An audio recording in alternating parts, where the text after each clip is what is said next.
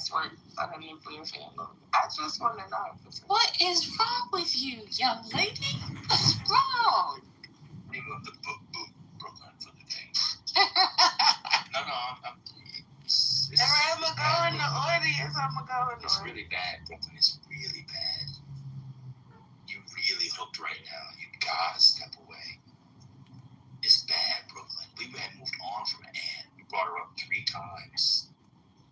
It's bad, girl.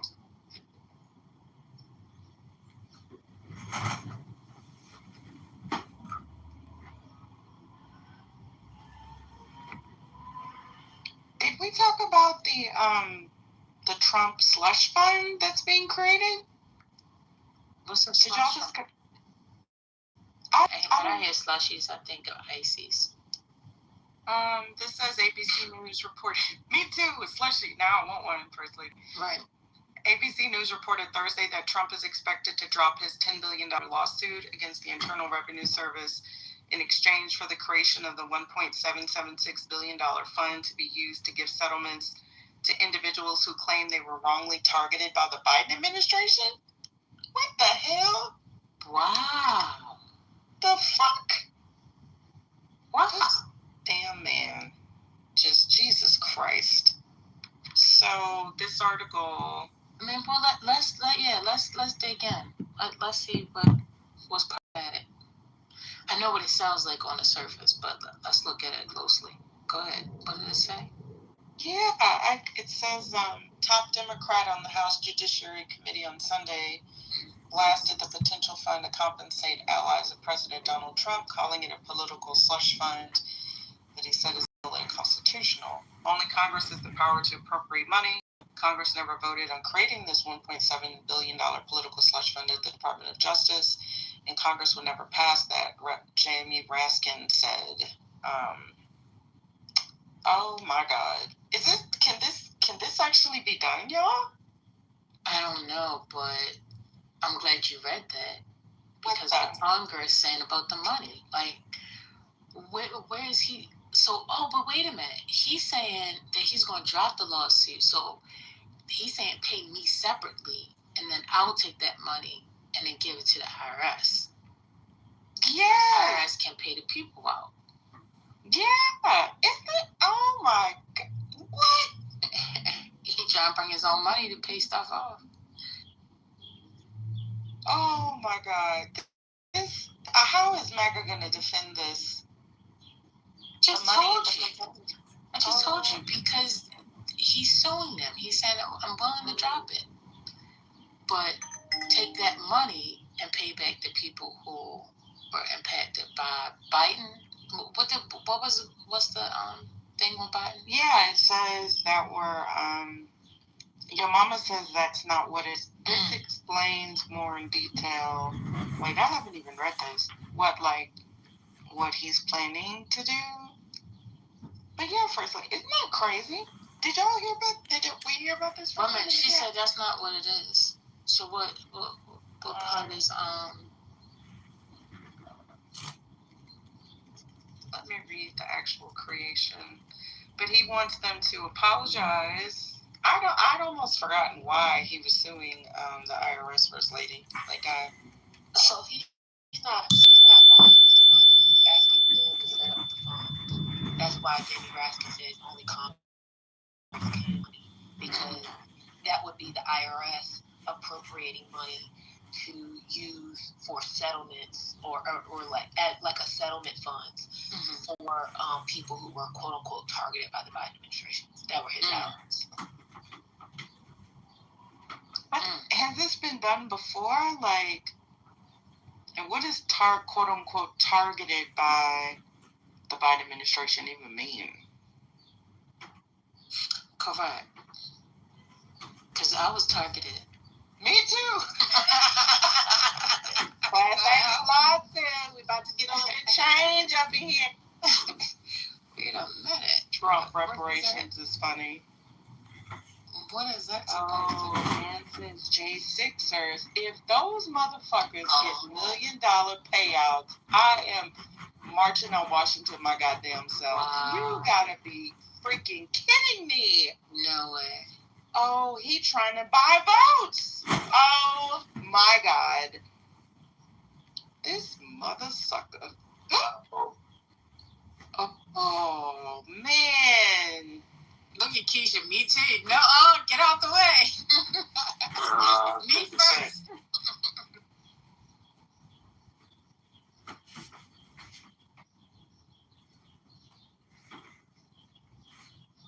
The implications of this would just be insane.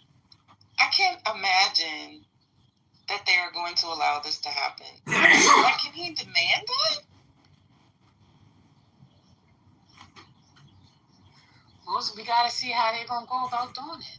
I mean, clearly, the way things have been,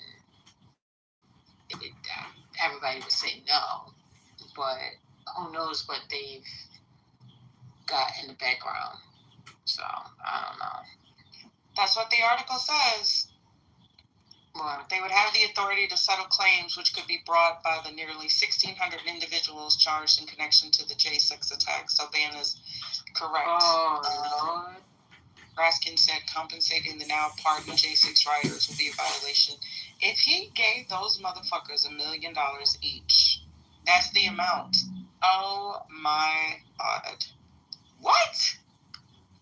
Just when you think that this man can't do anything else, and word out of my mouth is wild. That's because I was just being quiet earlier. This just really, I'm sorry. I need to touch grass. This has pissed me so much off. Jesus Christ.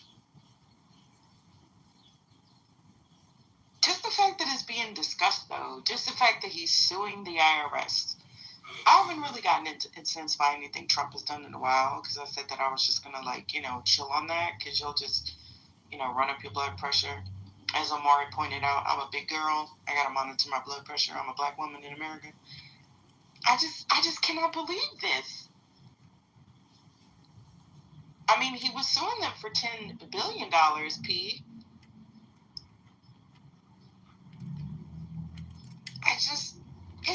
Can he actually get away with this? Where's the legal, or your mama, if you knew about it, I'm so sick of this man, y'all. All right, so when was this announced? This was announced the 15th. So this interview with Friday. Okay. So on Friday, this came out.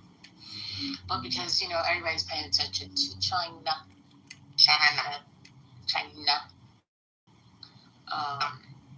Just distracted. It hasn't been done. It's not finalized. Right. It's just he requested that this be done. It's a settlement. So Calling this out. Requested a settlement. But yeah. So What impact so do you has guys think that has on the everyday American? Like I understand be upset about it. What real world impact does something like that have? Well, one real world impact is that it corrupts our institutions. So the IRS is paying presidents, political allies, and supporters. Where do you think the $1.7 billion is going to come from? The couch. I mean, also, this sets a crazy precedent. So if he wants violence come election time, he can, he can say, yeah, I compensated my people the last time they were violent, disrupted government institutions, etc. So go ahead and do your dirt so we can get you paid this time around. Crazy. And look at this, y'all. The settlement terms are expected to prohibit Trump from directly receiving payments related to those 3 legal claims. However, entities associated with Trump are not explicitly barred from filing additional claims.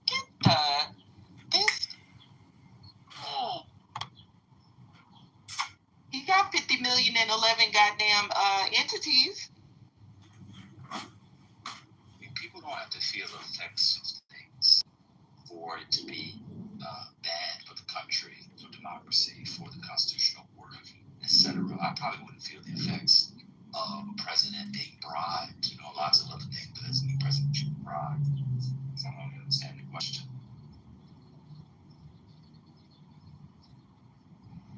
Well, I guess where I was getting at is if this is something that I think you guys' answers are fine, but I think that there's more things that's happening that has actual effect on pretty much the entire country that Trump is doing. That you become being capable of existing in non-solidity. Thing right here, and I don't think that it is corrupting the IRS. I think IRS is corrupt. I don't think he needs to corrupt it. Okay, so the one was quiet, and Reform just read a news item, sir. We talk about those things all the time. But again, people come in once a week, once 2 weeks. If you don't talk about the things that they want you to talk about the way they want them to talk about it, then the shit you talk about is not what it is. I mean, come on, bro. This is insane. The lady did it. It was quiet in here. She just read a news item. The other day they was talking about Jamal Bryant's wife's dress. You watch a movie. The Michael movie came out. They was talking about. We're not allowed to talk about that either because it doesn't affect everyday Americans. Like, what's going on? These kind of conversations these kind of comments are so pseudo. It definitely impacts. I mean, if this shit goes through, it definitely has an impact on everybody. Yeah, I mean, we could say that about practically anything. Somebody could say, well, does it impact me if Trump is going to China? I don't understand. And clearly, and Kenny, honestly, I'm surprised that you were a Trump supporter. I had no idea. You should listen to these people speak. You can always tell. I mean, I don't care. If my neighbor's down the street getting an abortion, that doesn't affect me. So I guess I shouldn't care about abortion. We shouldn't discuss it. Right. And the average American should be concerned about this. Like, how is this okay? It's not okay that a sitting president of the United States is suing the IRS for $10 billion. Did you know that he was suing the federal government in 3 lawsuits at least? Did you know that? Yeah, I don't think that that's a problem though. You don't think it's a problem that a sitting U.S. president is literally suing his own administration? You don't think that's a problem? What do you mean by suing his own administration? I'm going. Well, no, the reason I said that is because I thought it was a fact that his tax documents were in fact leaked by an IRS contractor. So they were. So again, whether or not I think it's okay, I'm just talking about it is a fact that something wrong, illegal, was done to him. So because he's the president, he has to, because he's the president, just like bite the bullet. Is that the argument? Well, you can wait. Well, one, you could have done at the time before you were president, or you can wait. There's all kinds of things presidents can't do while president and after the presidency. Presidents can't drive. What a bizarre. So how can you be impartial and the chief executive of your own entity that you're trying to get $10 billion from? I'm actually kind of surprised by that question. He can sue when he's not the president. Why would the president sue an organization that he's the chief executive of? He does the hiring and firings of. He could have sued him in 2023, 2024. There's another hint and another clue. I'm sorry, I was speaking. I couldn't hear what you said. What'd you say? Oh, I'm so sorry. I didn't mean. It's okay. Go ahead. It's fine. Did you complete your thought? Well, let me respond. Mara says, is it illegal? The legality of it suggests that it probably wouldn't go through, which is one reason why they're going to settlement. If you actually read about it, the parties can't sue themselves. Anyway, I don't know, man. Donald Trump can do all kinds of stuff, and people like Kenny, Omari, and others who voted for him. Hunter Biden sells a painting and is corrupt because he's the president's son. He's suing an entity where he hires and fires the people. He can wait to can sue? Why? How can you have impartiality if you're the boss? So the people are going to go to the IRS. Who's going to be the lawyers for the IRS? DOJ?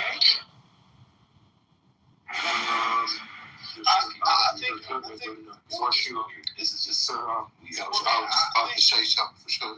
Go ahead, I'll pass it. I hope you don't mind.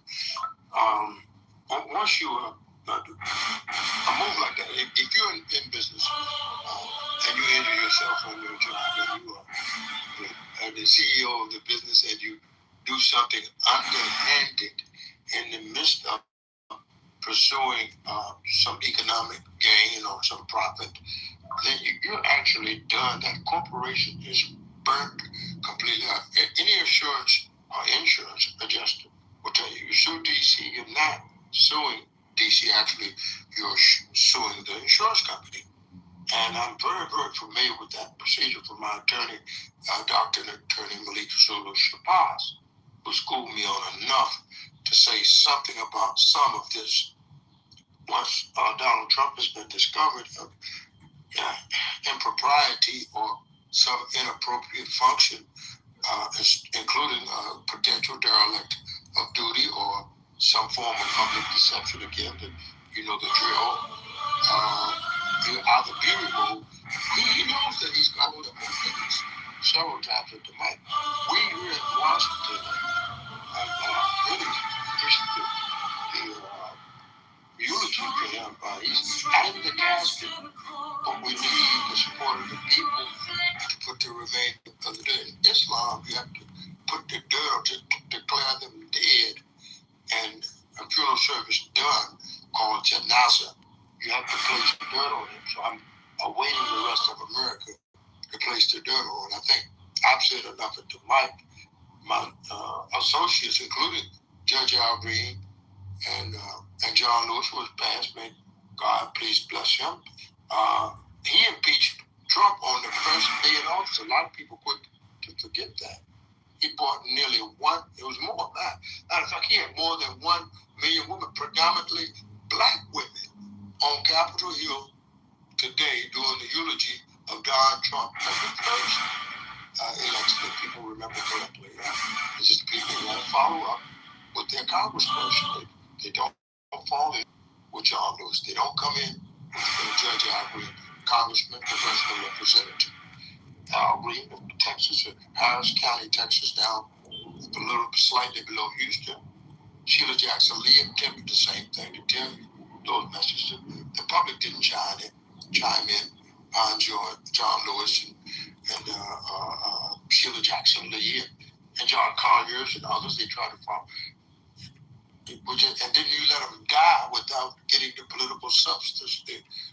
The journey, you don't use that juice skillfully and effectively against that point. If you saw them doing it, then naturally, if you were with them, then certainly you should be doing at least something that they were doing to indicate that the good holy book Quran says that they don't die. Don't speak of good service as dead. Nay, no, they living. But yet you perceive not. You don't treat them as a living document for reparation. Don't treat them as a man. Yes, I'm trying to impeach you, sir. Even Betty Thompson preached the funeral at the goddamn impeachment himself. We didn't get behind.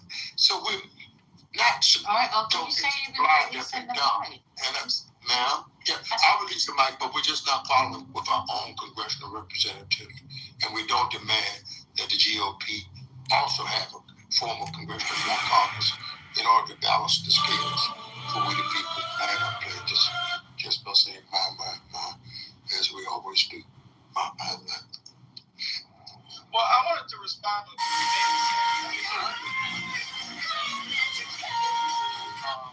in any way, shape, or form. And I don't think I was arguing, that either. I do think that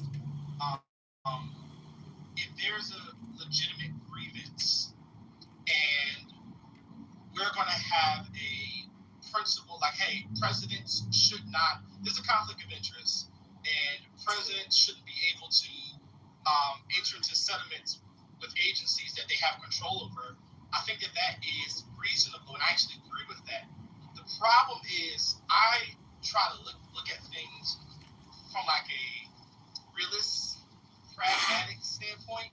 So I think that ultimately I can have my opinions about this, but is there a way to actually make this preventable, meaning that no other president not able to do it? Because technically he's not breaking a law for what he's doing. And I think that there's a problem. So I think that the only solution is that we just hold our presidents accountable and tell them, pray that they don't do these things that we don't like, or we can actually put things in place. Like one, we can have like some sort of independent special counsel, which I know a lot of conservatives disagree with because they argue that it's basically going to be like a fourth branch. They're saying in the chatter box that they don't think that you are genuinely forthcoming. They don't believe that you're honest and truthful on your statements. Not from me, sir. I'm just saying what they are. Sometimes, very rarely, quote what they say, but that's what they are saying about you, sir. Oh, I'm happy to say it. Sir, do you know that even Donald Trump himself said, it's interesting because I'm the one that makes the decision, right? And you know that decision would have to go across my desk. It's awfully strange to make a decision where I'm paying myself. Trump even acknowledged that he's literally paying himself.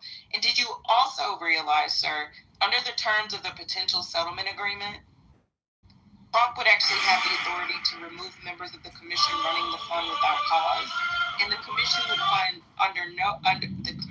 be under no obligation to disclose its procedures or decision-making process for awarding more than $1 billion. Are you kidding me? No. So what are you kidding me? So no, I'm not done.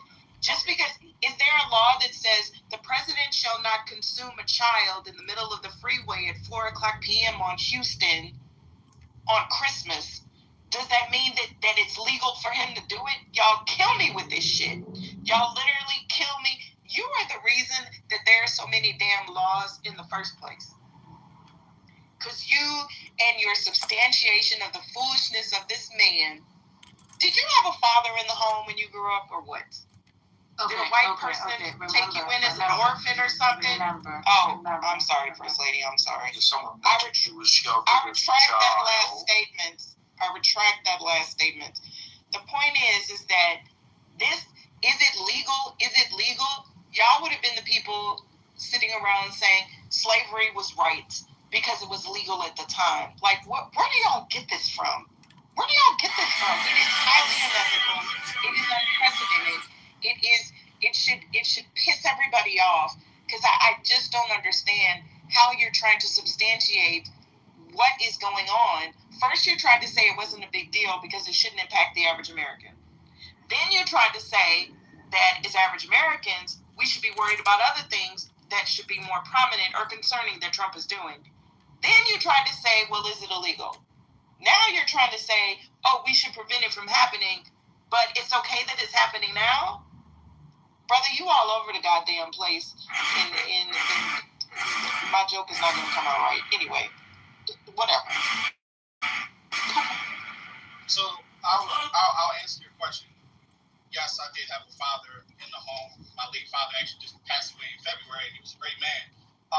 To the second part, I do think that what I'm saying ultimately is that you have two competing issues. You have, let's prevent presidential corruption, right? Right. Now you're saying, well, we should just hope that our presidents don't do things. Well, obviously that's not working. So if the grievance is, well, we need to, presidents shouldn't do it. Well, I'm saying, well, we need to create laws, or Congress can create guardrails to prevent it. The problem with those guardrails is that by preventing, presidential corruption, especially when we're talking about, the agencies that they're in control of,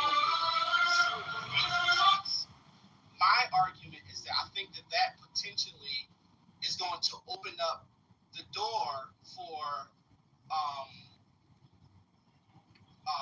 unelected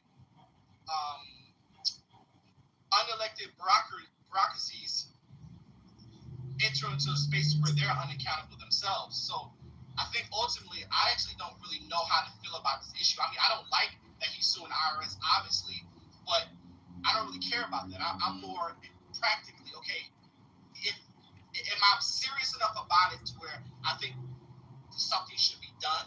And it can't just be, well, he should stop. Should we appeal to Congress and say, like, there should be laws preventing this from happening? Are you saying, sir, that Mom and them did not allow you to play with the big boy until after you were 21? Until after you were 21, sir? What's that? Come on. So, Kenny, when did you learn about this? When I learned about what? What are you talking about?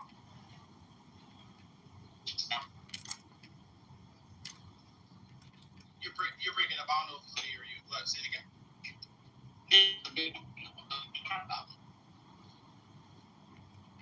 Bit of a matrix. Yeah, I don't know. You're breaking up. I don't know if what you're saying. When did you learn about the topic? When did I learn about the fact that he's suing the IRS? Yeah, no, the settlement. Oh, the settlement thing. Oh, I just heard that today. Okay. So let me ask you a question. Who are the parties in the suit? Well, I would assume the IRS is one of the parties. Okay, I don't know why I'm doing this like this. So there's a concept when people sue each other, they have to be in what's called adverse relationship. So if you go on Judge Joe Mathis, that's not really court. You're in an adverse relationship with somebody. Donald Trump is not in an adverse relationship with himself because he'd be suing himself and defending against himself. Do people understand that? Did you get that point there, man? Do you understand? Like being in this adverse relationship? So before we even talk about whether or not Congress passes a law, because you were saying, oh, we don't know if it's legal, but it's legal, I guess you were saying. Well, I don't want to say what you were saying, because I don't say exactly what you say word for word. You say that I'm being bad faith. In fact, let me not even speak to Kenny. Let me just make a joke. I just got to stop speaking to people, because people get annoyed at me when I speak to them. The point is that no one knows what this would have been, because he would be suing himself and defending against himself. That's the problem. Otherwise, if you allow this, what would stop presidents from doing this all the time? Or other people. That's why you can't sue yourself. But hey, if it doesn't affect the everyday person, then it doesn't matter. Murder up the street. There was a murder in Chicago last night. Didn't affect me. Doesn't matter. Doesn't matter. There are children hungry all over. My children are well fed. Doesn't affect the everyday person. Doesn't matter. There are 700 some homeless people in California, if you want to talk about. Doesn't affect that regular person outside of California. Doesn't matter. So we can only have conversations based on things. So that basically, I guess that would be gas. We can only talk about gas, I guess. And maybe food prices. Maybe. Doesn't matter. In the short and long of it, you certainly can't quadruplize or quadruply jeopardize yourself by suing yourself 3 or 4 ways. He's moved to stop a major payment that was authorized by a judge, a few million in there that was going to he had been an obstruction to justice in several of these cases very recently, and the people are again doing a drive-by. I don't know why, with all of the bureaucrat lawyers hanging around, stuffing themselves full of hors d'oeuvres and filet mignon at this hour. Just very inquisitive to me why those judicial processes have not stopped being. We have such a genuine Supreme Court, 3 or 4 major players selected by Donald John Trump himself, and don't forget the depository of this is a depository left by Bush 1 in the person of Clarence Thomas and others who sit and listen, and they don't talk, they don't speak, they don't act, and we wonder why are they Supreme Court justices at all. He's made the point very clear. You cannot sue yourself in anybody's court of law and bring this much weight to the table in a lawsuit such as you have to prevent from paying taxes or paying your bills or paying as being caught liable of a lawsuit, paying your bills to do your own personal housekeeping is not the purpose of the Supreme Court, the local courts, your Solicitor General, or any other valuable person around this judicial system. As I land my plane on the facts, as we all know them, just by saying my, it looks so terrible for a story to tell the captain today. My. The United States blew up a school with 187 girls with a Tomahawk missile. Didn't affect the common person in America. Doesn't matter. Just give him the 1.7 billion. And the thing about the settlement is that it wouldn't go to him. In a strange way, I would feel better if it did go to him as opposed to what they're trying to set up.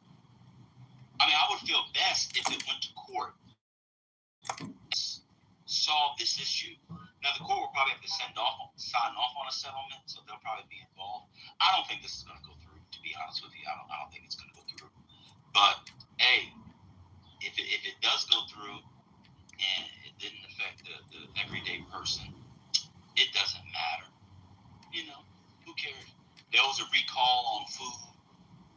Most people don't eat that food. It doesn't matter. Let the people get salmonella and die. It doesn't affect the everyday person. So it doesn't matter. Let's talk about something, according to Kenny, that affects the everyday person. So we should change the subject. Kenny, would you like to offer the topic, the room a topic that affects the everyday person, since this one doesn't matter? Yeah, I think we should definitely get up on this topic because. All right, what you got? I think that. How do you guys feel about feminism? That doesn't affect the everyday person. How I feel about feminism, it doesn't matter. Really? How does it affect the everyday person? How I feel. You asked me what I felt about it. How I feel about it doesn't affect the everyday person. So it doesn't. Yeah, I'm asking you. Like, can you prove that? How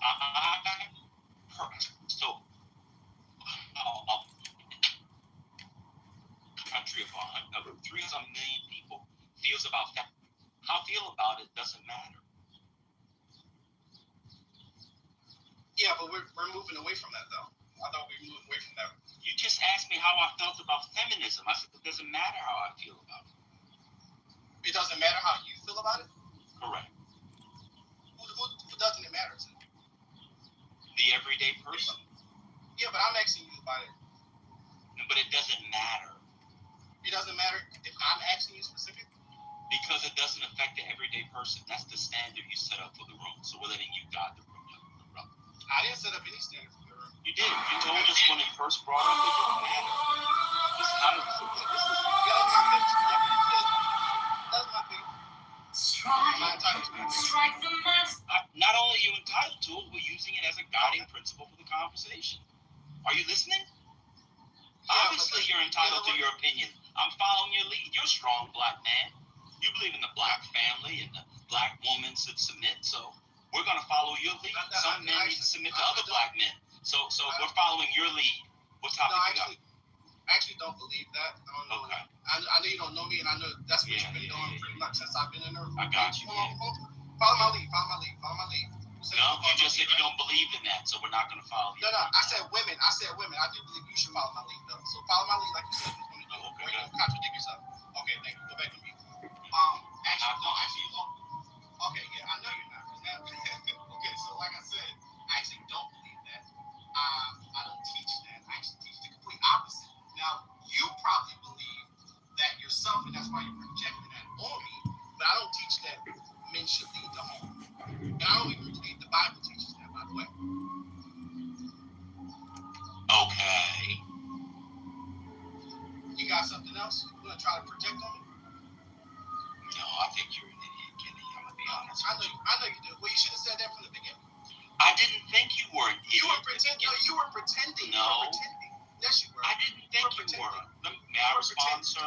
May I respond? No. I want you to go back on mute because you said you were going to call me. You, from the moment I came on this stage, you pretended as if you wanted to have some sort of intellectual conversation, when really what you wanted to do was project something on me. And you just did that by alluding that I believe, or that I posit, that women should submit to men. When that's not even what I teach. And all of my opponents on this app know that, because I argue with them every single day. Now you can speak.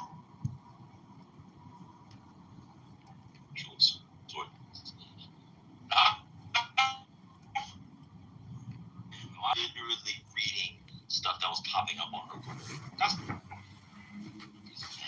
If you don't want to have a conversation, you don't have to have a conversation. Ask your questions about feminism. We're actually going to follow your lead, sir. What would you like to discuss on feminism?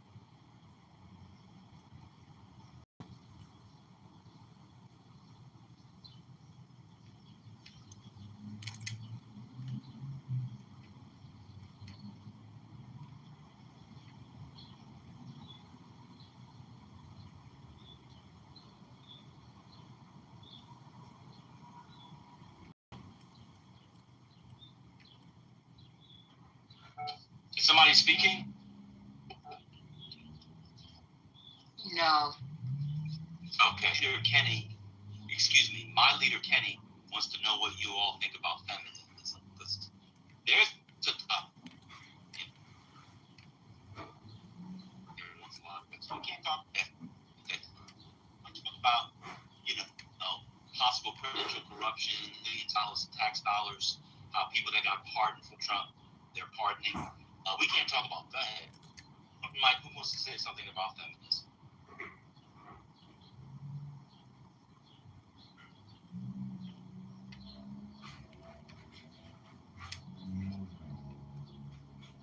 If you'd like to define what feminism is, sir, since it's your topic, why don't you define what feminism is so we have a shared language? If you don't, I actually don't have a definition for it. I'm curious what your definition is for it.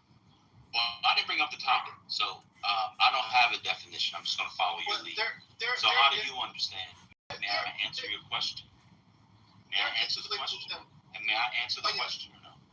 So since people have thank you, sir. Since people have a conversation, and since you brought it up, I'll let you provide a conversation. I guess you could define feminism as women being treated unfairly because they're a women, and feminism like a human being. That's how I define it.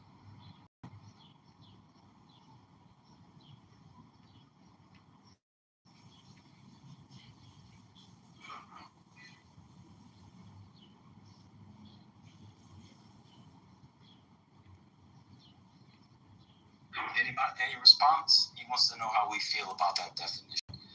This is a scintillating conversation. The conversation that Reform brought up doesn't affect the regular person. We should shut the fuck up. So this is a scintillating and tantalizing topic, and he gave a definition of feminism that even Wollstonecraft herself would be proud of. Thank you, Kenny. Would anybody like to discuss this wonderful and important topic that Kenny, the teacher, brought up? Because he teaches.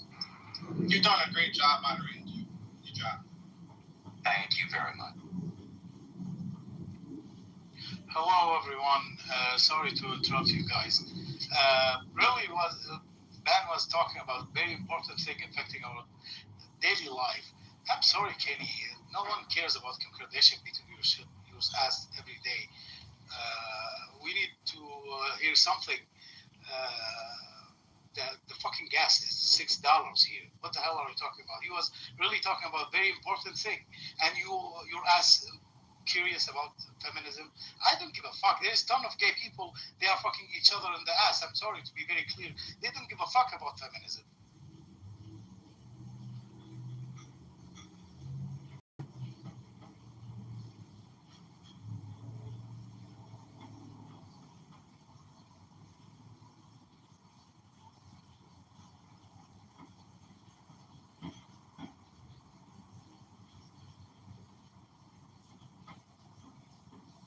So we're just gonna move on. Wait, first lady. Yeah, I'm here. Can y'all hear me? Am I breaking up? Fine. I'm here. Am I breaking up? No, you are not. Just bad. Can you hear me, First Lady? I can now. Okay. So, First Lady, you're saying that the man that told us our conversation was shiz because it didn't affect their average person, the teacher, the man who teaches about households, even through the Bible, you mean to tell me he offered a topic and no one's interested in it? Is that what you're saying? Yeah, it appears to be that way. Okay. Oh, as you were saying, okay.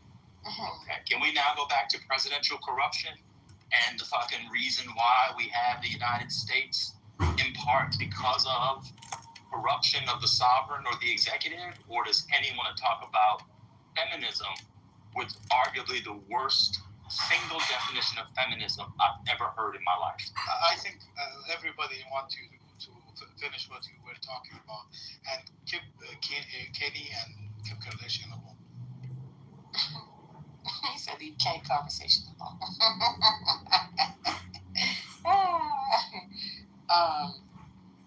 Yeah, perhaps maybe we can swing back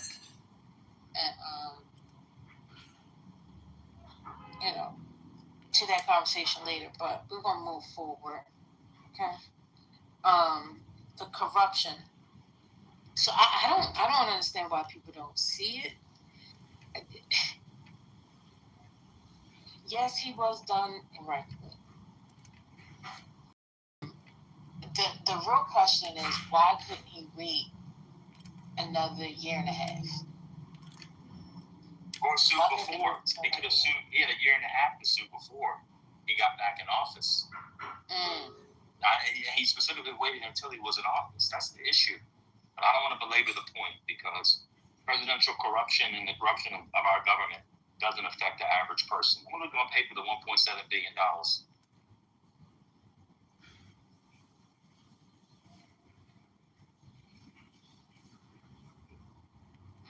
I don't think it makes sense. Why would he wait to actually, like, if he can actually ensure that he's going to get the outcome that he wants, why would he wait? Like, if he actually wants to win the suit and he can be in control of the negotiation process because he's heading the executive branch, then why would he wait if his goal is to actually win? Right. So if he can do something out of our country, if he could do something illegal, unethical, immoral, and we don't know if it's illegal or not, why wait? That's right. Why not be corrupt? Why not steal taxpayers' money? If you have the final say on it and you the boss of the people who are going to give you the money, that's a great point. Why wait? We should have local officials do the same thing. Right? They should be stealing money from the municipal workers. They should do all. Why wait? When you're in office and you're in charge, go ahead and steal. Just go ahead and take because you're in charge and you get the outcome you want. That's right.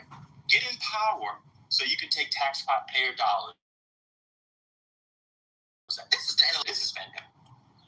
Yeah, I mean, this is what white men have done for ages. Is this new information to you? Why not do it? Yeah, exactly. Why not? And we should just roll over and take it. We shouldn't talk about it. First lady, what do you think of feminism? Don't laugh, man. I'm just, Omar, why are you giving him a 100? That's what I want to know, because I don't, to be in office, to have the control over that office. You're the boss. And I don't see how y'all don't see where there's a conflict. I don't understand. I think Omar was saying that he's corrupt. I think Omar was actually. I saw that he put that in there, but he did 100 on the boy when he was saying something else. When Kenny was saying something, I'm like, why are you saying that? What are you doing? Well, black male Trump supporters have to do everything to find ways to justify. Everybody's got a way to do it too. They have to normalize. Yeah, they have to normalize Trump. So they have to do it. Totem Pole is the only one with integrity so far that's really come through. I at least give him credit for it. Yeah, that's true. I'm still. I mean, I'm He breaking up, buddy. Is he breaking up for you? It doesn't matter either way. It does. Because Kenny, we can't hear you, Ken. Kenny, we couldn't hear what you said. I want to hear what you have to say. But is it possible, because when I'm sitting here and I've been listening, I haven't said anything, I haven't interrupted, I haven't did any reactions, nothing, zero, and doing different things. But I continuously hear you use the word opponent. Do you think this is a game? I want you to really think about that tonight when you lay your head down. Is this a game for you? Hold on. Now, this is for blacks. You're not welcome here now. You called me a nigger 4 times the other day. You were calling all us niggers. You're not welcome here, bro. So you need to leave on your own, or they're going to boot you. So you can do what you want to do. You called niggers. You didn't want to talk it. We were talking about. So you can either leave on your own, or we'll just boot you. We'll give you a few seconds to decide. All right, First Lady. This is the man that called all of us niggers the other day because he came in a conversation that his moms were having, and in the midst of that conversation, he didn't like it. He said these niggers are taking over the space. He used niggers several times. So we'll see. Okay, he's still here. Bye. Lock for life. As you said. Bye. All right, sorry, First Lady. No worries. No, so... That's an N-word execution right there. Yeah, That was a good one. He set it up good. I mean, so, I just, what does that mean? Why are you continuously speaking as if, Hello? this is a game, like you're fighting on the side of my opponent? Right? I'm actually not. I'm not following. You don't follow it? I'm asking you a question about your use of the word opponent. Oh, but my use of the word opponent was directed at Ban because for some reason Ban deems me as an opponent. I don't. He used that word? I didn't use that word. I said I don't really know how. Functionally, Wait a minute. Hold on. No. It was quiet in here. Reform was reading the back of a brownie's mixed box. You need 2 eggs. She was done. I said, I think Kenny down there. We voted for Trump. That always is a good conversation to hear what people think about voting for Trump. I mean, be careful to Omar. A lot of times he gets back to a corner and windmills, but Omar's giving good reasons about stuff. And so I don't argue with the opponent. You said that the lesser two evils, so I was wondering how she was an evil, how he was an evil. Then we talk about abortion. I don't argue with my opponent. We're not going to change this union. I'm not James Baldwin or you're William Buckley. It's not a debate society. I'm talking to y'all in between sets. I'm not doing slave press. What's going on?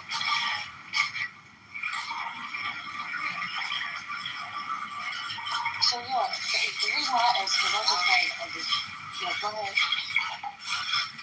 I don't want to put it called. Okay. Yeah, I'm on stage, but because he invited me and I'm respectful, whenever someone invites me on stage, I come on stage. And I'll have a conversation. I thought that the ban was not allowing my people to have nuance. So when I pointed it out to him, he got offended and basically started saying, I'm not going to have a conversation. Okay. So at that point, he gives me a phone. Oh, okay. Now, he can say, well, I don't consider you my opponent. Well, functionally, that's what you know. So, regardless of that, I think functionally,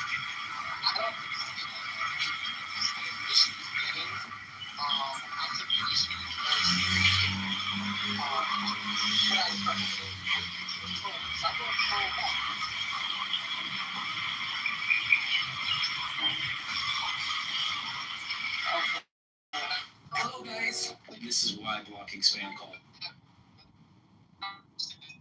I can't even understand it. Is that me? No, it's not true. But what I don't necessarily tolerate is, am I breaking up or something? Yeah, the whole time. We've been trying to tell you that, but you're yapping. Kenny, okay, so let me, I was trying to stop you, but then I just went on and let you go because I didn't want you to think that I was trying to. Well, regardless, irregardless, let him go. I've never heard someone correct themselves after saying regardless with irregardless. I've never heard that. I love this app. I hear things I never hear in real life. He said regardless and then corrected himself by saying irregardless. I never heard that. That was interesting. All right. So Kenny, I was saying or asking about the opponent piece because I was relating that to the fact about how you're not taking a moment to look at the case and understand your argument. You're arguing saying, well, why wouldn't he do this while he's actually there? Well, because it's supposed to be America first. So, you wait and have it litigated by people that you're not the boss of. That doesn't mean he's not going to win. He's definitely probably going to win. I mean, if he was wrong, he was wrong. So, So I guess, let me try to tell you why I said that, right? Okay. If I posit that Trump is a fascist, right? And I know I'm not saying you're doing that, but that's typically the narrative. Maybe you agree he is a fascist, but he's a narcissistic fascist. Right? I don't put titles. I know, but I know, but the majority of individuals, that's what. So now you're projecting on us. I thought you didn't like when people project. I'm actually not. Now you're projecting. Hold on for a second, man. You just said the majority of people do that. The majority of people don't do that. Yeah. So let me clarify. You're right. Let me clarify what I mean by that. So the majority of his opponents argue that he is in fact a dictator, narcissist, fascist, all of those things, right? So what I'm doing is I'm taking that to its logical conclusion. If in fact that's what he is, right? Why would he wait? If he is a corrupt fascist, why would he wait when he can just wait until he actually gets power and then sue when he actually has control over the negotiation process? So I'm asking you guys, what's wrong with that? If that's in line with who he is, what's wrong with it? That's all I'm asking.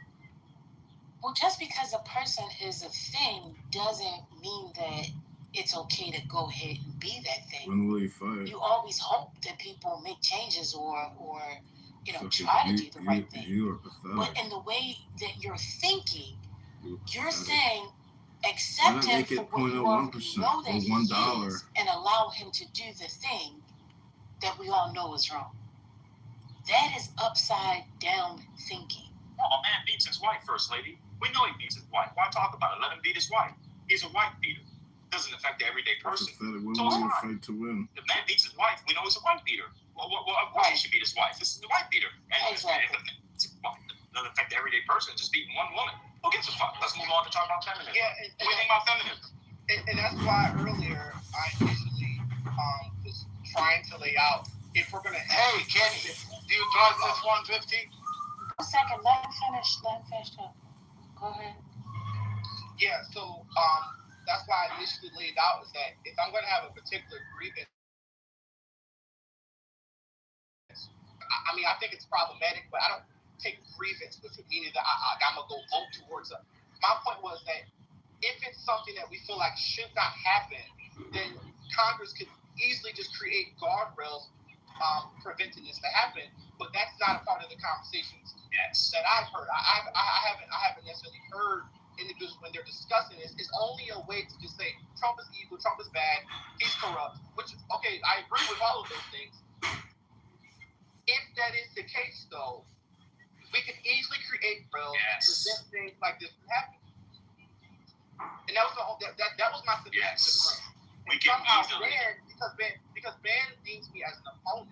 Yes. He wants to continue to reduce the nuance of my position down. It's not nuance. And try to make it as if I'm derailing the room when he brought me on stage. Kenny, I'm trying not to have any parasites. Hold on. Listen to Kenny's logic. Congress could easily pass a law curbing Trump. I want people to hear that. Congress could easily. That's what he just said. That's not what I just said. That's not what I said. You did say that. You said Congress could easily. Keep doing it. You don't even realize you're doing it. You literally. First lady, did he not just say that? Hold on, Kenny. Hold on, Kenny. First lady, did he just say Congress could easily pass a law doing X, Y, and Z? Yes. Thank you. Yes, he did. That's not what I said. Yes, you did. I said That is what you said. Okay, well, maybe he meant something else. Let's just hear That is what he said. Okay, Is that what he yes, said or not? that is what he said. Thank you. It sounds like he wants to say some. That's not the interpretation he was trying to give. Go ahead, Ken. Yeah, so that's actually not what I said, guys. I didn't mention anything about Congress passing a law to curb Trump. Congress can't do anything at this point to curb Trump. They really can't. What I was saying is that there's an issue in regards to. The argument is Congress could introduce guardrails to prevent these types of things from happening. Conservatives argue, but this is the actual argument from conservatives. If Congress were to do something like this, all it would do is create a fourth branch of government. That's what I said earlier. And because ban. Wait a minute, slow down. There you go. Slow down. Yeah. Slow down. Let's just stick to the. You just said it again. No, it's about Congress. You guys are missing it. Okay, all right. Now, One more time for me, because I'm slow. Go ahead. Trump is already suing the IRS. Yes. He's already president. So what I'm referring to is in the future, not right now, because Trump's already doing it. Okay, he's already in control of the executive right. I'm saying to prevent things like this from happening, not to curb Trump, to prevent things like this from happening in the future, Congress could introduce guardrails. That's what I said. Nothing about Trump. Because Ben, again. Okay, good. Kenny, stop doing the meta. I'm sorry, I want him to crash out. That's why I know, but wow. Because it's fun. I'm having fun. Okay. Hold on. What does that mean? Congress could introduce guardrails, and if it's not a law. And then the second question is, what would the fourth branch of government that conservatives say that will be created from said guardrails? I don't even know what that means. Break that down. That makes absolutely no sense. Sure, I can explain it to you, man. Hold on. Go ahead. Okay, so do them one at a time. I can't understand them. Is that just me? No, you're breaking up, Kenny. Preventing. Can y'all hear me now? I'm on. Yeah. Explain the guardrails that Congress could create, and how do they create it? Sure. One, you could require an independent special counsel or some sort of federal judge to approve settlements involving a sitting president. Right? That could be one potential guardrail. A second guardrail, you could straight up ban presidents from financially benefiting from settlements that are being negotiated while they are in control of the executive. Irregardless of any of those things, the argument from conservatives is that is a fourth branch. It's going to have a fourth branch problem because all of these individuals would be unelected bureaucrats, essentially. And my point is, if I were to take the position that, hey, this is wrong and we should prevent not just Trump, but every president from ever being able to do something like this, regardless if they have a grievance or not, they should be able to do something like this, then I believe that you have to be on the side of, hey, Congress should introduce what I just laid out for you. Okay. How is a federal judge a fourth branch? So of the people he named, federal judges were one of them. How would that be a fourth branch? And why would conservatives be upset with federal judges doing things when federal judges are quite literally Article 3 of the Constitution? That doesn't even make any sense. Secondly, on the independent counsel, there's already laws on the books regarding independent counsel. Thirdly, depending on the settlement, there's already laws that judges have to approve of them. I mean, who would irregardless, it doesn't make any sense to me. It's all Greek to me, as Casca says. I don't know, man. People swear they know what they're talking about, and it's hard to have conversations with people who suggest that federal judges would be a fourth branch of government. They're quite literally in the Constitution in Article 3. I don't even understand. Irregardless, that makes no sense. I don't know, First Lady. I'm not going to crash. I got 10 seconds left before my next set. I'm going to use every 10 seconds. I got 5 seconds left. I'm going to just say irregardless until I'm done. Irregardless, irregardless, irregardless, irregardless, irregardless, irregardless, irregardless. Hush.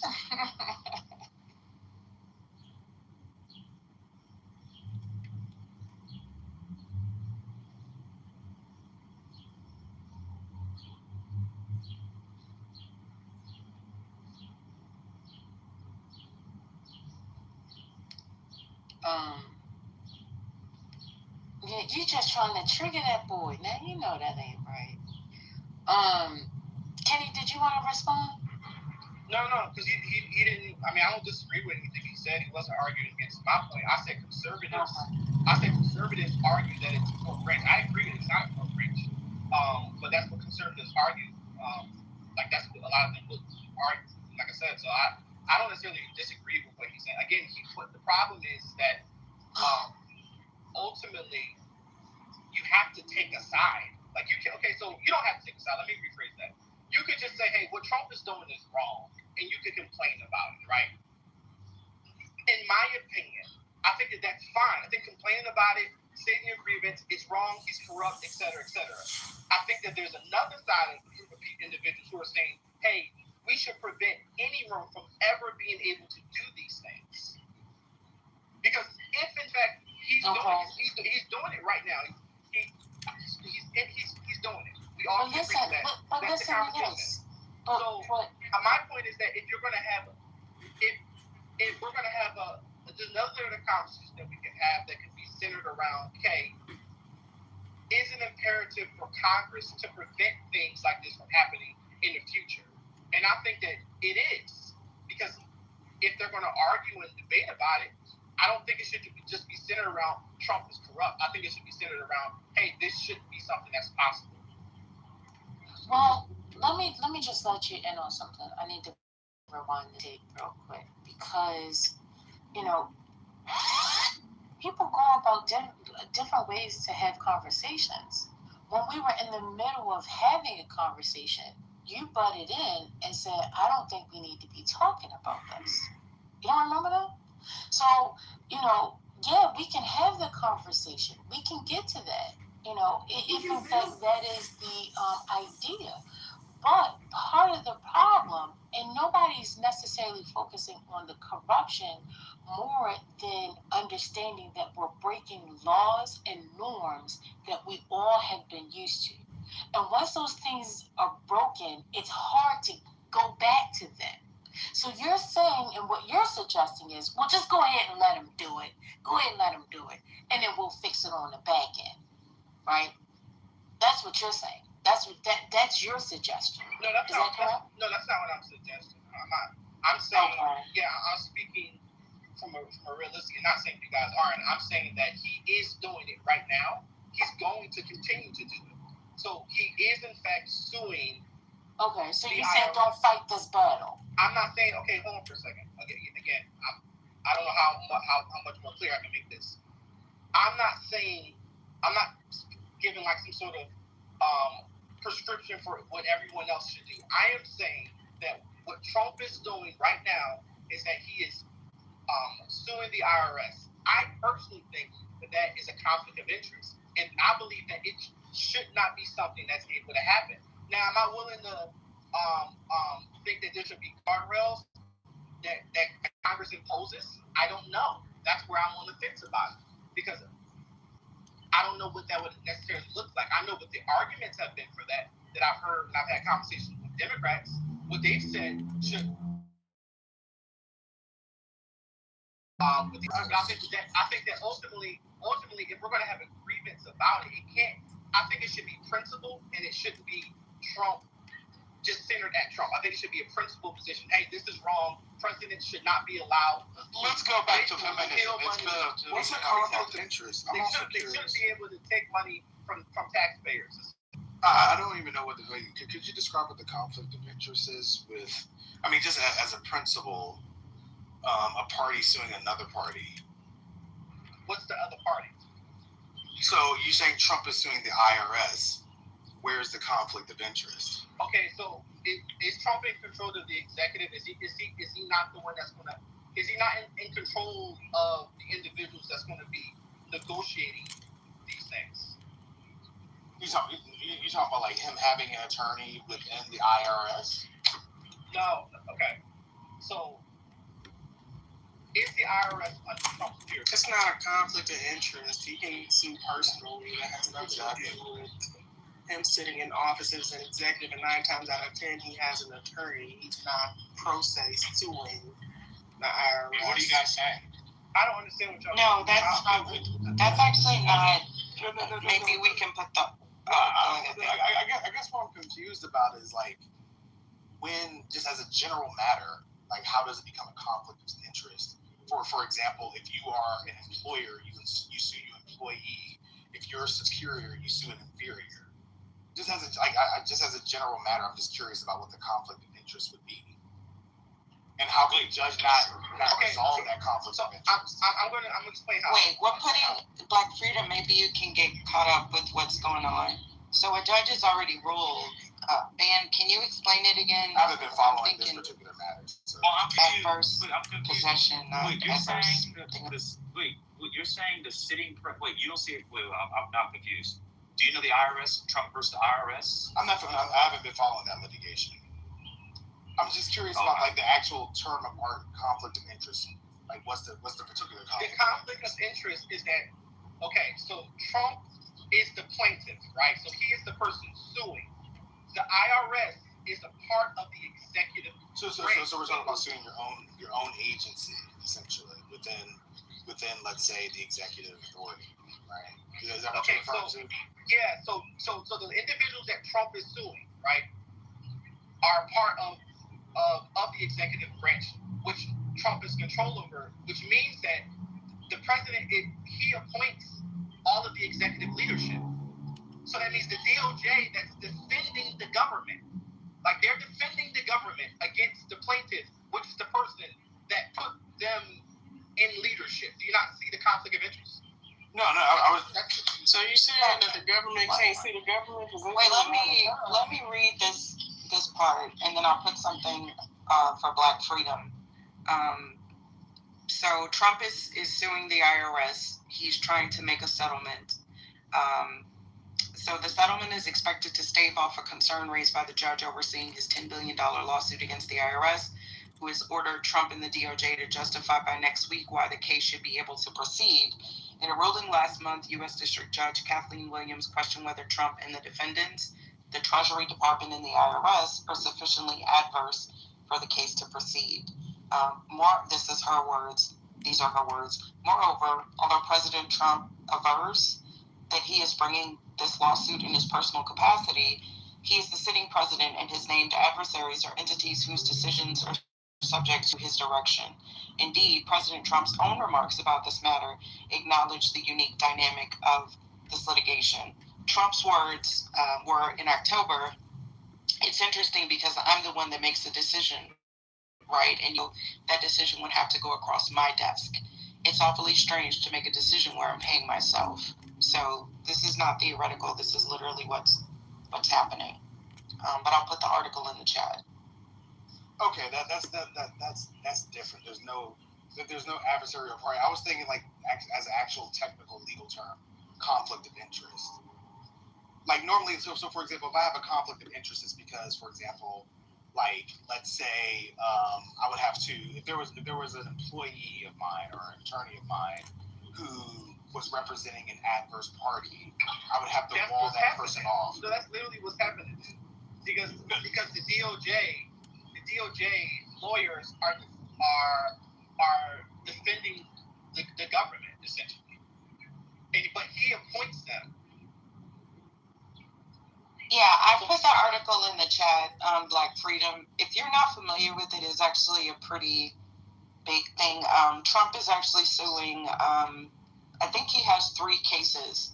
I think one was for, one is for the IRS for the leak of his returns.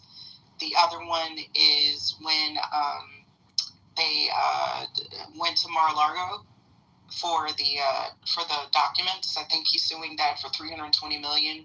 Does anybody remember the third one? I can pull it back up in the article. Ben, do you remember? There's a third case that he's suing. I can't remember, but it's 3 cases. But the IRS settlement is the one that's at issue. I'm still reading about this, y'all, but yeah, Black Freedom, you may want to read up on it. It's significant. Yeah. There's a couple where he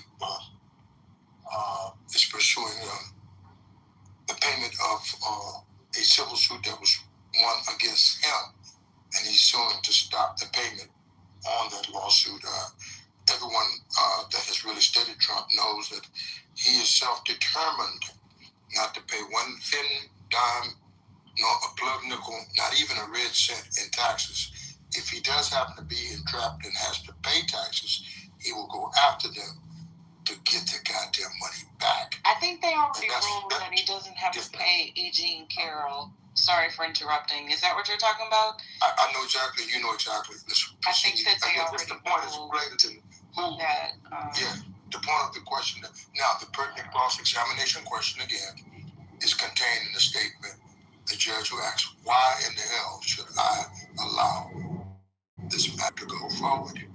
That is the pertinent cross-examination question. You can't pursue yourself. You can't reward yourself. You can't be in between you and the law that has been put in place to bring justice.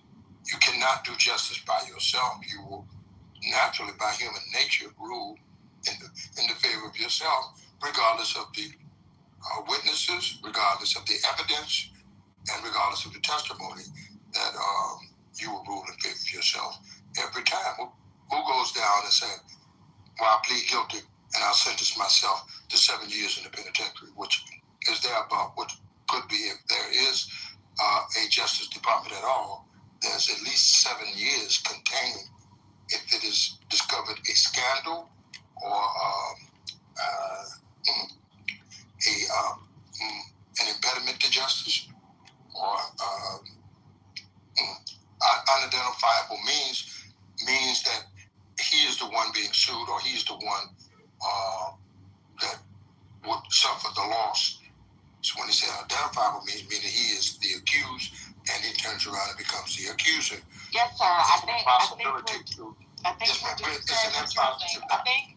it's an obstruction to justice. Okay, it's an impossibility to arrive at justice. Right. I think we're. And I land my plane just saying my.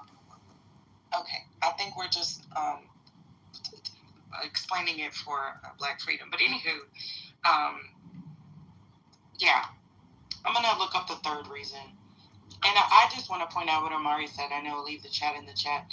But Amari, just because Black Freedom is not familiar with it, that does not mean that it's not a big deal, sir, respectfully. Just FYI. This is a very big deal. And the slush fund would be even more of a big deal, or whatever it is that he's trying to do. Big, illegal, unethical deal. But Black Freedom said he was reading about the specifics. What are you talking about? It came up on the New York Times Google search. The creation of the settlement came up, sir. Yes, because I pay attention to this. We've heard about this. Like, are you serious right now? All of our information comes from the news. I don't think any of us are correspondents. And as much as you stay in Donald Trump's ass, you rarely bring any actual news to the table, except when it has to do with the subjugation of black men, because you forget that you're a nigga. What's going on? You want, no, he's talking shit in the chat. I'm tired of him. Like, always got something to say. Like, what are you talking about? We're talking about this because it is news. Like, what is going on? What I don't understand. It's news. You should be happy that Donald Trump is getting a settlement. Your big daddy is actually going to settle with the IRS. Your fellow brethren, the J6ers, you're not going to praise the fact that 1,600 white people are going to get $1 million from Daddy Trump? You should be excited, Omar. Okay.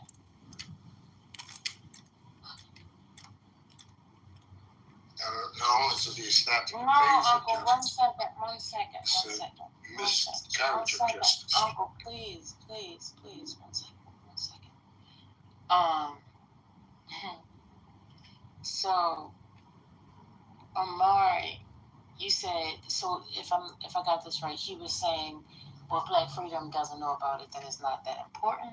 Is that what he was saying? Yeah, that's absolutely wrong. Okay. Yeah, I mean, I'm not familiar with the lawsuit, but what I will say is that again. Go, Ben.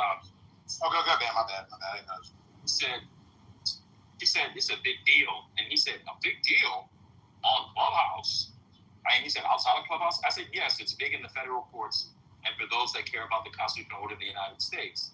And he said a Clubhouse real lawyer didn't even follow this case. So yeah, he was saying because that he didn't follow the case, then it couldn't be a big deal. Of course, it is a big deal because it has everything to do with adversarial interests, adversarial parties in court around the president, something that hadn't been worked out before. It literally goes to the relationship between the branches. It goes to the core of the Constitution and order. But it's a January 6th thing. And you have to remember, his homegirl got shot down. And so he's always on Trump's side of January 6th because they shot his homegirl down. Remember, that was Omari's friend, the girl that got killed. Right. Yeah. Well, the good news again, it is in the hands of we the people. And if we the people decide to stop that goddamn case, it will be stopped. It's just you don't have enough self-determination. Ambassador, please. Well, I'm just saying, give the truth. If you don't want me to say the truth, it's fine. Well, don't say the truth. Stop. Don't say the truth. Fine. But again, the case can't be stopped. Well, it may not be a top story, but there wasn't a story that we wanted to talk about because we had already covered it. What are we doing? Chill back, chill out. Yeah, because right now, if we leave from this, there's nothing else to talk about, for real. So, I mean, I'm okay, First Lady. I forgot that I haven't eaten, so I'm going to go eat. But Omari, I follow news about the IRS, sir. I suggest that you do as well. But anywho, thank y'all for having the discussion. I did not realize that. So he's, maybe, Dan, you look like you read a little bit more. So he's suggesting the settlement. Yeah, I saw that, your moment. He's suggesting the settlement, but the case itself is still being litigated. Interesting. Well, the good news is this is not the evil of Kamala Harris. You know, she had an abortion policy. When people can have a personal responsibility and not have abortions, or you have a better economy, which leads to fewer abortions. But even though we know this guy's evil and corrupt, he was still the lesser of two evils. So that's a good thing to know, because we're in a war. 187 girls killed. Those girls don't matter because they're Iranian. War all over the world. Prices through the roof got worse. Gas through the roof. But guess what? This is not as evil as Kamala Harris would have been, because she would have had an abortion policy that I don't know what the policy would have been, because presidents don't really seem to set abortion policy because they're now done at the state level. But hey, does it matter that Trump's abortions have gone up since the overturn of Roe? It's her policy that was evil. And that's the worst evil, right? Cutting food stamps and meals for Meals on Wheels, or cutting Medicaid to take care of the poor, which actually comes directly from Jesus' Sermon on the Mount, for those of you who know the Beatitudes. That, of course, was more evil. So her policies It's more life-giving, but she was the evil one. It's because she's a black woman, and because she's a woman. We all know it. Everything she was going to do was more evil than this guy. Can't crash now. Got some more spots to get to. I'm done.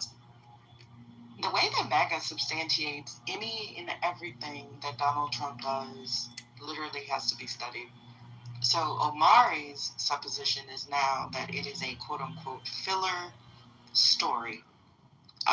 We literally have individuals come in here and talk about random counties all across the country that none of us live in, have been to, know a single person, and we talk about, Well, let's talk about this part of it, the downplaying.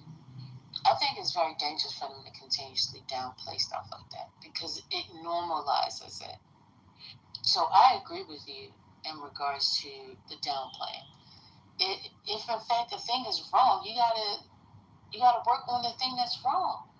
You can't downplay it and say, "Oh well, it's just this." No, because then people think that you're accepting it, and then they do more, and then they do more and more and more. It just gets greater.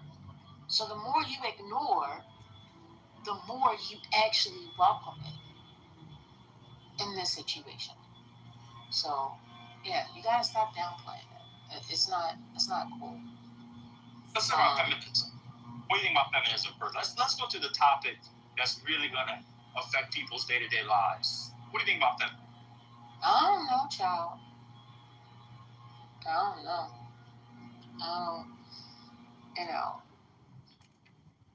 I'm grateful that I didn't live in a time when feminism did not exist. I know they say they have several different waves of it, but I don't know. How do you think Kamala Harris's policies are more evil than Trump's? Because remember, they were two evils. So, which one of her policies? Give us a few policies of hers that are evil. I got 7 seconds for the next set. Opponent.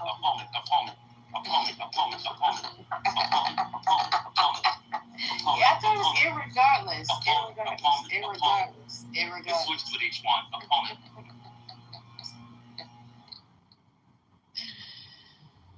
This guy's crazy.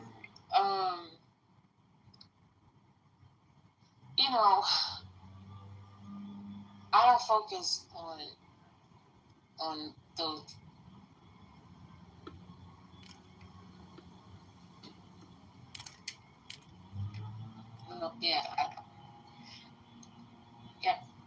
I don't know. That's my answer. I just know that it doesn't make sense for somebody to have a conversation about abortion and then not care about what's happening to the numbers in the present time. It's insane, isn't it? That's pretty weird. That's pretty weird. I'm that one that gets blamed for flattening nuance. So I'm talking about the material effects on the ground, which, if you're interested in abortion, that's an issue for you. It's not a normative concern. It's an applied one, right? But I'm the one that's not into the nuance. It's insane. So since we're back to my view, I'm going to chime in here. So again, there's a difference between the number of something that happens and the legality behind it. So one side advocates for federal protections for abortion. The other side advocates that it goes back to the state. Both of those views to me are evil. Like Trump's view is evil. Kamala Harris's view is evil. Both of them are. Because in my opinion, the non-evil view is federal abortion ban. So, but because I deem both of them are evil, I have to see which one of those are the lesser of two evils. A person that says federal legal protection for abortion, and the other one that says, hey, it should go back to the states. That was my position. What you did was say, well, under Trump, it's still more abortions happening. When that's, again, my principle of why I voted was was on the basis of not how many. It's not like I voted for Trump. Like, oh, abortion is going to go away now. The idea was, well, at least it's moving away from at least it being a legal right. Yes. So that's why you removed the nuance. Hold on for a second. You did remove the nuance, and you actually just did it again. You never mentioned state and federal ban. The reason you're doing it because you're my. You never mentioned federal and state bans before. No, moderator privilege. Hold on 1 second, brother. Hold on. Just to be fair to me, and I'll let you finish. Hold on, Kenny. We're gonna move you down. You never mentioned federal and state bans before. You never said federal and state bans. Yes, I did. Come on. No, you didn't. Come on, man. Yeah, he doesn't tell the truth. There's no need to have a conversation. Kenny, what's going on, bro? You never mentioned federal and state bans. It's being ridiculous now. Wait a minute. Hold on. First lady, did he speak? What am I talking? No, you never said anything about. Hold on. First of all, if you were speaking to policy, okay, but let me answer. If you were speaking to legalities, I can't help let me answer. Let me tell you. If you're speaking to legalities, yo, shut up. If you're speaking to legalities, you would actually be speaking about Dobbs. You didn't mention Dobbs. You didn't mention a federal ban. You didn't mention federal protections or state protections. Okay? That happened in 2022. The election was in 2024. Okay? Opponent. Regardless. He's another dummy. I gotta be honest with y'all. Why do Trump supporters lie? We just heard this man lie like 4 times in 20 minutes. At least. Did anybody hear him mention federal ban? No. Federal protection? He did not. No. Did y'all hear him say he did not say that Congress could easily pass? And then came right back and said he didn't say that? Come on, man.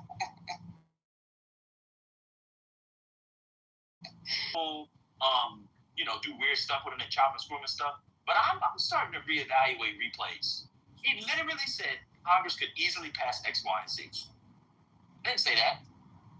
Oh, I mentioned federal bans. He never mentioned federal bans, federal protections, or anything. He's an idiot.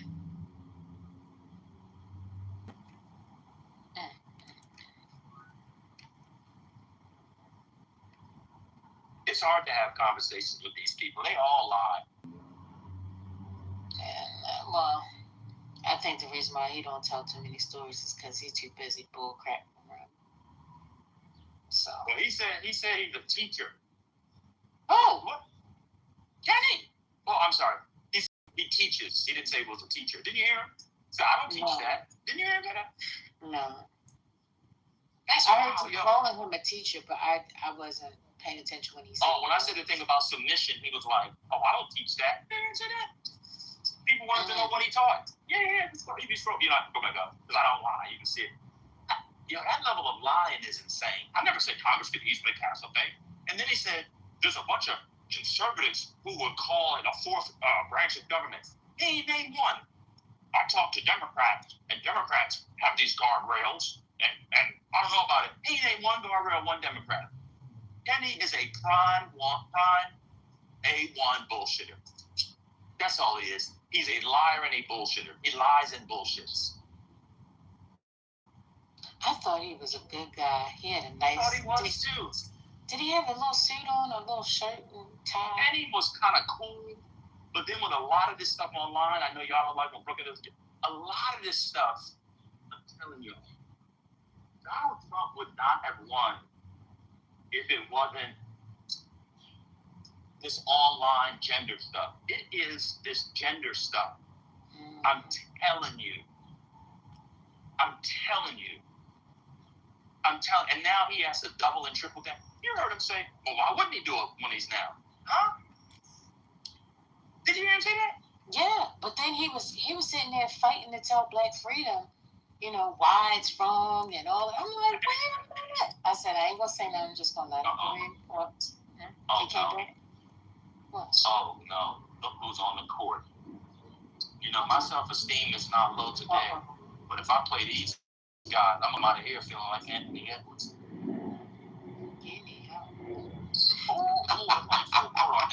something over there. Not ban the YN. They playing full court. You gonna play with them? Is it the East Asian? Yeah. I cannot confirm or deny, but I will say, if I brought my laptop in to be fixed, they could fix it. That's nasty.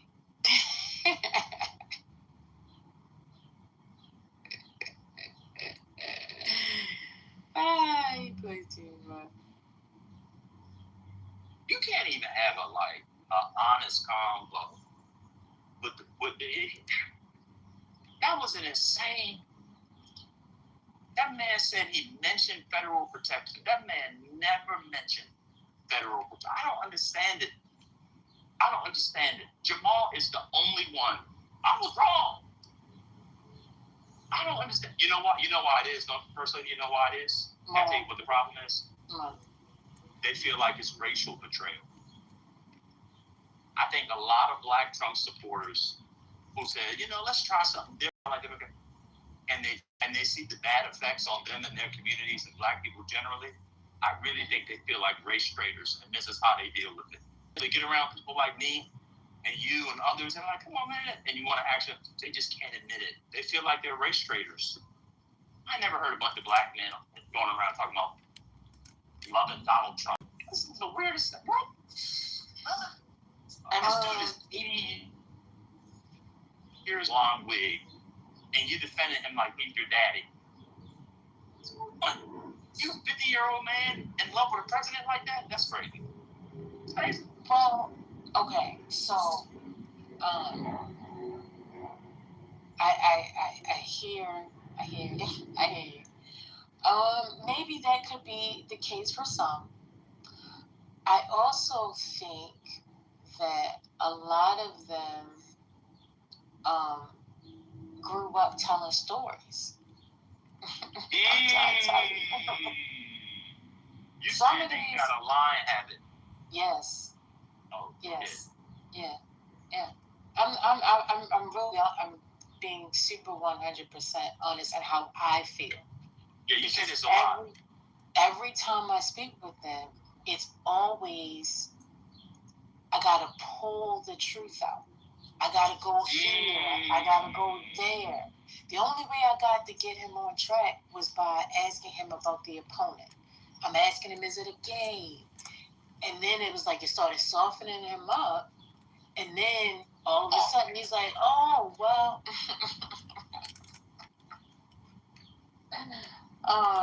He's like, well, I didn't say it was, I'm not saying it is right. I'm not saying that.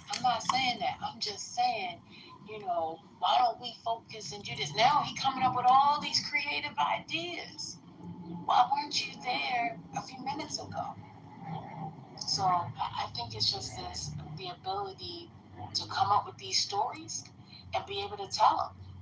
Because all of them have the same talking points. And, some are very creative with the talking points. Some can't sell it as well.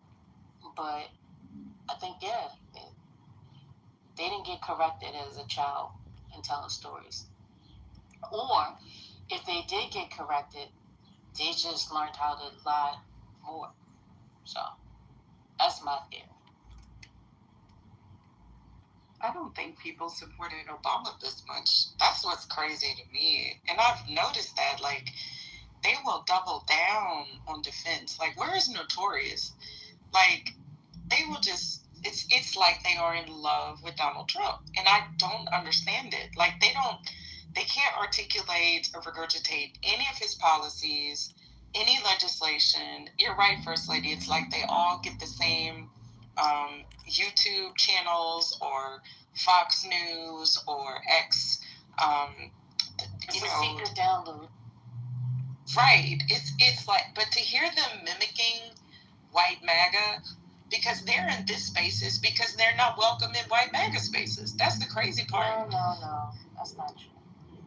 I mean, if somebody's calling them the N-word, a lot of them have come in these spaces because we've argued with these people for years on this app.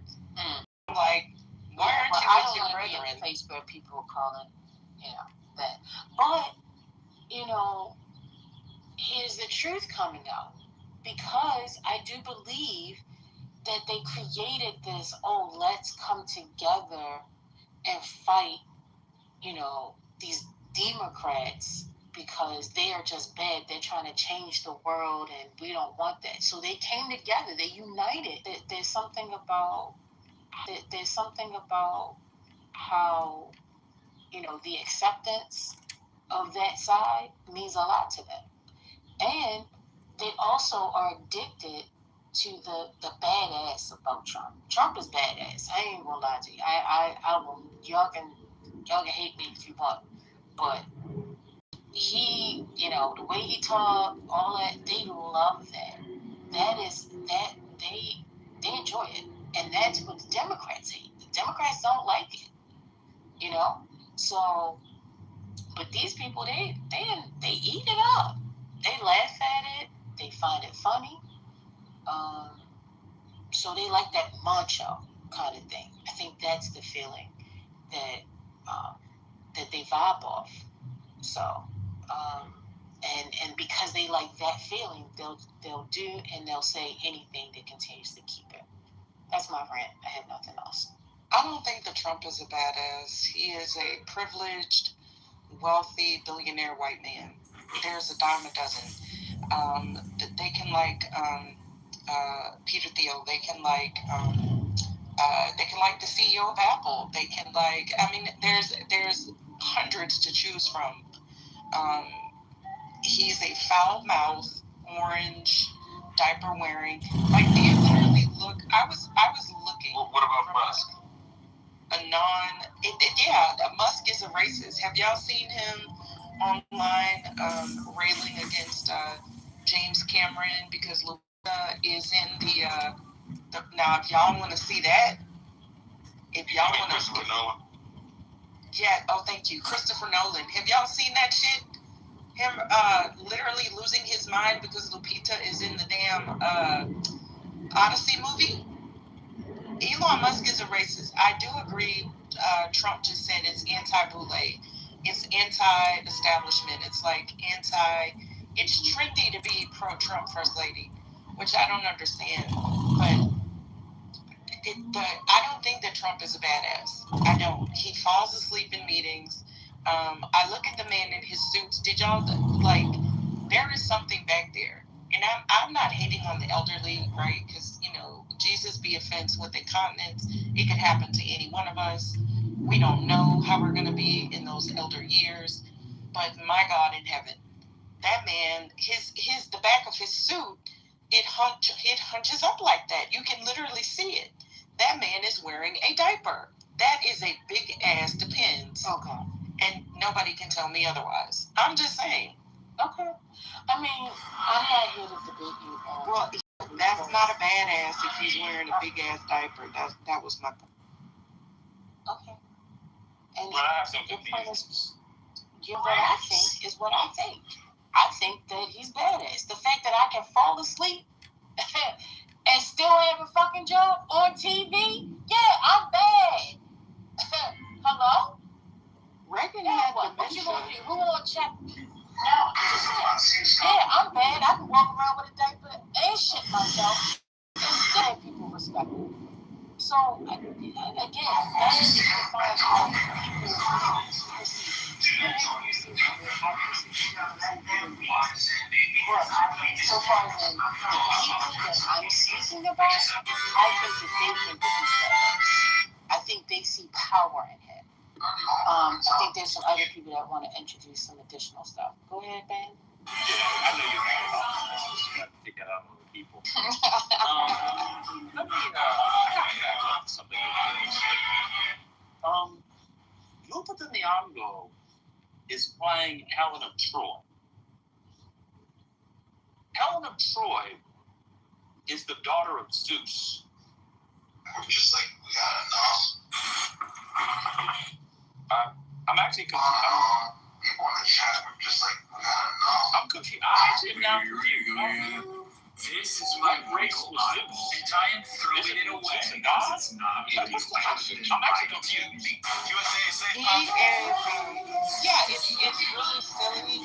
It reminds me of the hate about the Little Mermaid. It reminds me of, I'm not a fan of the Hunger Games, but do y'all remember when the little young girl, I can't remember her name, when they found out that she was being played by the black character and they were really, really racist? I can't remember her name. If anybody's a fan of the Hunger Games, thank you, April. Lost their ever-loving mind. So I don't know. I don't even think they've read the Odyssey. I don't think they read the Iliad. I don't think they know who Odysseus is, man. Like that Kevin Zarbo, who y'all remember him, whenever he played Hercules, they were like, your ass ain't Greek, so you play Hercules. Shit about like the coastline, saying look how it's being portrayed in this movie, and he put like a resort picture, and people were like, your stupid ass, it's couched in mist, so that they couldn't find it. Like, they are melting. Have y'all seen this on X? Talking about beach is not attractive, all kinds of crazy shit, man. Let me tell you why I'm confused. This is why I'm confused. So I'm confused because I saw he had tweeted out or retweeted somebody that had like a bunch of fake movie posters, and it said like Obama and Ryan Gosling was playing Obama or Muhammad Ali, and I'm confused because I didn't know that was in response to the Odysseus movie. I mean, to the Odyssey. So Muhammad Ali is an actual person who many of us have seen in person versus Barack Obama. So the reason I was confused, I remember the others that you said, but I didn't know they were responding to people playing gods. Because you can't use real people. That's why I was confused. I didn't know, because I saw it said like, well, Muhammad Ali was played by Ryan Gosling. That'd be kind of weird because Muhammad Ali, I know who he is.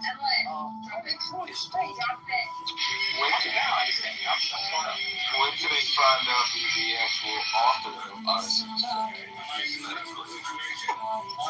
There was a No. It's actually there was no classicist of all strikes. I don't know. I actually Listen to it. You can read it. You can read it.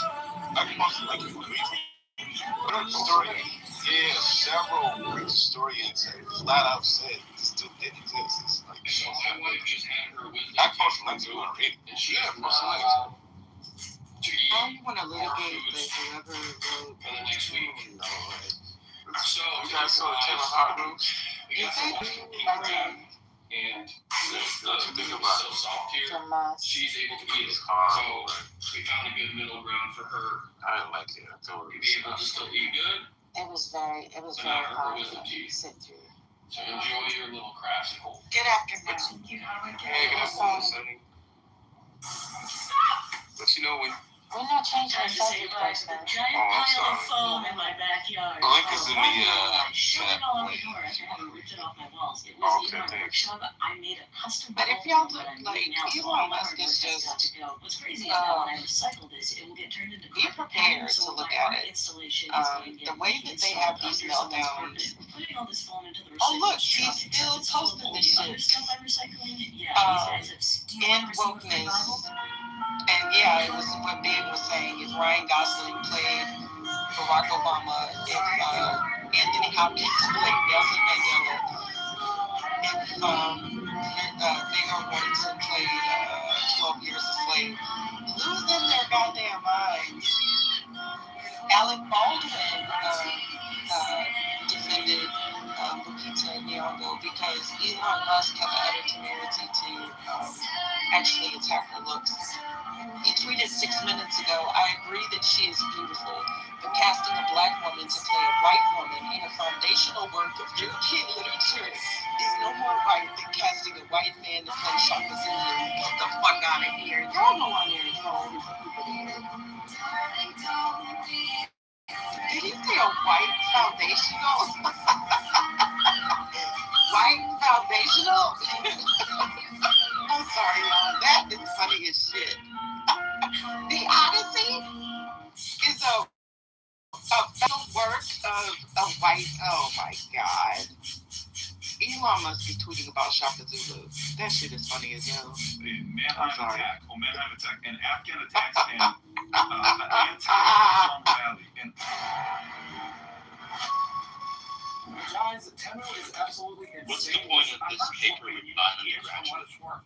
Is that That's just one. I got several. I'll put another up just for this. Okay, so this paper does not should be the Democratic nominee. I see. I'm not disputing your point. I'm saying what I said. I said it was not real. That's what I said.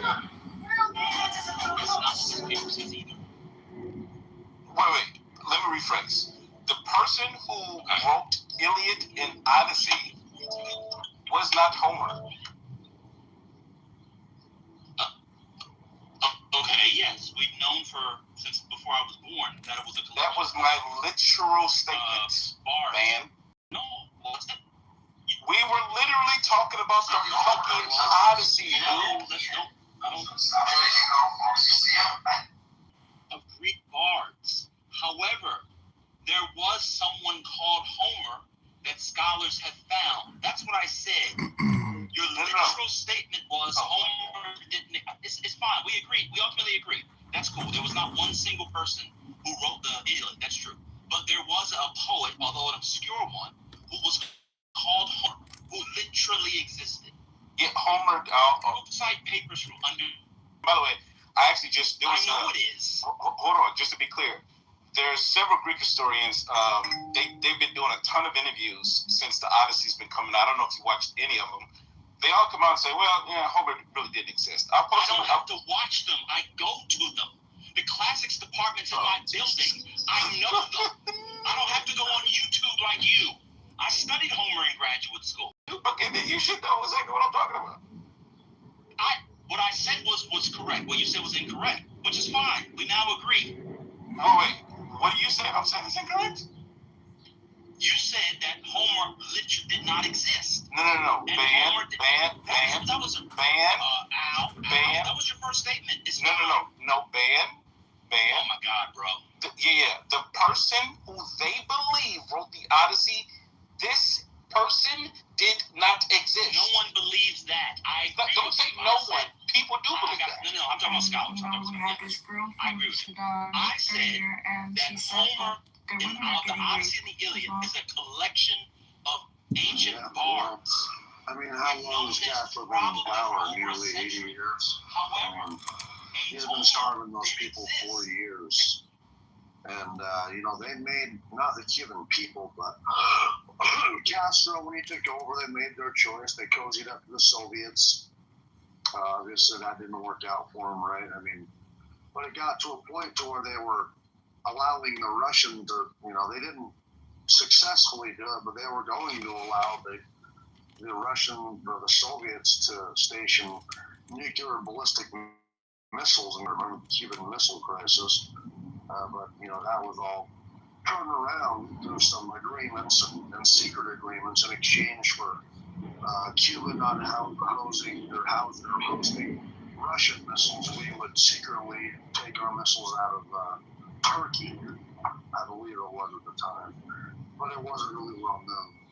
But anyway, they cozied up to the Soviets. That didn't work out for them, and then they cozied up to the Venezuelans who were supplying their only source of oil. Obviously, that's not going so well. Maduro's out of the picture. So they're like, it's kind of sad, man. And it's not our fault, but there's a bunch of children and women and elderly who can't get hospital care because they don't have electricity. There's blackouts everywhere. It's a real shame. What's up, Pepe?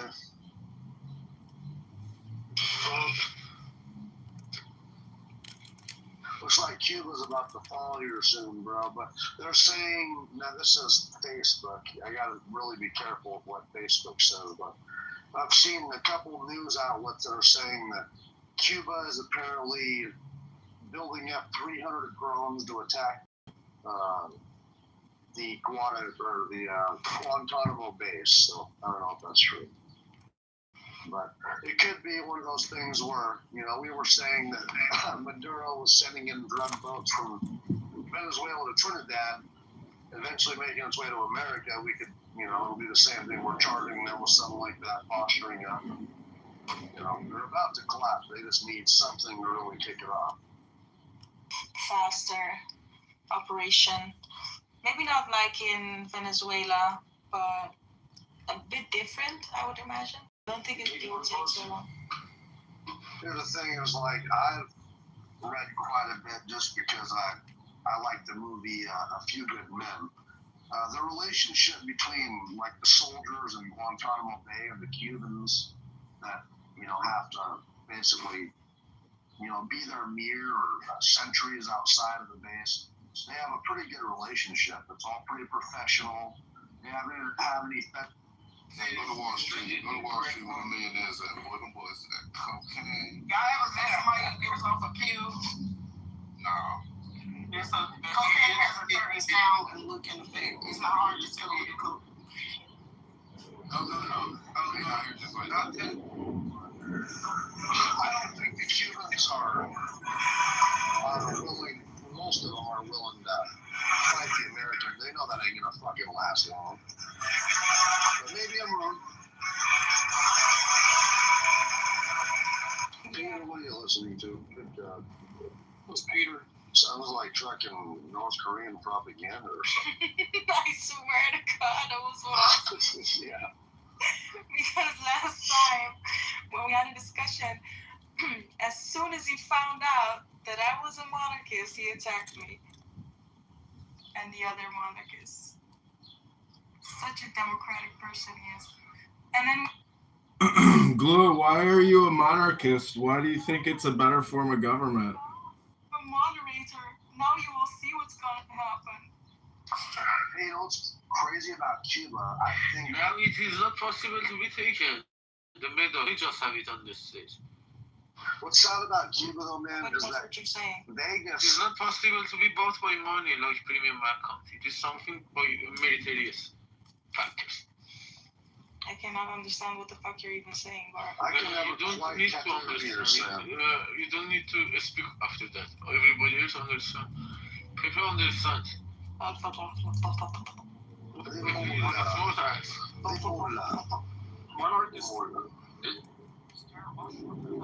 Hey, Glow, yeah, I got a question for you about your monarchy. Glow, why do you think monarchy is the best form of government? Well, first of all, you have to look at the region you're in, and you have to look at what types of monarchies there are. When you have a republic, you have a parliament, you have parliamentarians. You can have parliamentarians in your republic. You can have parliamentarians in your monarchy. You can have a constitutional monarchy, or either a full-on monarchy. If you look back at before 79, Iran had a monarchy, and also, even though it wasn't officially a constitutional monarchy. So, Yeah, have you thought about just having a parliament, but not having a king and a queen and a royal family? Doesn't that make more sense than to have a royal family? Hello?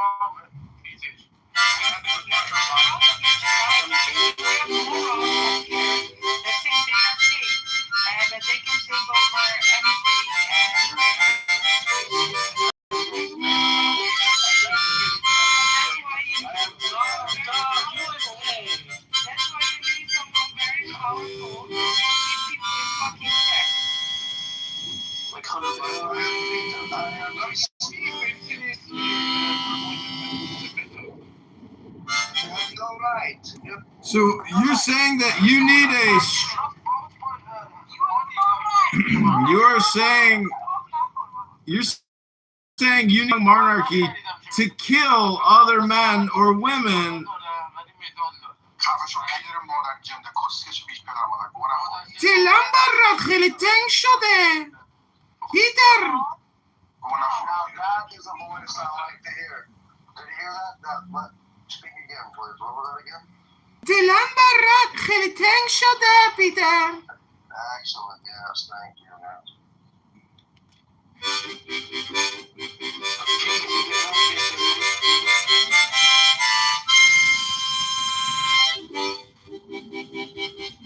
Anyway, see more about the fall. It's a lot of random thing. It's not an easy,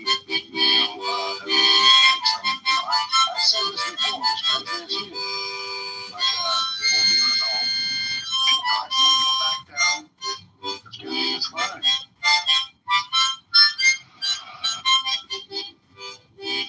Well, I don't know. Who's gonna come in? I don't know who the truth is coming like that.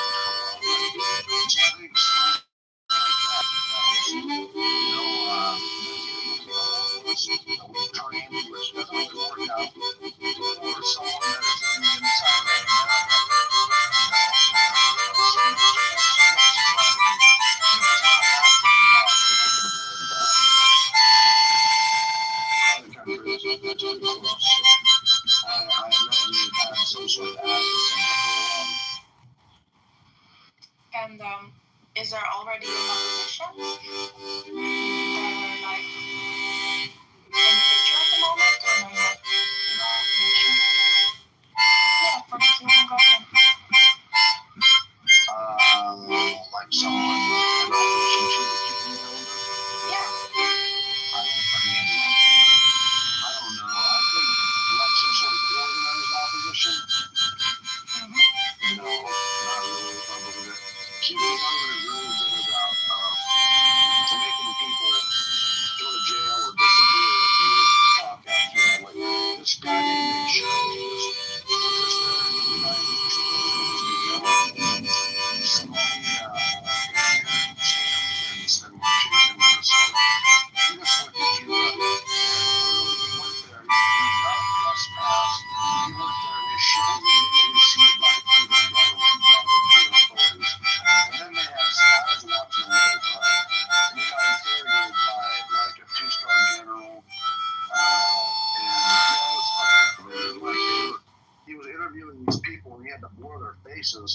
and they were all saying, like, if you release these videos, I'm going to fucking jail. Like, I'll disappear if people see these videos.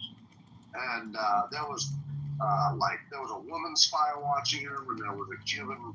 It was fucked up, man. Cubans, it'll make these people disappear. And but some people are willing to talk, other people won't. But you gotta watch that video. It just released. I mean, like a week ago, and it's eye-opening.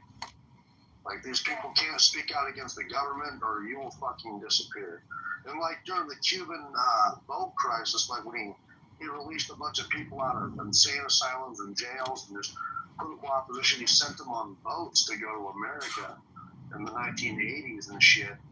And we a lot of them we granted amnesty, but if they were like convicted murderers, we sent them back to Cuba and he killed them.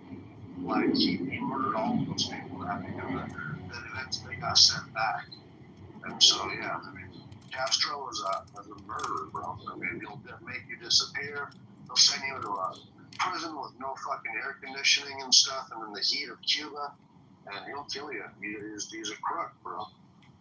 So it's really fucked up. But their literacy rate is about 98%, which who the fuck cares when you don't have any money or food? You know, it's fucked up.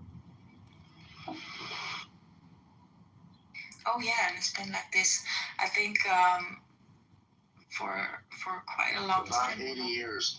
And what's sad is that they have a lot. It was a very prosperous country before. It had a lot of sugar cane and stuff, and they were known of making rum obviously Cuban cigars and stuff, and it was a destination where people wanted to go. In fact, the mafia, that was what Vegas was supposed to be. They didn't want to set Vegas up in a fucking desert with no water. It was supposed to be Cuba, and it was going to be cool. Like, my grandparents are conservative, religious people. They say that Vegas was a lot better when the mafia ran it in the 60s and 70s. It was cheaper, it was safer, it was cleaner, more affordable. That was what Cuba was supposed to be. It was supposed to be a vacation destination, and those people were going to be doing well, only 90 miles away from Florida, in a great place. It shouldn't have happened this way. You know what I'm saying? But that's what communism gets you, dude. And then they just steal from these people. That communism is a fucking lie, and they'll even say it on there. Communism is a lie on that Nick Chili video, because everybody starves except for the people that are in charge. Exactly. It's a fucking shame, man. The regular people are just equally broke. Yep. So it's when you tell them that, they're like, no, but it hasn't been done right yet. Right. Well, I just want to add to what Malin is saying. Communism is for the peoples, but in those communist countries, the leaders are living capitalist lives. Exactly. Yeah, that's the truth, man.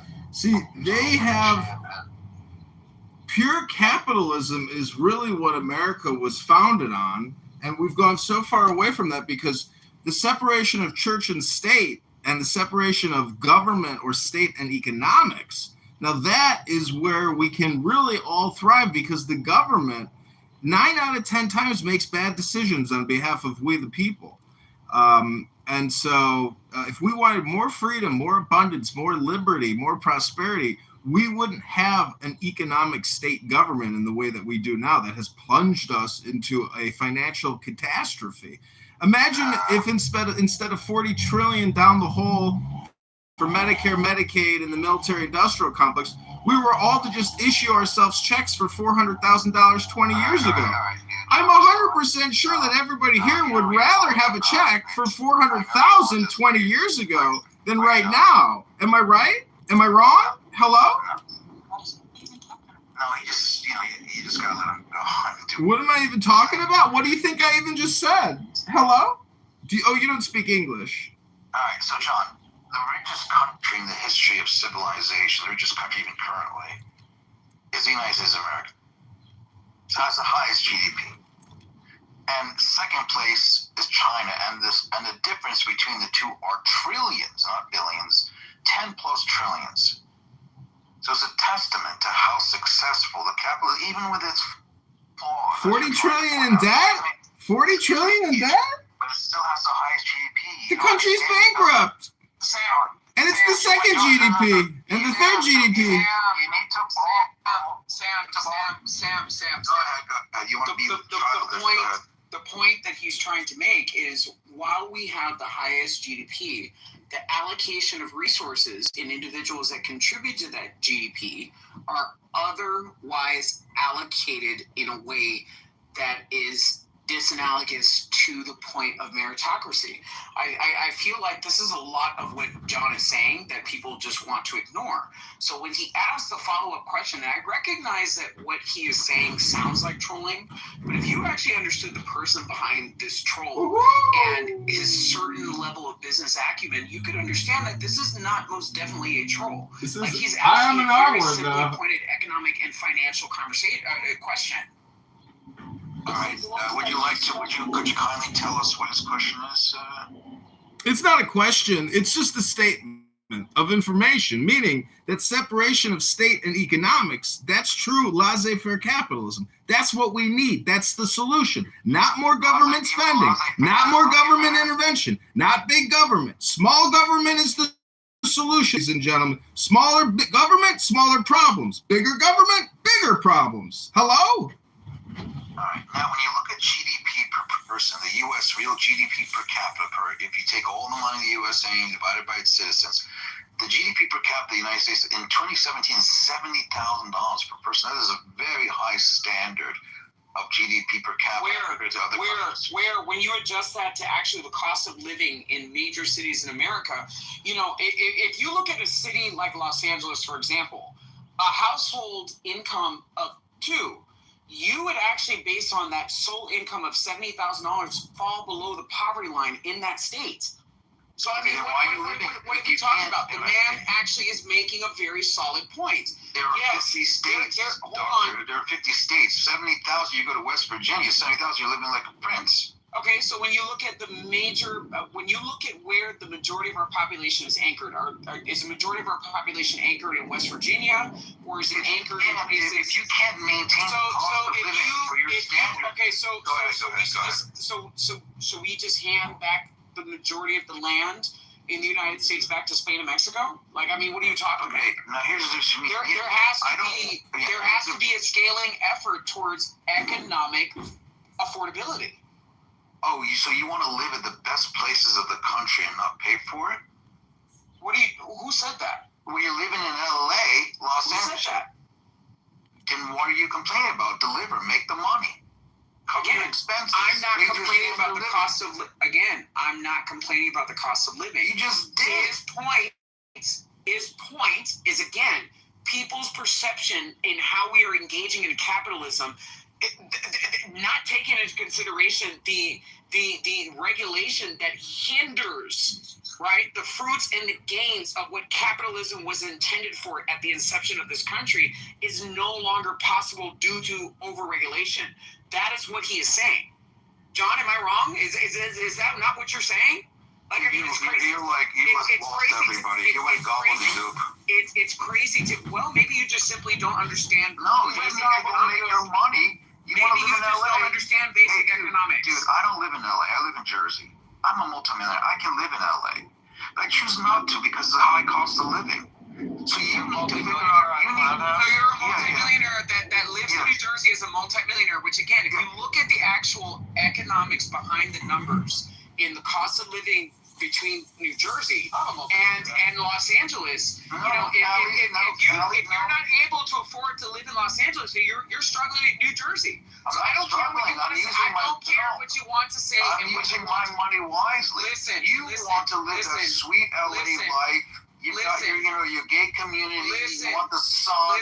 You want the restaurants. You want the nightlife. Pay for it, dude. Isn't that the American dream? Pay for it. Isn't that the American dream? Put your money on the table and pay for it. Isn't that the American dream? So what you're asking for is feudalism. If you can't afford it. So what you're asking for is feudalism. And this is why you need to listen to what Kitover is actually saying. What you actually need to listen to. Okay. But you want me to pay for it. So what you actually need to listen to is what Kitover is saying, because what you are asking for is a feudalistic society. And the economic aims behind what Kitover is fighting against is moving us away from a feudalistic society into a capitalistic society. So let me just. You simply do not understand economics. You simply do not understand economics. Go to Iowa, Montana. Ladies and gentlemen, everyone understands economics because everyone knows how to buy low and sell high. It's not a complicated question, but let me just read to you what Ayn Rand wrote in her book, Virtues of Selfishness. She wrote, "When I say capitalism, I mean a full, pure, uncontrolled, unregulated, laissez-faire capitalism with a separation of state and economics in the same way and for the same reasons as the separation of state and church. A pure system of capitalism has never yet existed, not even in America. Various degrees of government control have been undercutting and distorting it from the start. Capitalism is not the system of the past. It is the system of the future, if mankind in America is to have a future." Are you putting Ayn Rand? She's the ultimate capitalist, dude. She wouldn't tolerate any of this nonsense that Doctor's saying. She's the ultimate fiercest capitalist. She doesn't even believe in altruism.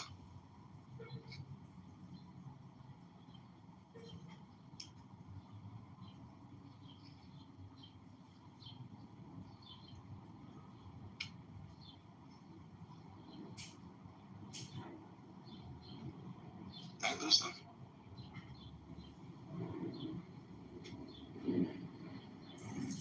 I hope finally create like Iron Man stuff.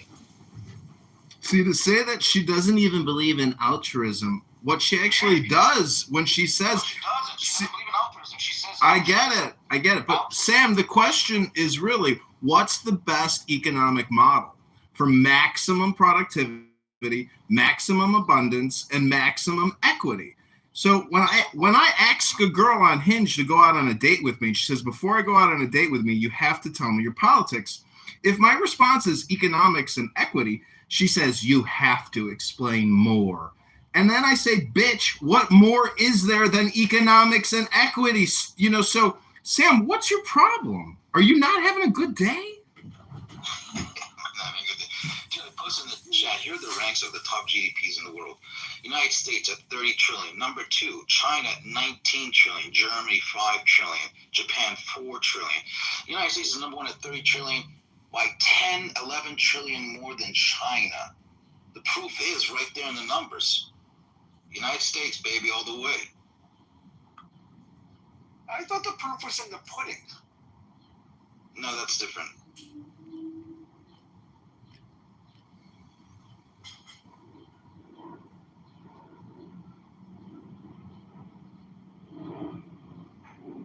Oh, now we got the counselor on board. Okay. I'm on the train. You're lucky I can't talk loud. But why the hell would someone choose Jersey if you have money? Just asking. It's temporary, Abby. I'm just selling my properties because I'm moving down to South America. Oh, you're going to get kidnapped down there. Could you imagine unloading everything in America, becoming a passport bro in Colombia, then you end up dead in a closet because you're looking for a wife on Hinge or Bumble? Good luck, Sam! I'm going to spend the next 10 years traveling South America because there's a lot of investment opportunity there. And the culture. Your perception of GDP and the inherent nature of this conversation as it relates to the economic conditions that we're in America and how that translates into individual quality of life. You simply do not understand economics. When you look at the GDP, it's aggregate. When you look at the GDP, it's an aggregated number. It is an aggregated number. You have people walking around in North America worth $700 billion. Dude, when you get to the top 0.05 percentile, come talk to me. When you get there, then let me know. Because you are in New Jersey. Sam! You're in New Jersey. Sam, it's never a flex to come on Clubhouse. I'm rich too. Yeah, it's never a flex to come on Clubhouse and say I'm rich and you're not. Ha ha. Like that just that can't possibly make you feel better inside, right? What do you do? How did you make your money? I did check you. How did I make my money? Yeah, how did you make your money? There are ways you can make your money. If you put in your time, you become a doctor, a lawyer, you can make 6 figures. But if you put in your extra time, you can investment. If you're making just 6 figures, you're not in the top 0.5% percentile of the country. So this is what I'm talking about. You don't understand economics, and you definitely don't understand, simple basic numbers. And I'm questioning, do you even have... Wait, Dr. Adams. Gentlemen. Let's just ask. Gentlemen, please. Gentlemen, let's just ask Sam a quick diagnostic question. Sam, what is 600 times 300? 18 and add the 6 zeros. That's not an answer. You failed the test. Second question. Explain inflation, if you will. Ridiculous, man.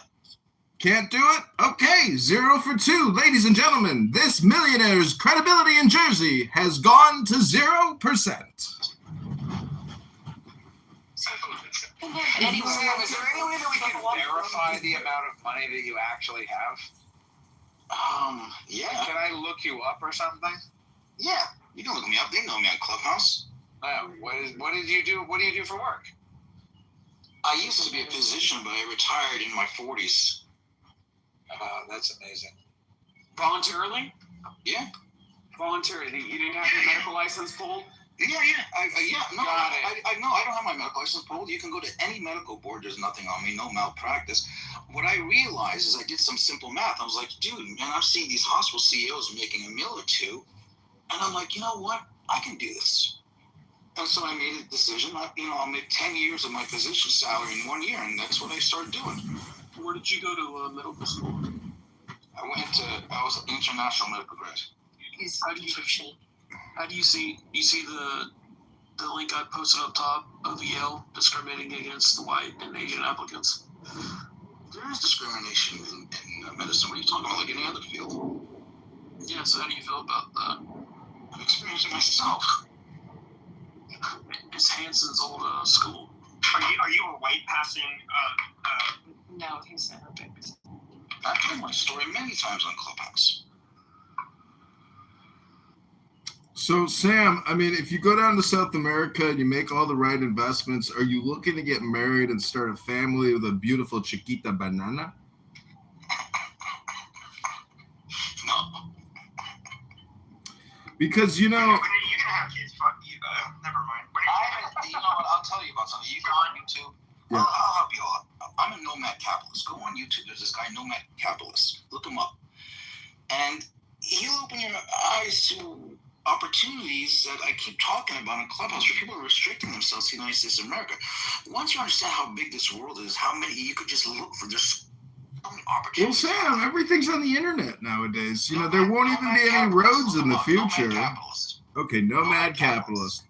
I'm just saying that even if you take your millions that you scammed out of Medicare and you invested in South America for tax evasion, the point is, if you get married and then divorced, you could lose it. You could lose half of it and get set up on alimony and child support and a final consent decree to the divorce settlement. Talk to Abby here. She's a lawyer. Abby, how many men do you know that's lives been turned upside down because of divorce?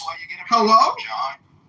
Call Counselor Abby, you pay her money, and she write you up a good prenup. How much do those actually work, though? I don't think I've ever heard of anybody. They work. Not having it. Is it the money they make while they're married? Have you ever had a girlfriend? No, it's after the money they make after. But when you get Leave Pepe alone. When you're married, though, isn't it? Leave Pepe alone.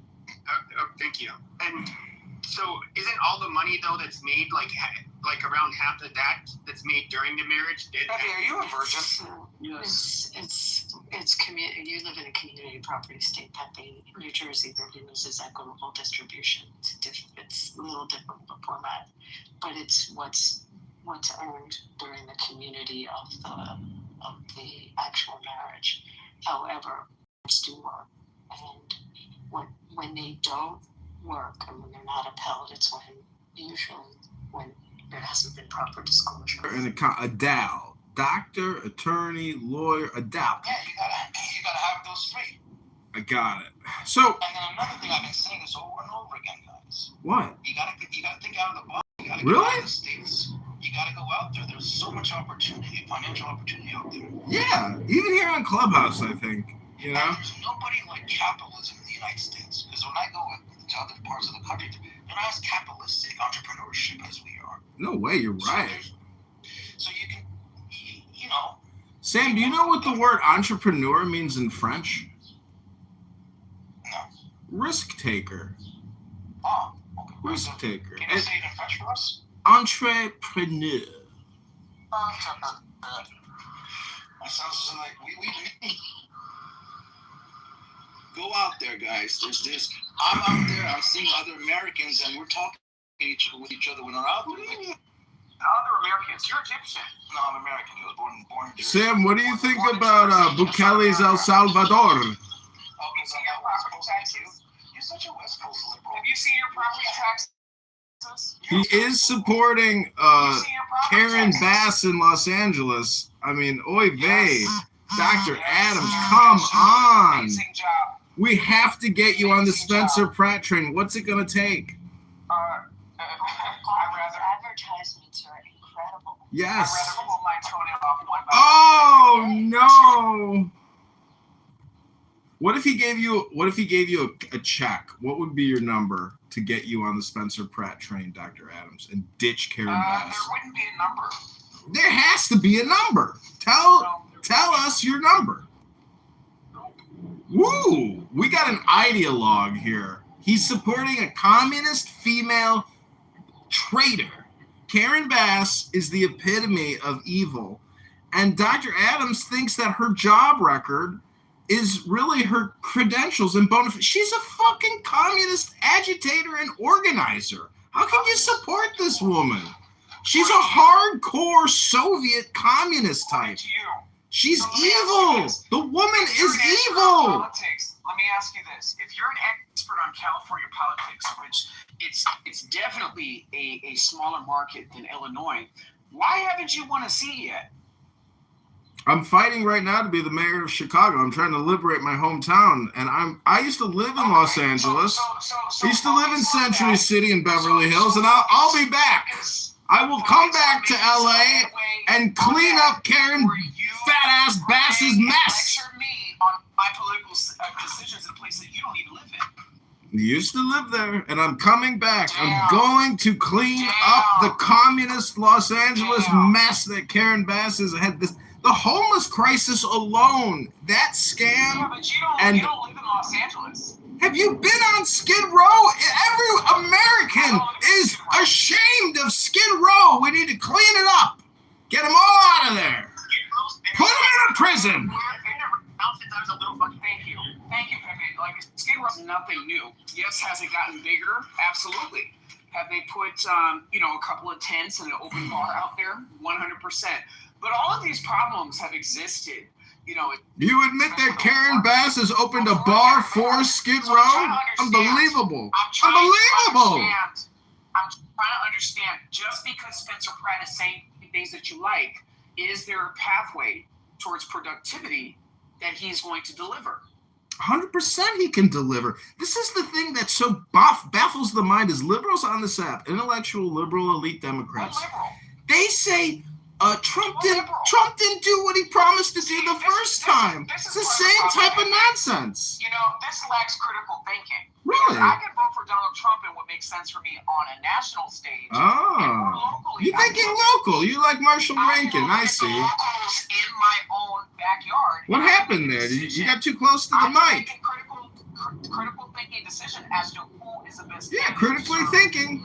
Creatively thinking. Right? So somebody complaining about the woes of Democrats and my house burned down, that is not going to give me confidence that this person is going to advocate for my best interests. So Spencer Pratt isn't going to advocate for gay, bisexual, okay, so you're easily taken. That's what I'm hearing. Biracial, queer, liberal, elite, intellectual Democrats. Somebody's giving you the left eyes.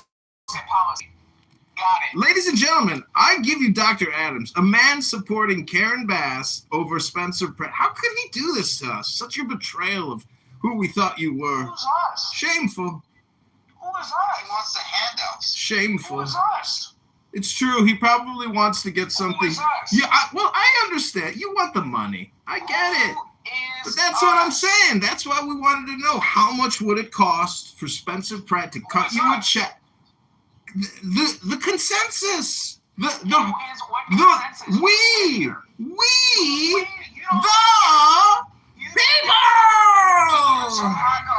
How she's going to bring your rent down and your wages up. The rent's already going down. Okay. So I mean, that's definitely my wheelhouse. I don't know anybody else that's spent over a decade through many different REITs, publicly traded REITs, in looking at the numbers and auditing files. So I mean, at the end of the day, the rent's already going down, and the election is still going on. So I mean, what are we talking Come about? on, the rent isn't going down. What are you talking When was the about? last time that you guys actually Rents shopped don't go around? down; they only go up, sir. In Los Angeles. So Sam, you live in. Who's complaining? Who's complaining? I just got pre-approved for $1.2 million. What am I complaining about? All right, there you go. Okay, so what am I complaining about? What am I complaining about? I can go to Santa Clarita and get 3,000 square feet tomorrow. So what are we complaining about? Everybody, and you want more. What are we complaining about? You want the You don't live here. Sam, you don't live here. And again, you're struggling with your life. You don't want to live anywhere that you were struggling. You live in New Jersey and you're struggling. That's why you're going to Central America. What are you talking about? Yeah, I am going to. What are you talking about? So again, I want to hear the opinions of somebody who has stamina to be able to compete and be able to keep up in a U.S. market without fleeing to a third world country because it can't make it here. No, you don't get it. That's why you're fleeing. No, I got. That's why you're fleeing. You don't understand. That's why you're fleeing. You're a physician. I'm not. You could go set up a private paid facility tomorrow and be able to compete with the rise of the thing. Again, no, I don't understand weakness. That's what I don't understand. No, you don't. I don't understand weakness. You're right. I don't understand weakness. You stay. Right. I will stay where I'm at. Thank you. Right there with Karen Bass at the bar. Dr. Adams. Who cares? Karen Bass has got a bar on Skid Row. But I also make more money than other people in my same profession in other parts of the country. That's just what it is. Well, why are they playing over the border into Nevada like every month? Yeah, they're coming into Arizona. We're really sick of the Californians coming here. Same thing. Pepe has the same thing. And we have no tax. They're just Americans fleeing despotism, I can't seeking liberty, seeking freedom, seeking joy, I can't speak for them. I know what it is. seeking property tax relief. Well, I don't know, Abby. I feel like there's plenty of places where, people that otherwise... on mansion tax. What do you mean a mansion tax? That's in the city limits of Los Angeles. I'm not buying a home in the city limits of Los Angeles. I said, so if you live in the city limits of Los Angeles, you have to pay a tax on the value of your house, additionally to your property taxes. Have you seen the traffic in the city of Los Angeles? Who's living in those homes? A lot of those homes are rented. The same thing, correct? Seattle, the same thing. Same thing about what? What mansion are you speaking to? Mansion tax. Okay. So, do people that hold the most wealth in Seattle, do they live in Seattle or do they live elsewhere? They're moving to Nevada, a lot of them, and probably to Arizona too. They're getting help because of the tax.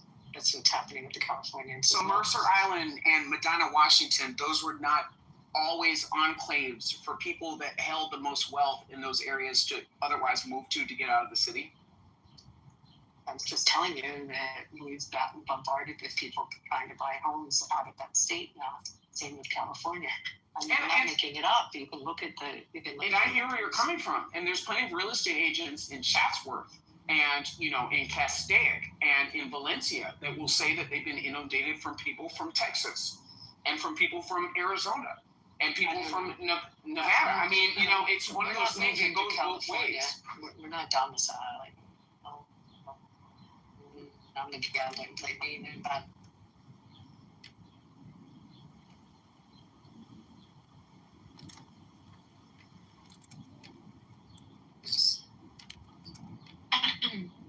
They are having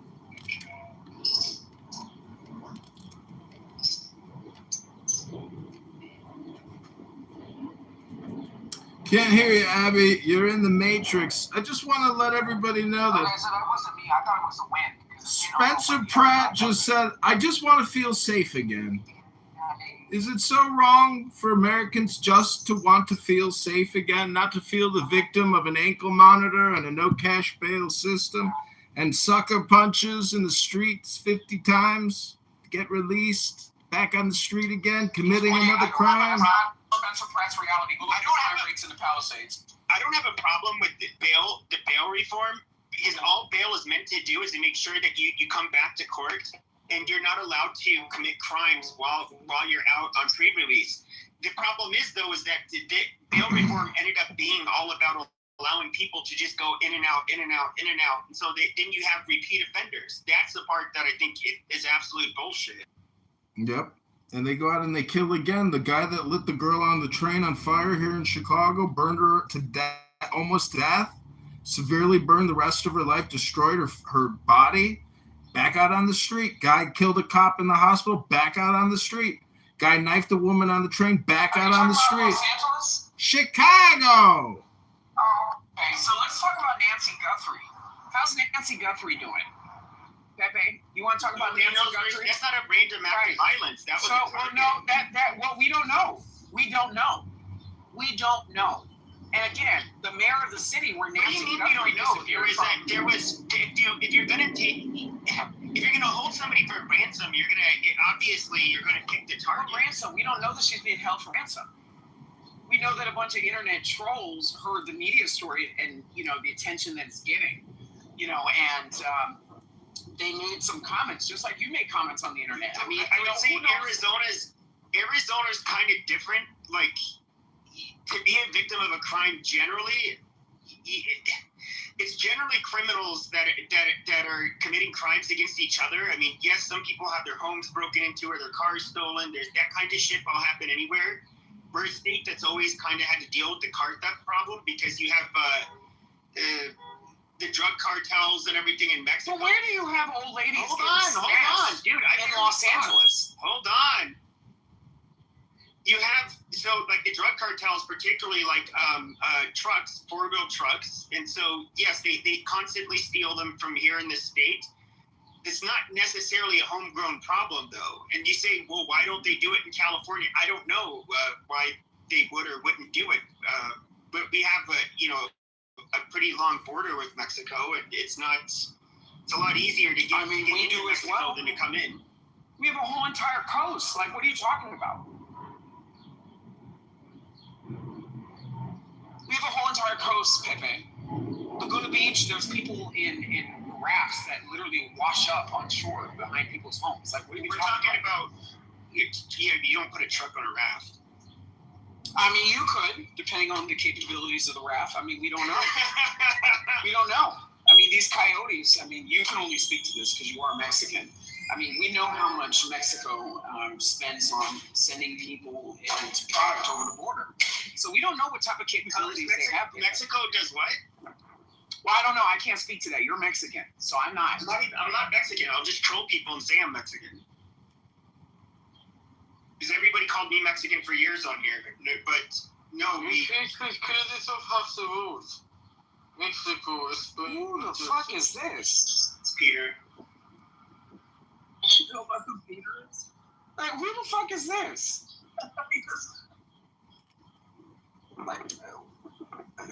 He's a rising star in Clubhouse. Can we get a mod badge for Peter? Can we get a mod badge for Peter, please? Can you mod Peter, please? English proficiency. Do you know, young man? You don't have medal. I have medal.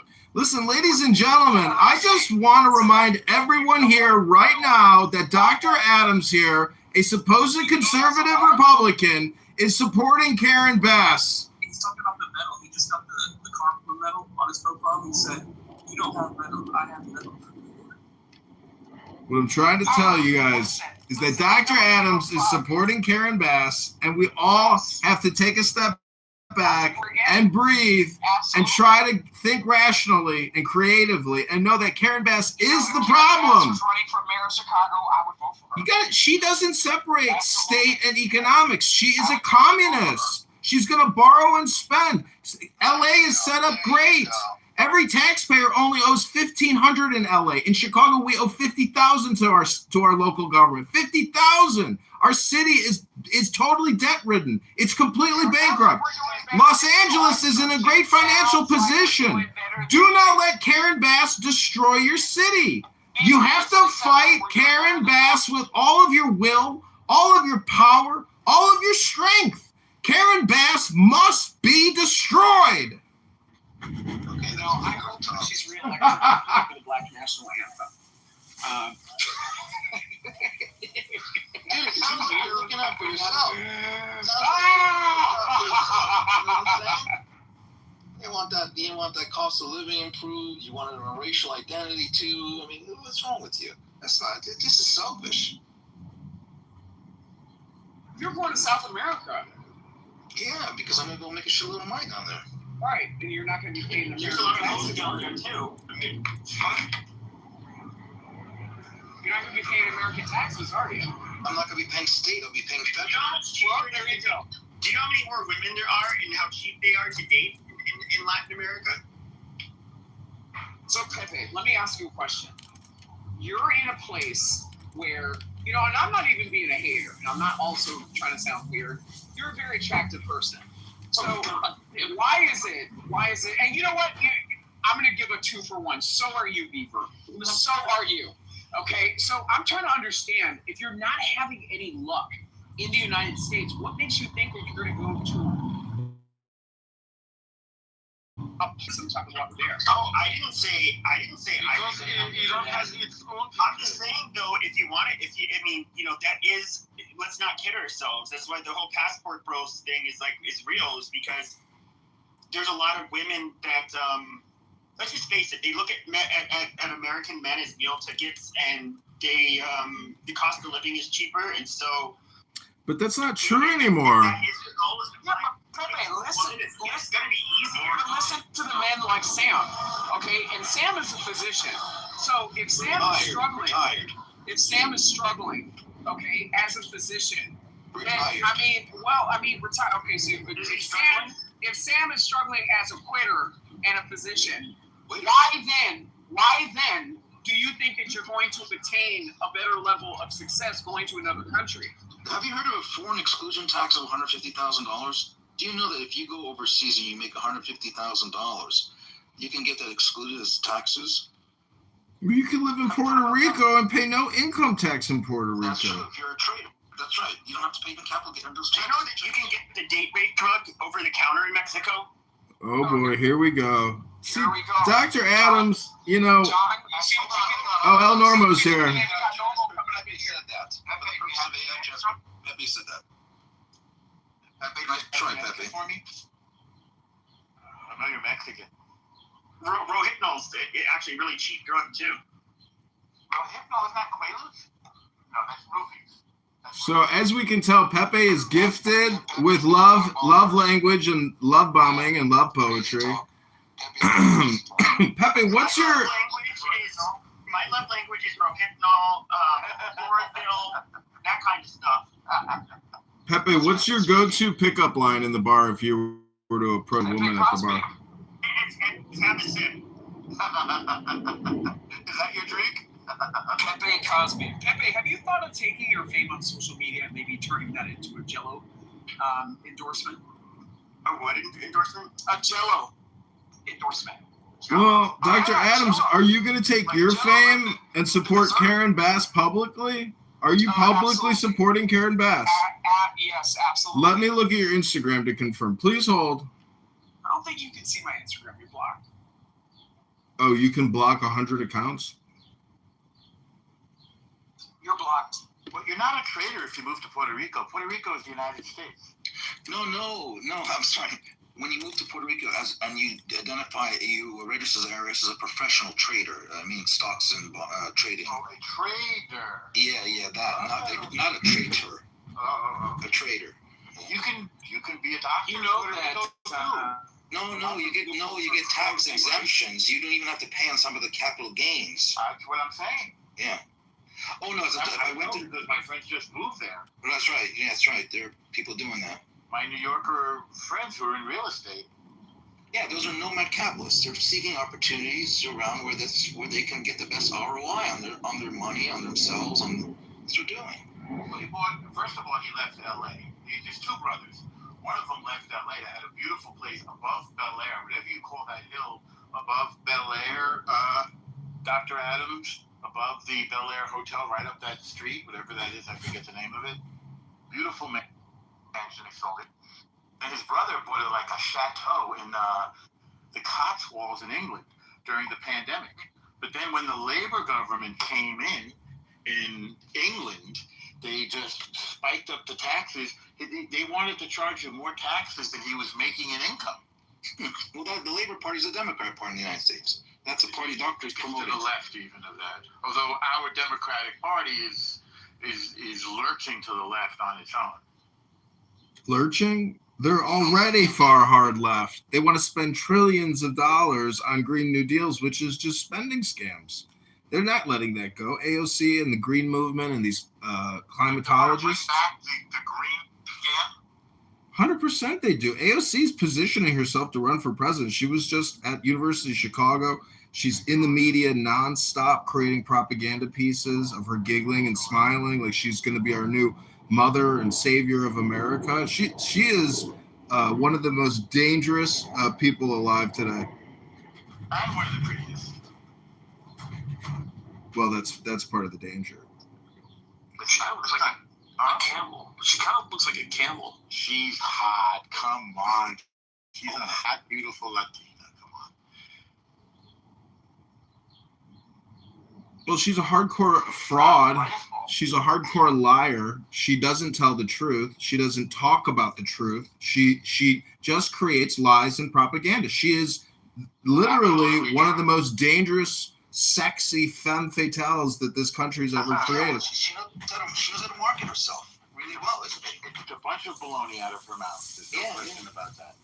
But she knows how to. Politics is a popularity contest. It's how well you market yourself. Who are you guys talking about? AOC, Alexandria, Ocasio. We're talking about you, Pepe.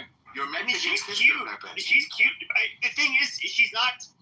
I mean, she's conventionally attractive, but it's the fact that she's a congresswoman, which is kind of, there's not many that are good looking. So. Right. It's not like Hollywood, right? What they say, Washington is Hollywood for ugly people. Yeah, in Hollywood, she would not stand out. Right. But she's a very pretty human being. And she's cute, but it's just her. I don't know what it is. It's like her nostrils. It's something about them. I just. Now you're just hard to get over. You're picking.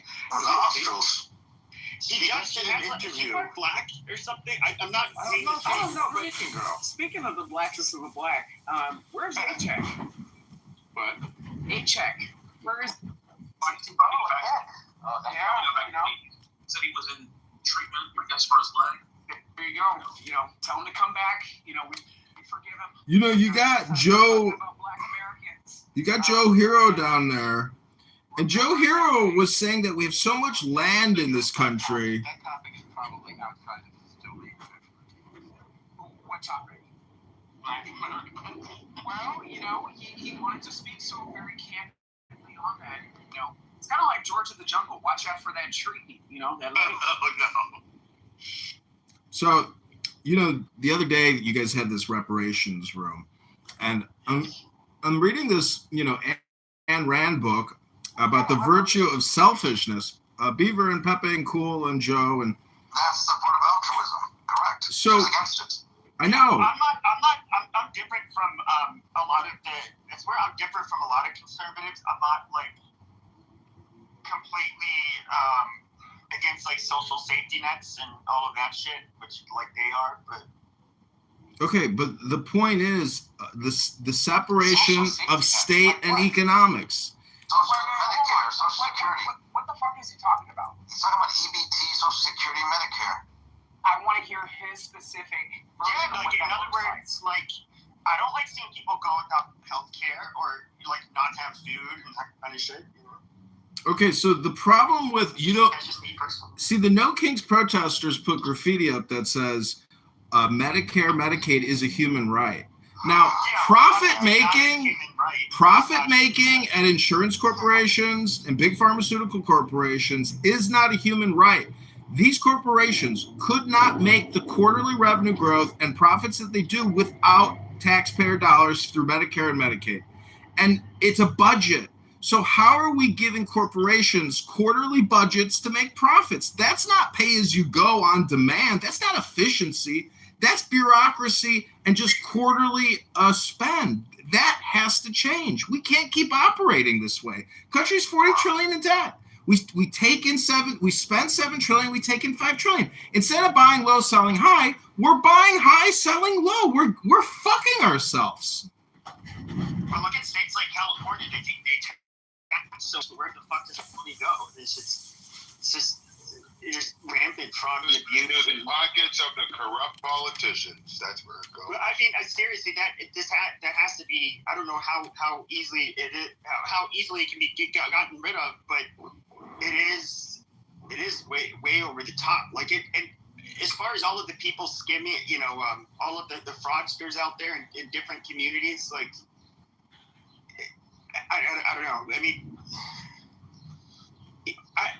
you almost have to just start throwing a lot of people in prison. I mean, at the end of the day, people are never going to be able to have, to get the help with health care or anything like that if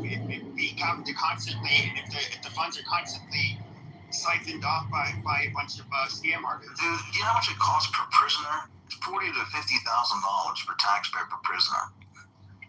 Guards, food. It's expensive too. It's not cheap. It's not a third world prison where you fit 20 people in a room and feed them like soup, a bowl of soup and a piece of bread. Those prisons are either the best or the worst to be in, depending on how much money you have.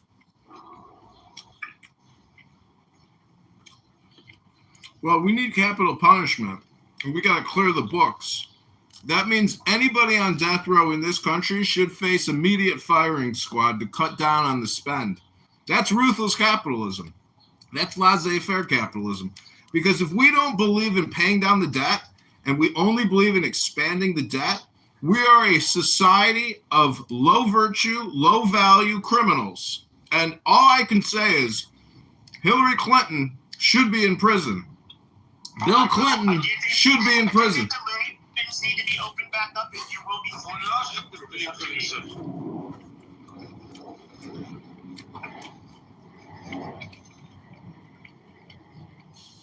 There's a lot of other criminals that should be in prison, like Mayor Brandon Johnson, Lori Lightfoot, even Rahm Emanuel, all criminals, all traitors. They sold us out. They sold our streets. You can't park in the city of Chicago without $20. The Republicans fucking sold us out too. Like, you don't think that sold you out? Who do you think fought the Democrats in the Civil War and died by the hundreds of thousands? Republicans. The Republicans destroyed the Democrats in the Civil War, fought them to the death.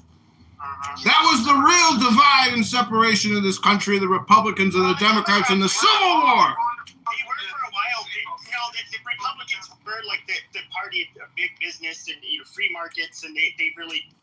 The Democrats were far more protectionist when it comes to the I guess you say the average American worker has changed quite a bit. Now they're now the Democrats for the last. Who owned the slaves? The Democrats. Shut the fuck up. Who founded the KKK? The Democrats. Who enforced Jim Crow segregation laws? The Democrats. The Indian Removal Act? Democrats. Trail of Tears? Democrats. Japanese internment? Democrats. Okay, nutcase. Gotta going back down to the loony bin. Oh, shit. I mean, the Democrats had turned into they were the more or less the party of the American work, kind of looking out for the everyday guy or worker. And then they switched to being basically they served urban elitists and minorities, and they basically said fuck the average American worker, and that's been their messaging. They will never be able to deliver.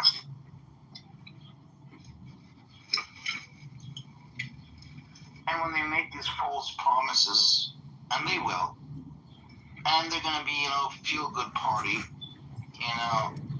feel your pain, they're going to do that, and they're going to get in, and they're just going to mess things up. You need to give things out. You got to get it from somewhere. You can't give something of value without taking a value from somewhere else.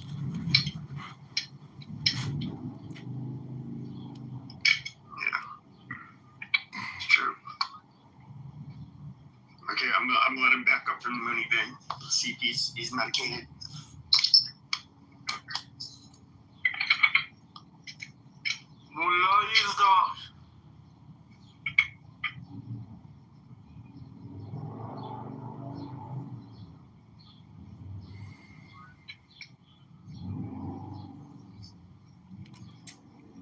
Okay, I just had an apple, so I'm feeling hydrated and fully medicated. I just wanted to say the Democrats are responsible for slavery, defending slavery, funding and founding the KKK, perpetrating lynchings, enforcing segregation, creating Jim Crow laws, filibustering civil rights legislation, opposing the 13th, 14th, and 15th Amendments, the Indian Removal Act, the Trail of Tears, and Japanese internment, all brought to you by the Democrat, racist, Nazi Democrat, abortion-murdering party from hell, known as Clown World Democrats with their purple wigs. Every time a Democrat always annoys you, they always look like the clown emoji. Every single time. How is that possible? That every single time you see a Democrat like Maxine Waters, shut that man up. Shut that man up. Shut him up.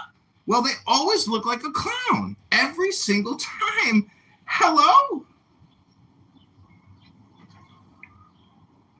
I have no idea what you said.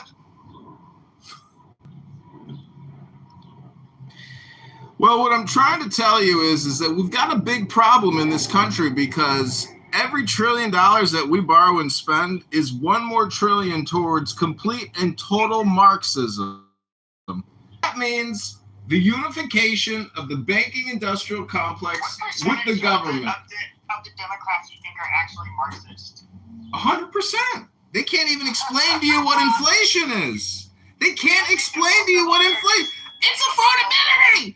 We got an affordability crisis here. It's because of the inflation. It's because of the borrowing. It's because of the spending. Hello?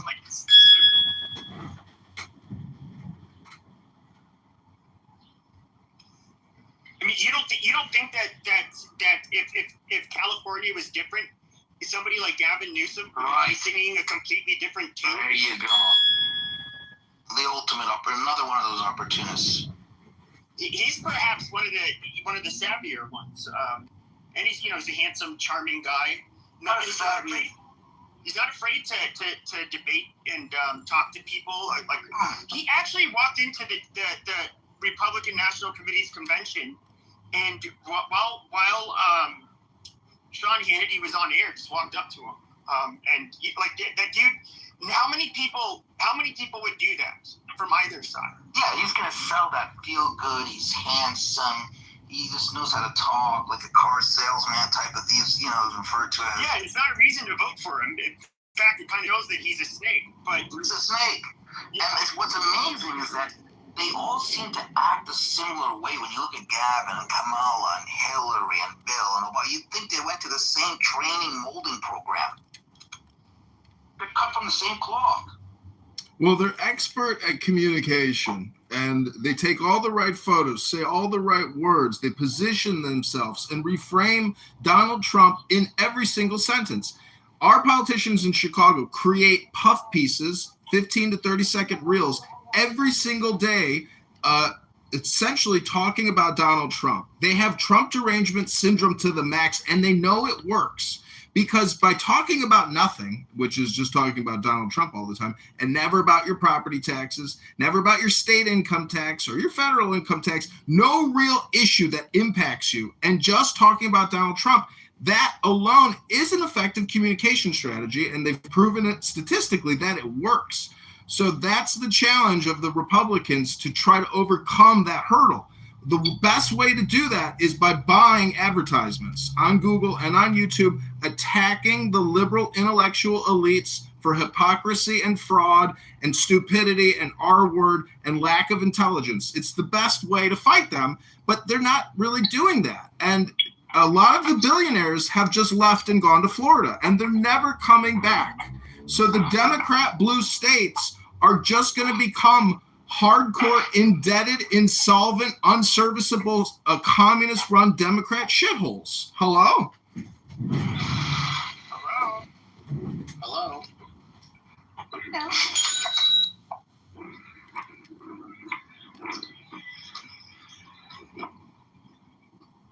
J-Lo, what are you up to in your neck of the woods?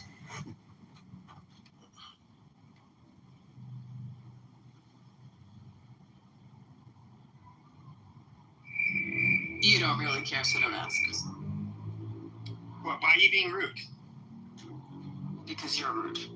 I asked you how you were doing today, and you... No, that's not what you said. I said, what are you up to in your neck of the woods? That's like What are you doing today? How are you doing? Yeah, no. Did you You know when you know, but Very hostile. Very hot. You're very hostile, ma'am. Thank you very much. Anything else you want to add to that? No, that's it. Love is in the air.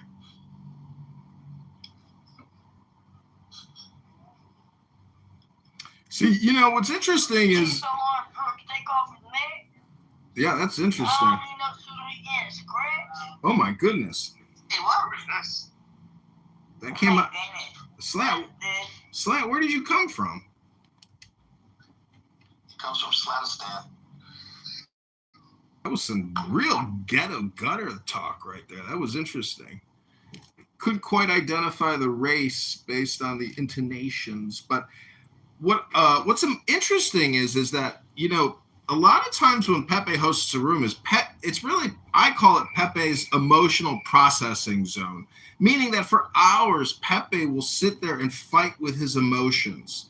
And, you know, eventually you realize it's just the Pepe show, but really it's the same thing that's going on in the politically correct room, which is Ban, aka Goat. Pepe and Goat are technically like the same people. They do the same show.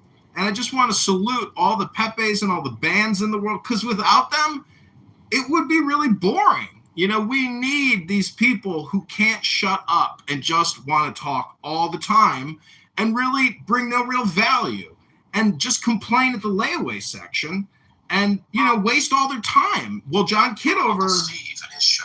Same thing. Steve is a screamer. You guys are the Al Pacinos of Clubhouse. Not today, Mr. Judge. Because I'm gonna get that back. You know, it's just the screaming show. And it creates an emotional response in the central nervous system of the listeners. It's purely neurolinguistic. And the problem is the Democrats will sit on their couch and on their recliner, and then they'll say, hello? Hello? You know, it's just, see, the problem really is censorship.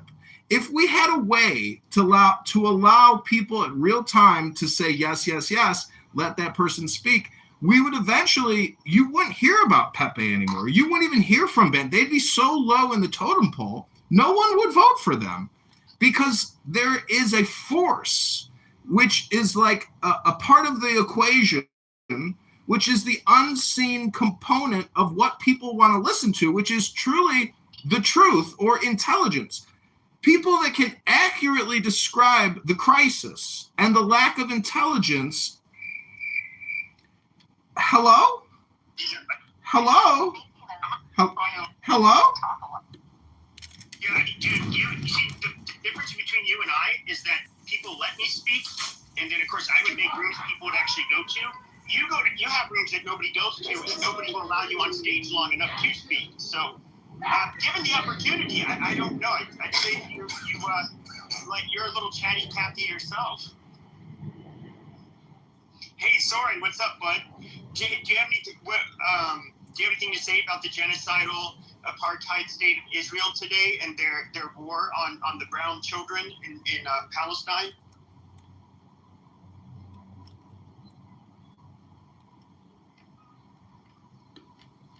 Where'd he go? God damn it! I wanted to hear what he had to say. I'm sure you do. He'll spurg out. I mean, he's funny. No, I can't do his voice even. I'm not gonna try.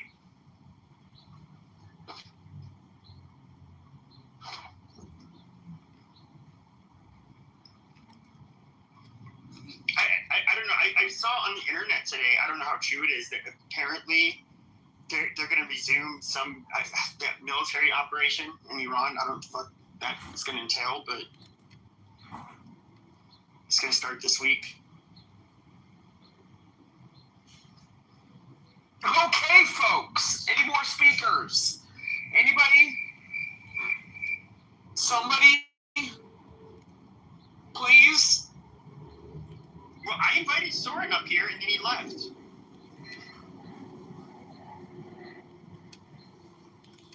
I tried to make it entertaining.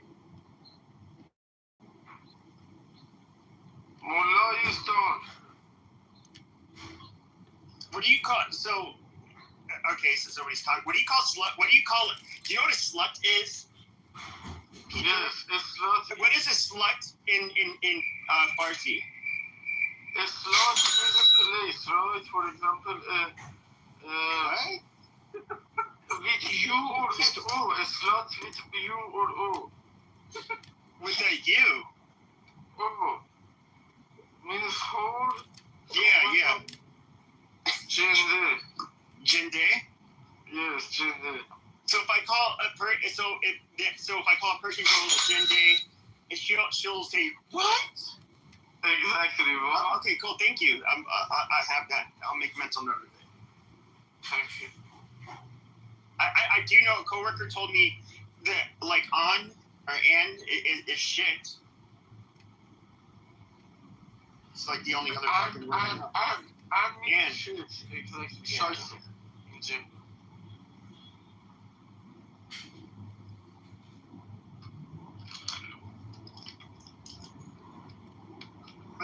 Pepe, what happened to you and Mom? I have been, I used to make rooms and I was like, you had like like back when they had like a lot of those bigger creators on the app, they would always want me on their stages and shit. So like I was always like in black circles, I guess you could say, on Clubhouse, but like most of them left and I just kind of don't really talk about the same shit as a lot of that side of Clubhouse. So she kind of hangs out more over there. And I, so we're never like really in the same rooms as each other. So in short, she went back to fucking black men. Oh no, she's exactly where we knew she would end up. No, she went back to the boneyard. That train is never late. No, she texted me last night. We're still buddies. Besties?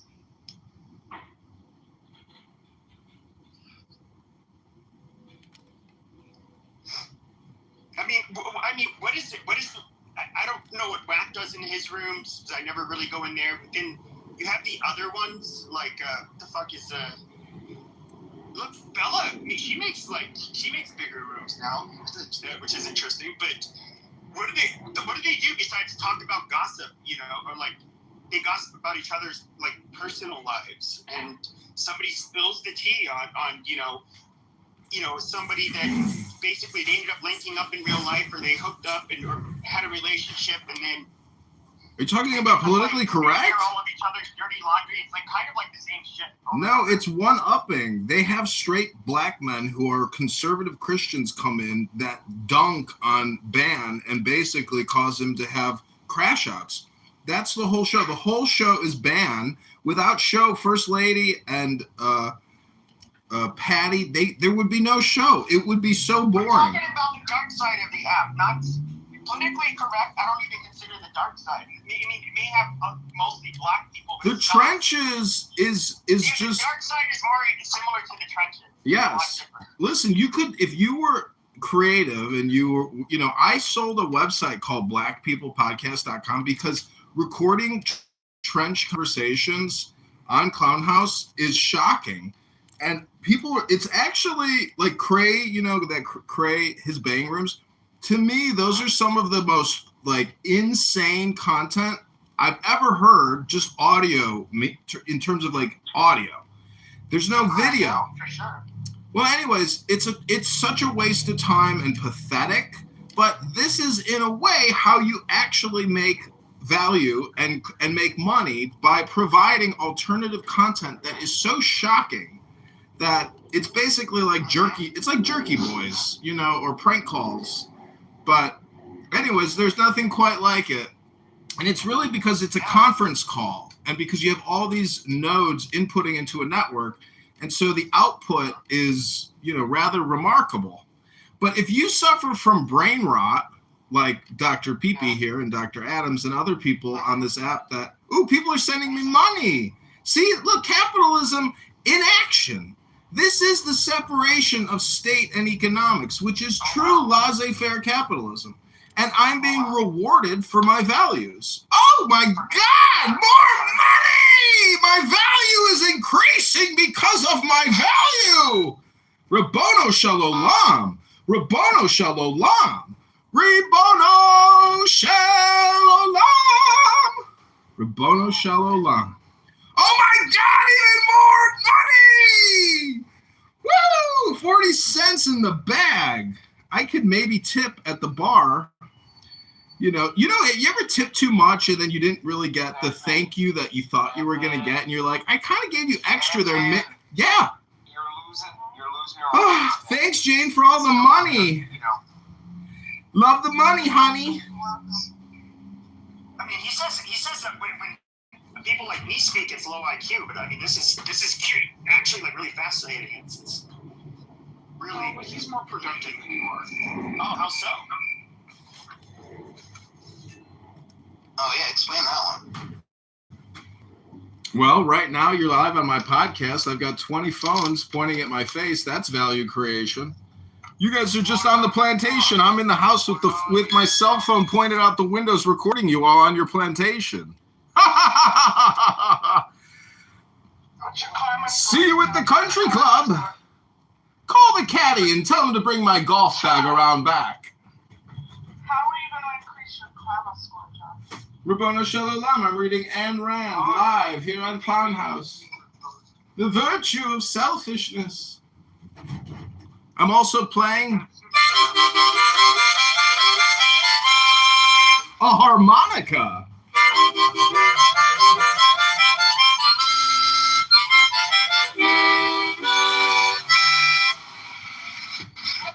Did you do a talent show when you were in school, John? Yes, actually, I played Franklin Delano Roosevelt in Annie in the 8th grade play. I was FDR in the 8th grade. Tomorrow, I'll love ya. Tomorrow, you're only a day away. Tomorrow, I'll love ya. Tomorrow, you're only a day away. Do you have Compliment there for that. Very nice. When did you become crazy though? Like, was it high school, college? It was embryonic stage. Well, you would have been admitted to the military, I guess. It's crazy. Yeah, I mean, I think he was an officer, so he would have gone in. I don't know how people troll about him being mentally ill, which I mean, it's definitely, I question that, but if he was an officer, he would have gone in around 22 or 23, and then at that, various mental illnesses have already set in, so. An officer where, in the Boy Scouts? No, in the Army. No way. Yes. No. No way. No way he reached officer. Decorated. Service. He went to the Citadel. Are you kidding me? He reached officer rank? John, what's your pedigree? Everyone doesn't know.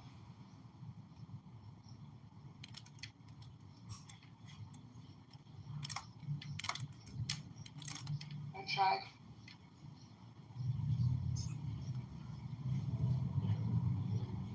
I don't think he went to a war.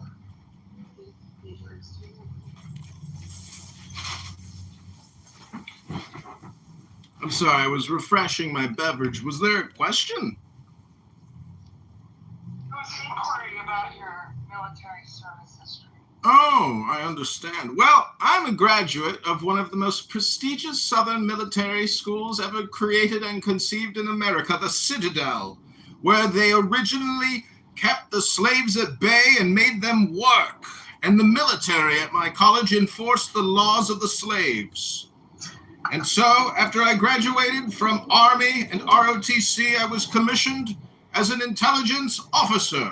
But then, upon going into the military, I quickly discovered there was no intelligence. So, I decided to form my own counterintelligence army unit, a top-secret CIA program known as Clown House.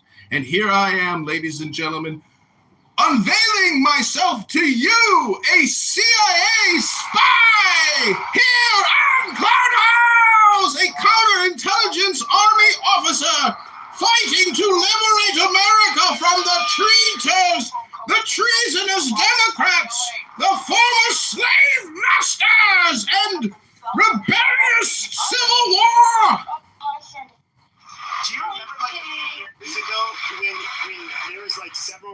going on about me, they all thought I was like a CIA asset or some stupid shit. Like I'd be wasting my fucking time. We still think that you are. What the fuck are we talking about? But we all still think that you are. What would I be? What useful information would I be collecting on this fucking app as working for the CIA? Because it's asinine. I don't know. You guys did a lot just to deplatform Roger. You know, so it's like what? Everybody that's coming out here for entertainment. Why would they be doing that much? He deplatformed himself. He deplatformed himself. I'll just put his picture in my PTR. I didn't say That was the greatest thing I've ever seen, Pepe, when you did that. It's perfect. That asshole came on here with his real name, real picture. It's a feeder. Yeah, we all knew his name. It's true. Sorry to interrupt you, Pepe. Go ahead. No, it's all. I mean, was that Jane? I have not done anything. Hello, Jane. Well, I like the drama, and I have to compliment him. The Karen Bass protest. Oh no. To support Karen Bass. I stand you like that. I'm trying to. I just want to say that Roger Mayhem was the best campaign fundraiser Congressman Kitover ever had. Roger Mayhem raised us $600, Rabbano Shalom, and we enjoyed every penny of it. Oh, wow, where did you go? I didn't do it. Oh, he's out of the I completely. didn't do it.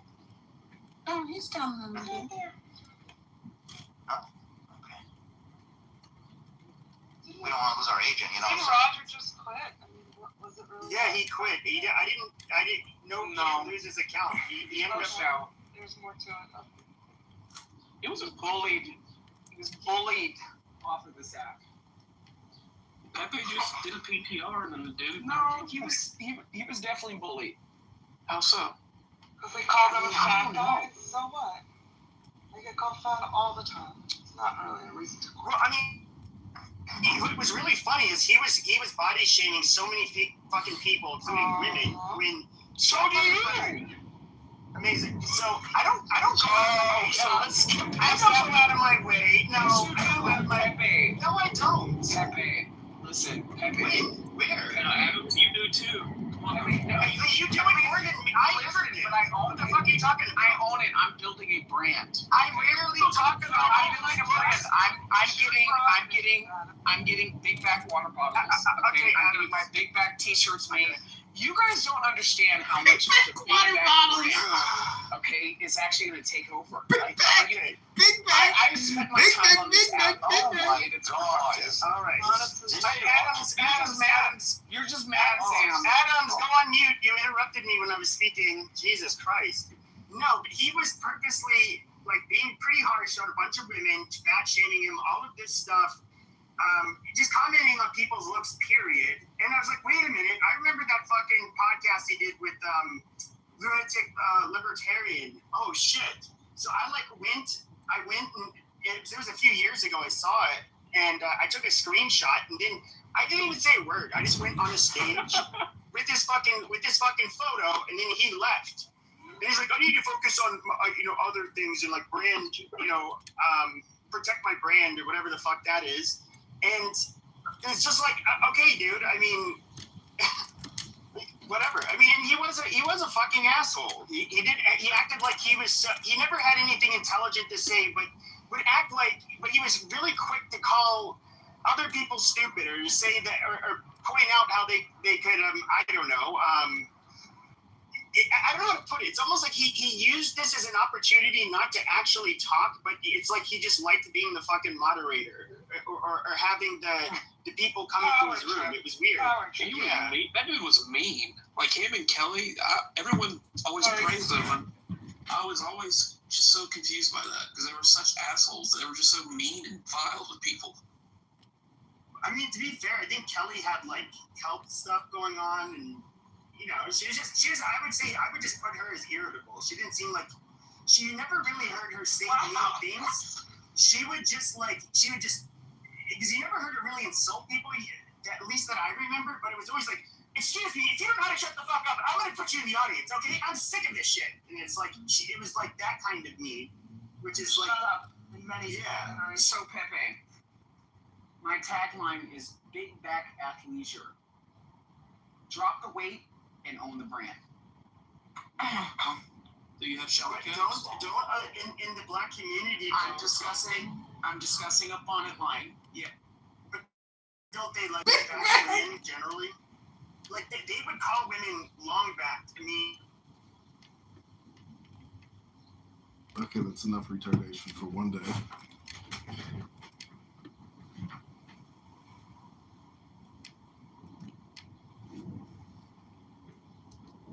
Identity behind being fit. So this is actually meant to directly compete with Lululemon. What about a smoke detector shaped like a shower cap?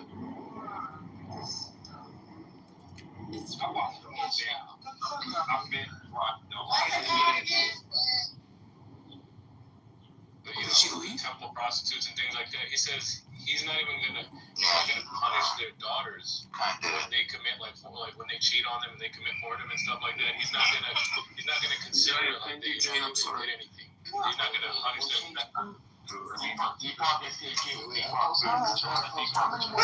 fuck is that? So it is true that like over history, like the Democrats benefited more, right, and gerrymandered more, right? But that's including the historical data that includes. I can see how that. I mean, I'm not gonna lie. The PR seems pretty bad. On that one, I don't really see women liking it. Well, and men as well.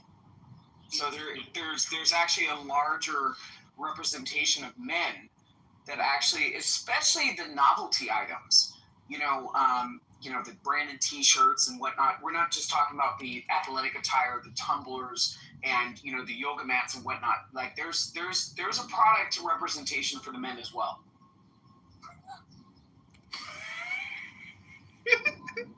Our country is getting fat. My niece, a couple of weeks ago, she went to the store. I think it was at a beach or somewhere. And she was like, I couldn't find anything my size. So she's very slim. They're all bigger than me. This is crazy, man. We got to lose some weight. Is this in the South? Yeah, this is like in Florida, Panama. In the South, yeah. It's crazy. I feel like there's like parts of the country that are where people are. I feel like in the South and maybe the Midwest, it's more common to see like larger people. Oh yeah, for sure. When you're closer to the beach, there's slimmer people. I know this, but the further you go away from the beach, the bigger the shit gets. Because people don't fucking care. Like, well, that's what I know. A shocking statistic to me is that the average black woman weighs more than the average black man. And 20 pounds more than the average. Yeah, you're right about that. Can you believe that? Can you post that data, please? I'm just shocked how fat people are. To be fair though, aren't like black people overly concentrated in what the fuck is this? Aren't they overly concentrated? It's like 40 something because again, you have to include twice married, 3-time married. That's what brings the rate up. If you're looking at just first-time marriages, it's way lower. That's what I'm saying. Like a lot of this shit you're talking about is just for everybody. You're just talking about this, like what you pay, like what marriage is, like that isn't true. That isn't true. I'm saying isn't. Let me check real quick. So newer marriages, you're saying that the rate of divorce is more than 50. It's lower. It's lower than 51. When you look up divorce stats, it only goes over 50 when you're talking about second and third marriage. It's never first marriage.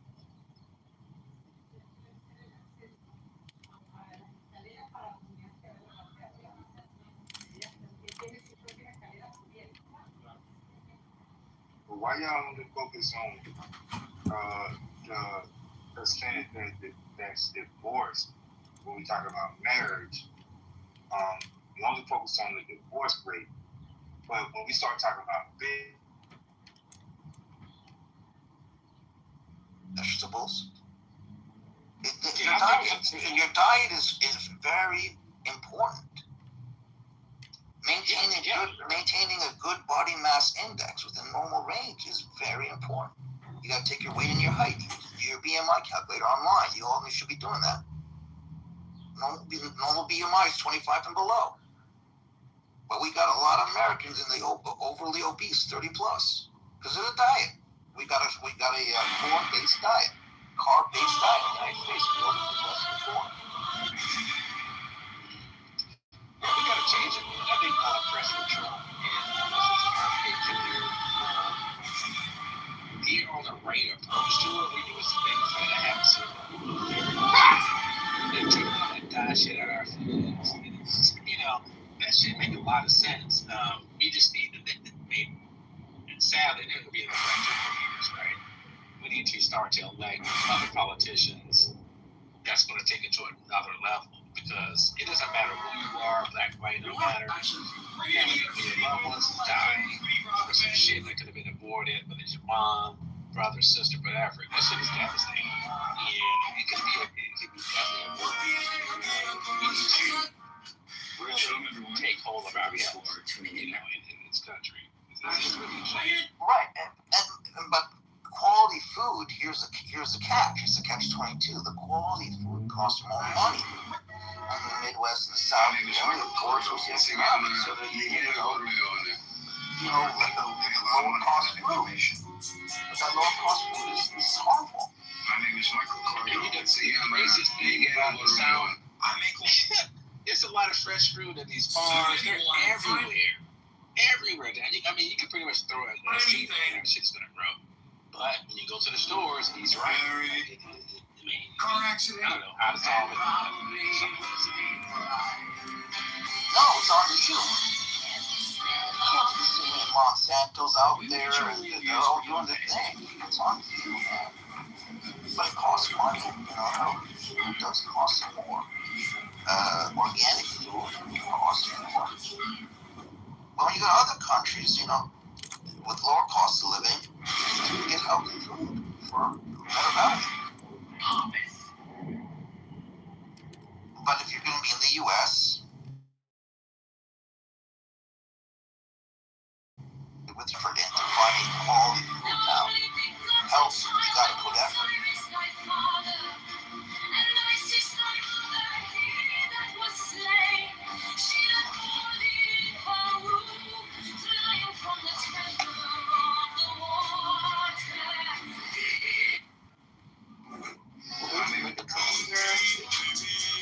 I'm sad.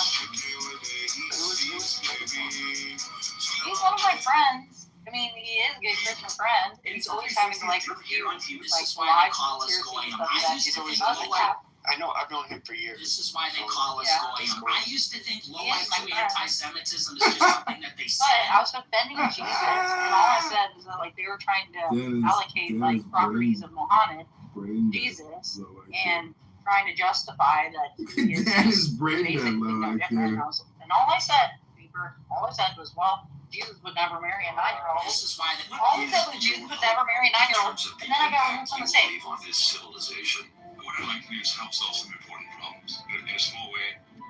It's true. And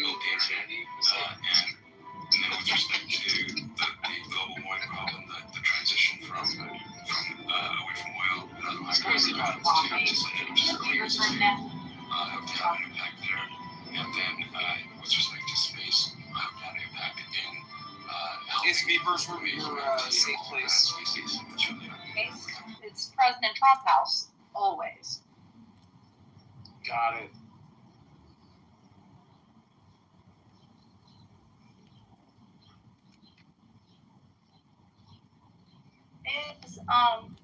Where is Matt?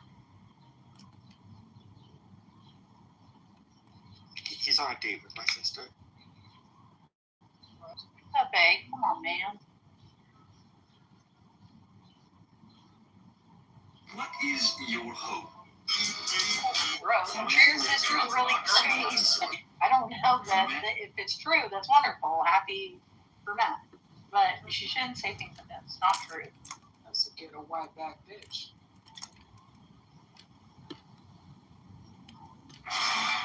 What do they call him, Pepe? Tortas? That's what, yep. That's his Couldn't come up with one fast enough. I see you, Pepe. I don't have any sisters.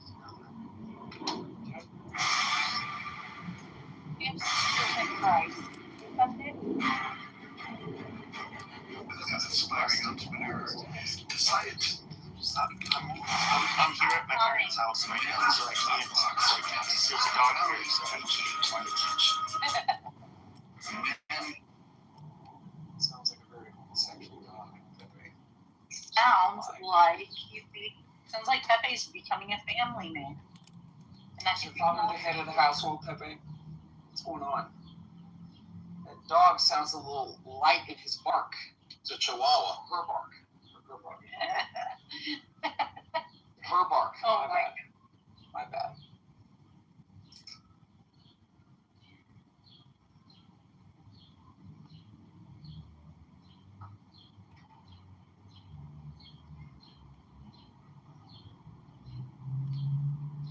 Where's Bima? Pepe says, on a date with his sister, I'm going to punch him. Pepe's on a date with his sister? Yeah. Oh, okay. I thought he was going to say Bima a lot, but that's even more weird. You're a good boy, huh? You good way to go. There's an old dog, and he has like really. So, my stepmom's cousin passed away a couple years ago, and she had their dogs passed away. So they're old dogs, but this is pretty fragile, and he has like really bad separation anxiety, so like.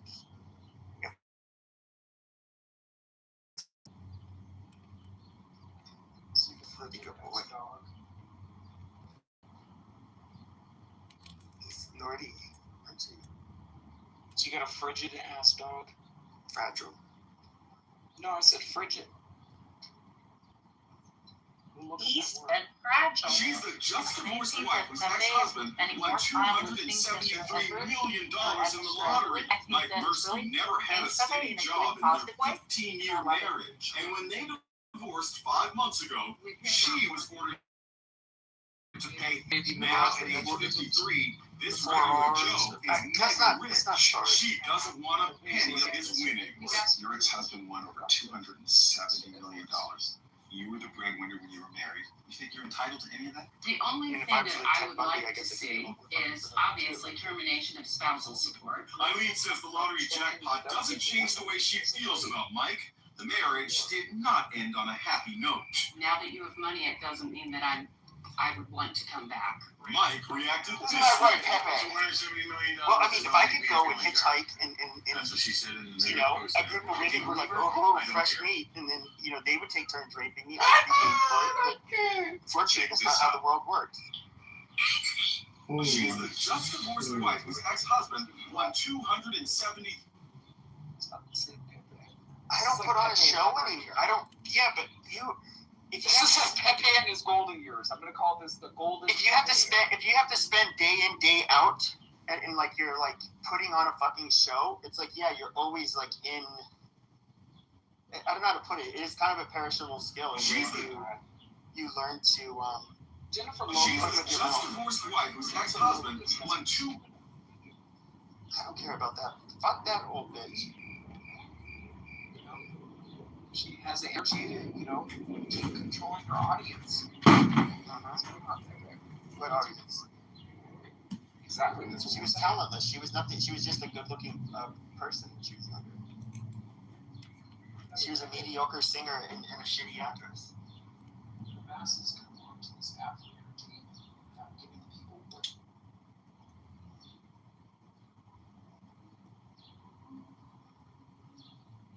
Or your religion was lying to you all this time, and you have a set of empty commandments that don't actually allow you to serve God in any way.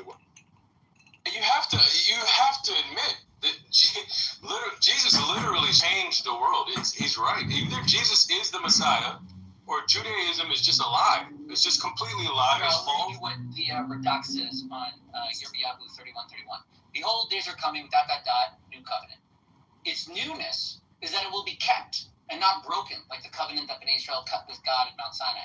Regarding this, and it says, for the prophet Yirmiyahu prophesies about a new Torah, which will in the future come to be. This isn't like a new Torah which was given at Mount Sinai, since it says, not according.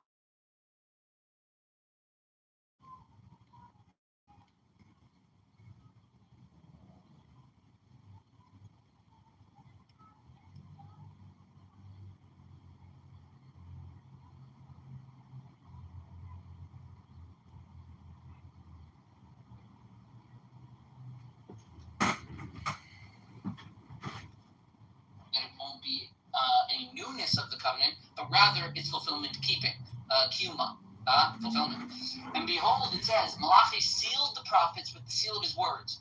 Remember the Torah of Moshe, my servant, which I commanded him in Horeb for infallible statutes and judgments. That whole section will be in the future, just like it seals. Behold, I will send you Eliad the prophet. Behold, you see that there will never be a new Torah, but for the one which was given at Mount Sinai, like it says, which I commanded him in Horeb. And how can this be? What is the equivalence? How can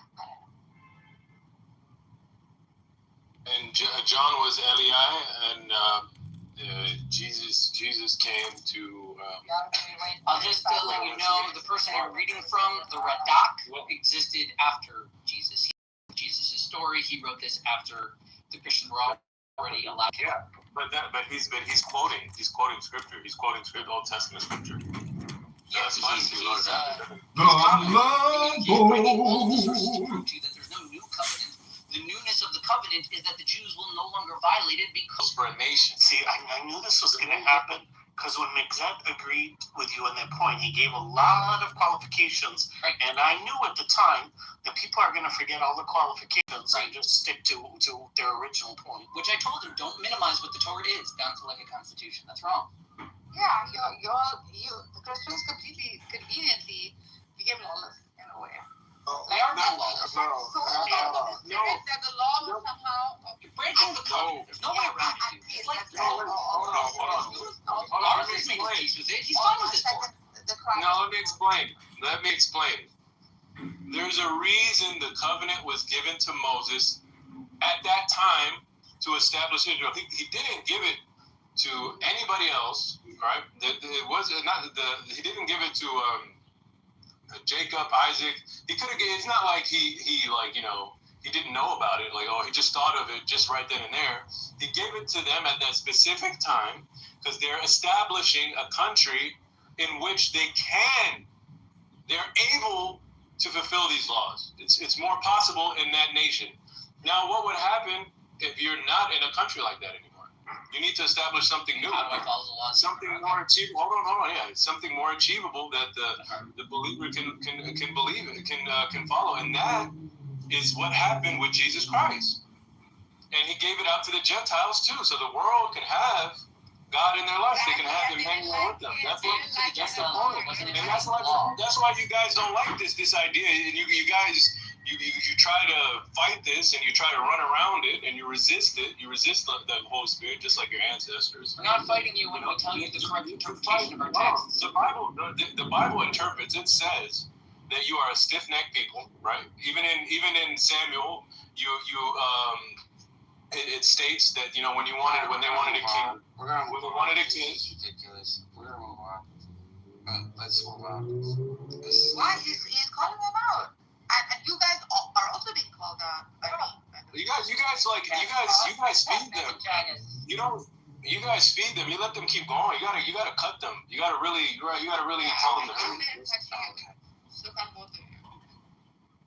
Hey, but can I Question you hasn't proved anything according to logic. No, what do you mean? No, I was listening. What do you mean?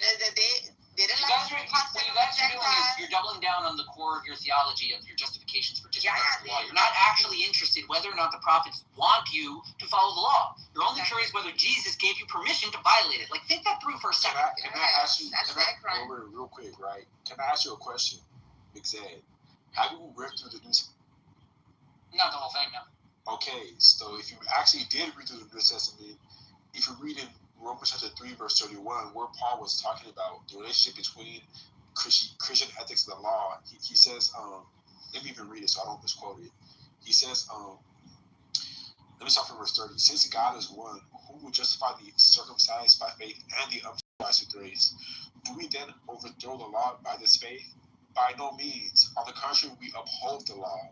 So Paul is saying that the ability to be in the new covenant even allows you to do what Mosaic law requires in the first place. This is why, again, the whole abrogation idea that people accuse many prioritize the two commandments: love God and love your neighbor as yourself.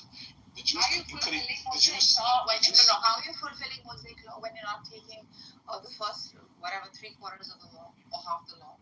Half the law is in doing the law. The other half is in keeping the spirit. The spirit gave up the law. They kept the law, gave up the spirit. So We what didn't give was up the spirit. Screw you. Well, I mean, the way Jesus was teaching, right? Like Yeah, you guys are just accusing us of that. It's a libel. No, yeah, I agree. The prophets did too. Lil Mo, No. One second. Why? I apologize for that. What Jesus was saying is, look, they're Gentiles. They're downtrodden. They too must be included. You did not like that. They were like, oh, no. They didn't like the laws too much. So something had to happen. A middle ground had to be set. For that, Muhammad was sent. Neither both of you did agree with that. You don't like it? This is why you both are fighting. He doesn't like yours, you don't like his. But then something has to be done in the middle, and this is what I think. Historically, this would have to have been the balance. Yeah. But then again. Yeah, can I say? I would argue that keeping the law means that you are keeping the spirit. No, I would say this, right? Yeah, I'm with the Jew on that. You're right. I agree. But that's see. So the two most important commands of the law, right? Is number one, love the Lord your God with all your heart, all your soul, and all your mind. The second most important command is love your neighbor as yourself. The reason for why the Jews did not follow the spiritual laws is because they ignored these two commandments, especially the second one. They thought they were loving God by being an ethno-nationalist cult and hating their neighbors and literally cursing their enemies, such as the Berkat Hamini. They were therefore abandoning the commandment of the law, which is to love their neighbors. Yeah. Do you know what a min is? You guys didn't keep one good. Minim means yeah. Do you know what minim are? 1 second, you violated one main Jewish principle, the one God. Sure. Okay. I mean, you're right that it's a type of a heretic, but it's a very specific type. Specifically, a type. It is an objection against sectarianism. Min literally means type. It's cursing those who deviate from Judaism. That's what the curse, the blessing of the minim is. May God stop those trying to cover up the Torah, the sects. No, that's not all you pray for. You also pray for them to be and we were talking about Christians. Yeah, and you pray for them to be blotted out of the book of life. That is not love whatsoever. That's not what the blessing says. Yes, it does. Yes, it does. I can read what the blessing says. No, it was after. Why always with the Christian go with love? What? Yeah, Ted, he knows the blessing better than you do. Yeah, I say it 3 times a day. What do you mean? He knows it very well. So if you look at where are you supposed to go with hate, Muhammad? If you look at the argument, it's emotion. Bruh. Okay. If you look at the Berkat Hamini, the original text, it did say that may the Nostrim be blotted out of the book of life. But this was added under later Jewish texts so that they would avoid direct suspicion out of society to avoid persecution. Let me post a link in this. I mean, are you talking about the Psalms or David said, I love you, I love you? So what? No. You weren't listening. You weren't listening. Very good point. I'm saying that's the main command. That even that is conditional. God doesn't love the disbelievers. Like, that's conditional. That's not God love. Yeah, but that is not raised, right? Oh, no. It's not based on classification. It's not according to the Bible. According to the Bible, it's not that God doesn't love them, but He can't save them. Condemn them forever. He has to, because He can't do anything for them. So He loved them. So He condemned them forever. He loved them so much. Then your understanding of love is crazy. No. If you look at Ezekiel 33 verse 11, it says, "I take no pleasure in the death of the wicked, but rather that the wicked may turn from their way and live." That's literally what Scripture says. There's no, like, a lot of what you're going to argue is ex post facto nonsense that the Bible doesn't actually. So the 2 commandments that Jesus cites are both found in the Torah, and he starts it by saying from the Shema, Hear, O Israel, the Lord our God is one Lord. Correct. That's, yeah. What does one mean in the Hebrew when they use it? What Who gave you the permission to use the three distinct? Hold on, guys. Where do you get the three distinct persons? This doesn't help you though. This argument doesn't help you because one, the word that's used for one is akkad, and akkad can mean together as one. Bro, we gotta get more Messianic Jews here, bro. Yes, it can. Yes, it can. It does. It does. Yes, if Euro is a Jew, he would know. If Euro is a Jew, he would know. He knows the Hebrew, he would know. Yeah, this is true. So, would you say that you understand the religion of Jew better than them? It literally says, I didn't say that. Adonai Eloheinu. So, how they that is basically what he's claiming, yeah. I'm asking him, is that not true? He would have to lie and say no. Let's say I'm not saying I know better. I'm just saying somebody can. And how did I understand it then? You're understanding it from the basis of your. They understand. Yeah, you're. No. I'm talking about the Jew. You're understanding. Forget Islam. I'm saying how they understand it. What their understanding of it. I mean, the Bible says they don't really understand it. I mean, they know it by the letter, but they don't really understand it themselves.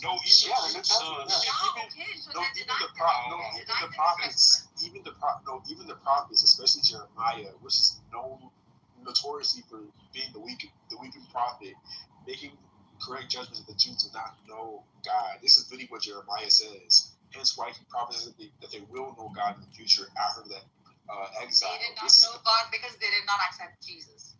That would be the reason. Not Jesus is God, but Jesus who taught them what it is to love thy neighbor as thyself. This was the basic principle that was violated by the Jew. I agree, and that's why I made the conclusion. Based on that, they do not follow the spirit of the law because the spirit of the law requires them to do that. That was the only argument I'm making. I'm not making like a whole I'm not making a emotional sermon like But you can't. It's Muhammad. The violation of the oneness, the nafs wahid, was what was happening. For this, Jesus was a necessity. So that there would be unity, so that the Gentile would not be oppressed, so that there would not be this exclusivity based on race, color, whatever. And Jesus came to clean that up. And one of the didn't like it. And one of the main requirements. That's not true. I can make the argument for Noah. Like Noah came for all the people also. But there was no people for him to minister to. Everybody else died. People. He basically built a boat, hid out on it, and let people die. Yeah. I was just gonna say, as Korah's point, he came from people. Exactly. Like there was no people for Moses to save besides his family. But that's the argument. You're making. You're saying that Jesus came for all the people. When a prophet is sent, it's sent to correct things. This would be like a logical way to look at it. And also, there's some imbalance in that godly system. For example, if there is but also if I accept that premise, and I have no problem with that premise, you have to provide evidence of the correction. Would you accept or not? And also, I want to correct something. Then if you believe something that they don't believe, you have to have an evidence for it. Real quick, right? They didn't believe anything. I want to correct something. They're making distinction. It was a cultural, social problem that they're facing because of the entrenchment in laws, because of drowning in the laws, and just keeping that without the spirit. They forgot their fellow Gentiles. They forgot the Goyim. Yeah, can I say that real quick? So what? You didn't answer my question. I said I accept the premise that they come to correct. Like I have no problem with that. But for you to make that claim, you have to provide evidence of the correction. Of the divine law. Of the correction. The correction is the one which he read. The Gentiles and what did he read? Love thy neighbors as thyself. Okay, then if that's the correction, What law is previously was wrong? There was no law that was wrong. I agree with you. That was the crime of the Christian. The Christian didn't keep the law, right? The law was not the thing. One sec. I can iron out that wrinkle. I agree. Yeah. I agree. I understand your point. Then Megzed have the right to everything he said, because his claim is the law doesn't change. Yeah. That's why then what we are? Yeah. Then what we arguing? We arguing the law wasn't kept. That's it. Yeah. Well, for who? For everybody, even the Gentiles. The Gentiles didn't have a law. They were separated. They were made. The Gentiles were not supposed to follow the law. They were separated. But this was their crime. But you said the correction came with Jesus. He said, I came to fulfill the law. And you said in the same time, Jesus was for the Gentile also. But he didn't take out the law. These guys do that. It's a permissive correction. It's not it's a permissive and instructive correction. It's not like a correction because of what they weren't doing. It's saying, hey, you guys haven't followed the law so far. I'm not going to respond to that, but real quick, one of the responses that exist. So he said that the only commandment of the prophet was to make Jews obey the Torah, and that is absolutely not true. If you consider how in rabbinic tradition, even going up to the Tanakh, Balaam is considered a prophet. But Balaam was a Gentile prophet who cursed the Israel, or who wanted to curse the Israelites until it was told by God not to. And he actually was accused of leading the Israelites away from God. So how is he a prophet if he was disobeying the major requirements for prophets according to Megzed? Yeah, he answered it in the first place. Like when I asked him about abrogation, he said that depends on things that they do at the time. That's it. He didn't say he disobeyed the law. He said, I think you heard him, or I have to repeat his answer. Please go ahead, because it's not recording. Yeah, I don't know the specific that you mentioned, but he mentioned many other examples, like David, like Ibrahim, like even the children of Adam when they marry from each other. He would say the law didn't come for them. So what they say, like they acknowledge what they did as wrong, for example, if they break the law, but the law didn't exist in their time. The final and the message that the law can complete was at Musa. This is his argument. That's not exactly what he said. Yeah. What he said was that there is no abrogation, that the law it applies all the time, and it's not that the law didn't exist at the time they did these things. He said they didn't know the law. So there were people that broke the law because of, between ignorance. Which is a very different thing. Yeah, I said didn't exist. I said I should be clarifying. It didn't exist on their knowledge, so the law always exists. You're right. But they could have included them, taught them, been one of them. They didn't do it. This was their crime. But that's his argument. Yeah, I just explained. So how do Christians break the law? I'm curious. They break the law, they didn't keep it. Such as, they kept the spirit, they didn't keep the law.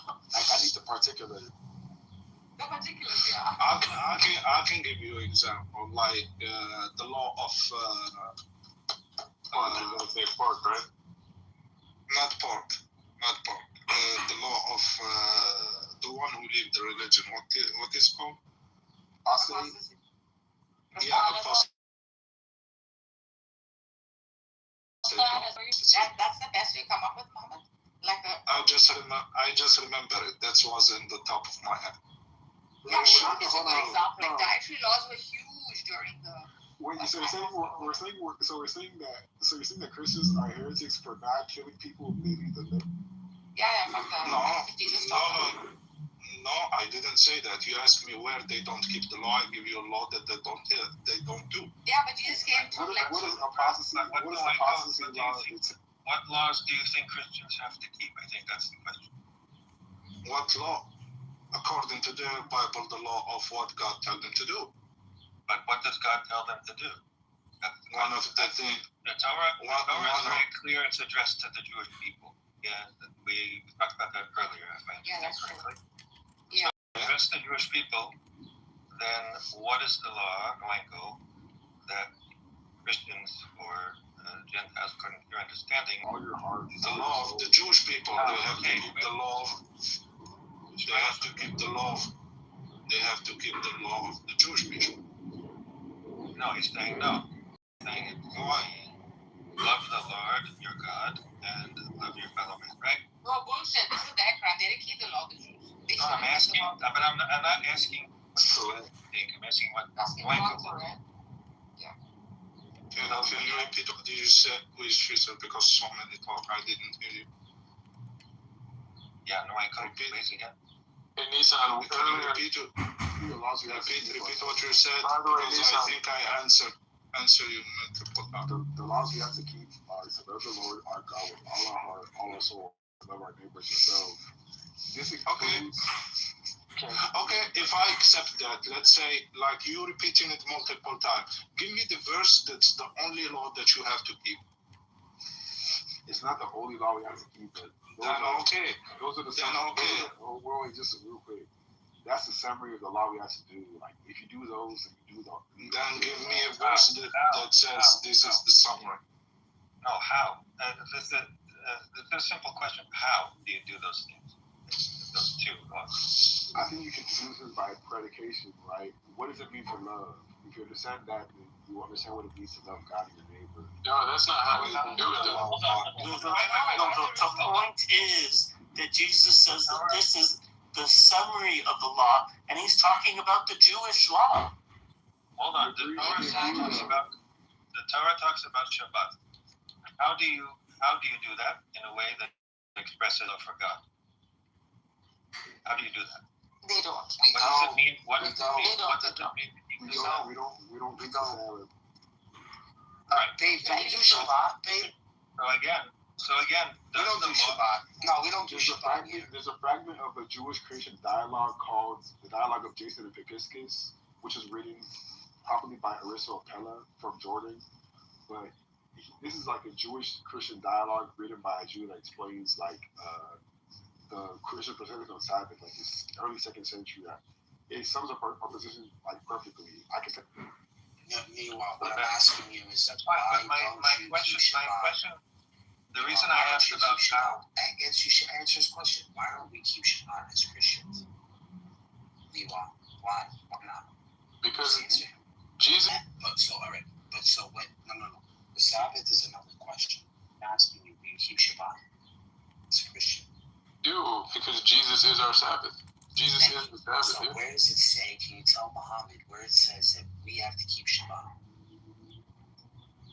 Because we don't. We don't have to keep Shabbat. Mom, do you keep Shabbat? Because this is going to trickle on you. Maybe you have to tell us that we have to.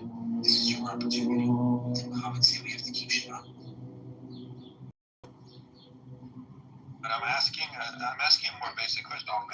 The commandments to love God and to love people, right? That's the issue. Now the question is, how do you accomplish them? And if you don't have the laws, as they were talking about before, then it's essentially up to every individual to decide what that.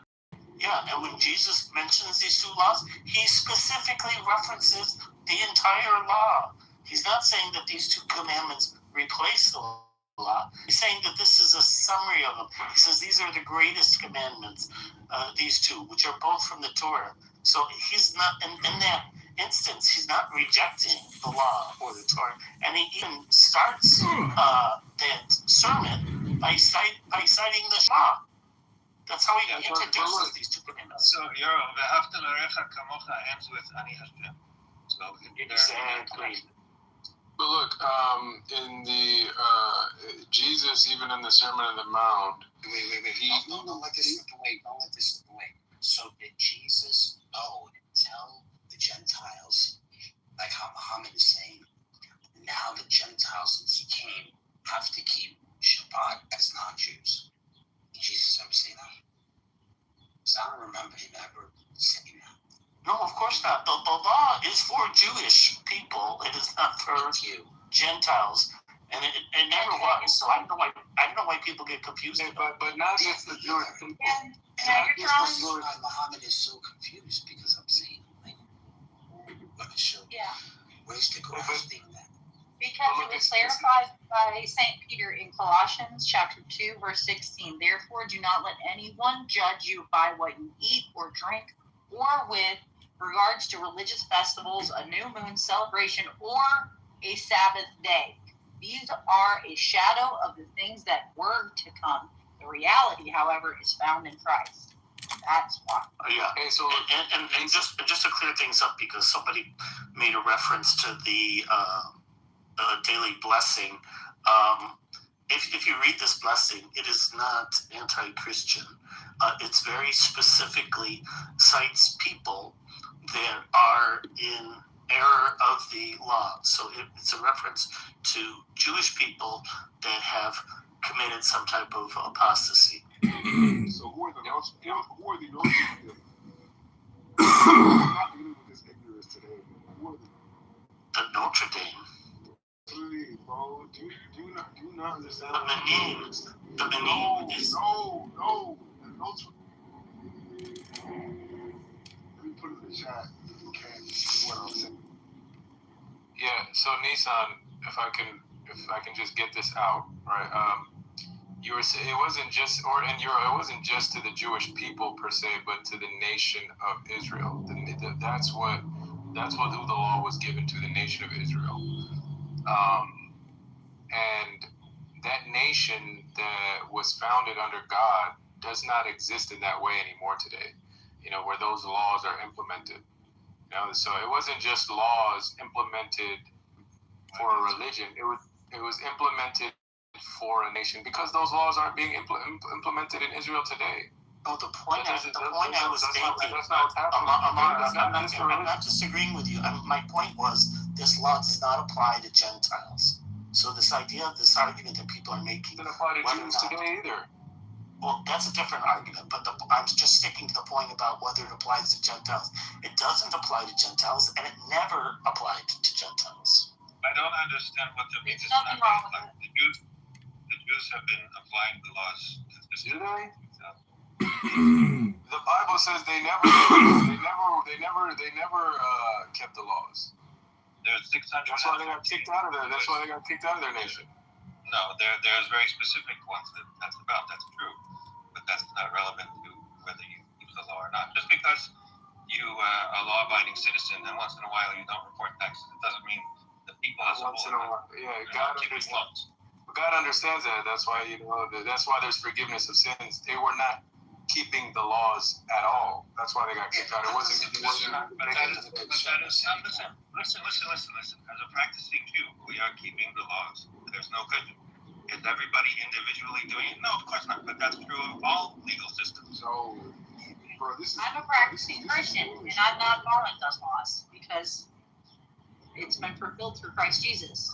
If God is true, then you're lying right now. They never kept the laws. That's what the Bible. Not one single person kept those laws. We're just protecting ourselves here. Not one single person could. Right? This whole thing doesn't make sense to me. Not one single person could. It doesn't make sense. Okay? There's 613 categories of laws. Never mind laws. Categories of laws. So some apply to Kohanim. Some apply to women. Some apply to men. Some apply to owners of slaves. Some apply to people who lend, people who have business. Some apply to people that travel on the sea. Some apply to... Nobody could keep all of them. That's clear. Even those that apply to me, let's say, I am not 100% following them because it's difficult, because I'm tired, because of God knows what. Okay? Because you're not in a nation of Israel. And as a society, supply, these laws were given to a nation of real people, not a nation of angels. A nation of real people. I understand that, right? But within the nation, it's more possible, I guess, within the nation. Now let's just apply it to yourself. Because I'm sure they even followed the law better than any Jew could today. Simply, just logically thinking about it, because they had a nation that was the laws were implemented on. Now you live in a Gentile nation, or even if you live in Israel today, they are not abiding by those laws. They have a totally But it's a different. process. But it's a process. It's a process. It's a process where Israel is But you need to not be Donald Trump. It's true that in outside Israel there were limitations on what could be applied. But the whole purpose of return of the people to the land of Israel, according to the Bible itself, is to now apply it on a national scale. As it's meant to do. But if you're just going to keep repeating over and over, they don't follow the law, they don't follow the law, they don't follow the law, listen. That's not all I'm saying. That's That's just not all no I'm saying, problem. Megatron. But Megatron, that's not all I'm saying, dude. That's not all I'm saying. You said it. You're going to say it Yeah, again. I'm saying it, but that's not all I'm Say saying. it again. He's going to answer. I'm rebuttaling the way he's saying. Like it gets boring. I'm rebuttaling him. I mean, you guys are boring. You don't even keep. What are you talking about? You're boring, dude. What do you mean? Keeping the law? No, that's not what I'm trying to say. If you pay attention, that's not what I'm trying to say. Go over there and start telling them to keep the law there. I don't know. I'm not saying that, dude. Pay attention. Megatron, I think that believers are called saints. So I would rather be called a saint if they don't want to call me a Christian instead of just a Gentile. Okay? So real quick, man, if you go to Isaiah chapter 59, right, and this is like very prominent in the words of the prophet, right? The prophets often mention very polemical claims about the majority of Jewish people saying that they do not follow God. This is very clear in Isaiah chapter 59, verse 7 to verse 8. It says, their feet run to evil, and their swift to shed innocent blood. Their thoughts are thoughts of iniquity, desolation, destruction of their ways. The way of peace you do not know. There is no justice in the past. They have made the roads crooked. No one who treads on them knows peace. Therefore, justice is far from us, and righteousness does not overtake us. We hope for light and behold darkness. So, right? So, this whole notion. So it's 3,000. Hold on, it's 3,800 years of history. So, there, if you open the Bible, all of it, you will see there are periods where the Jews are keeping the law, etc., etc., and there are periods when they're horrendous and terrible and not keeping the laws and they're being nasty people. So what? That's not the everyday citizen. You do those 5 things, bro. It don't even matter if you don't have oil in your country. America will go there and fuck you, bro. They will fuck you, bro. Oh my God, France. No, France is the worst, bro. I think France is worse than you. Nah, bro. Listen, I'm gonna post here what we advise. They still control the CF. As an imperial force, France is historically worse. Yeah, they still. Well, yeah. Well. France has a right to defend itself. They had an empire sort of longer than America, so obviously, and then also like America's charged with like, accused of this sort of neo-colonial. We do it clandestine. Campaign. But yeah, America America supported a lot of the independence of a lot of these African states because obviously they had kind of more sort of sinister neo-colonialist designs on Africa, like military bases and whatever else, rather than actually having colonies. But it's not some of the really frivolous, like not even frivolous, like bauxite, sugar. Just recently, those like pistachio lobbyists that were basically, hawkish on Iran, basically trying to lobby the president to go into Iran because Iran's like one of their. So it's like it's really, bro. What? The pistachio? Really frivolous commodity.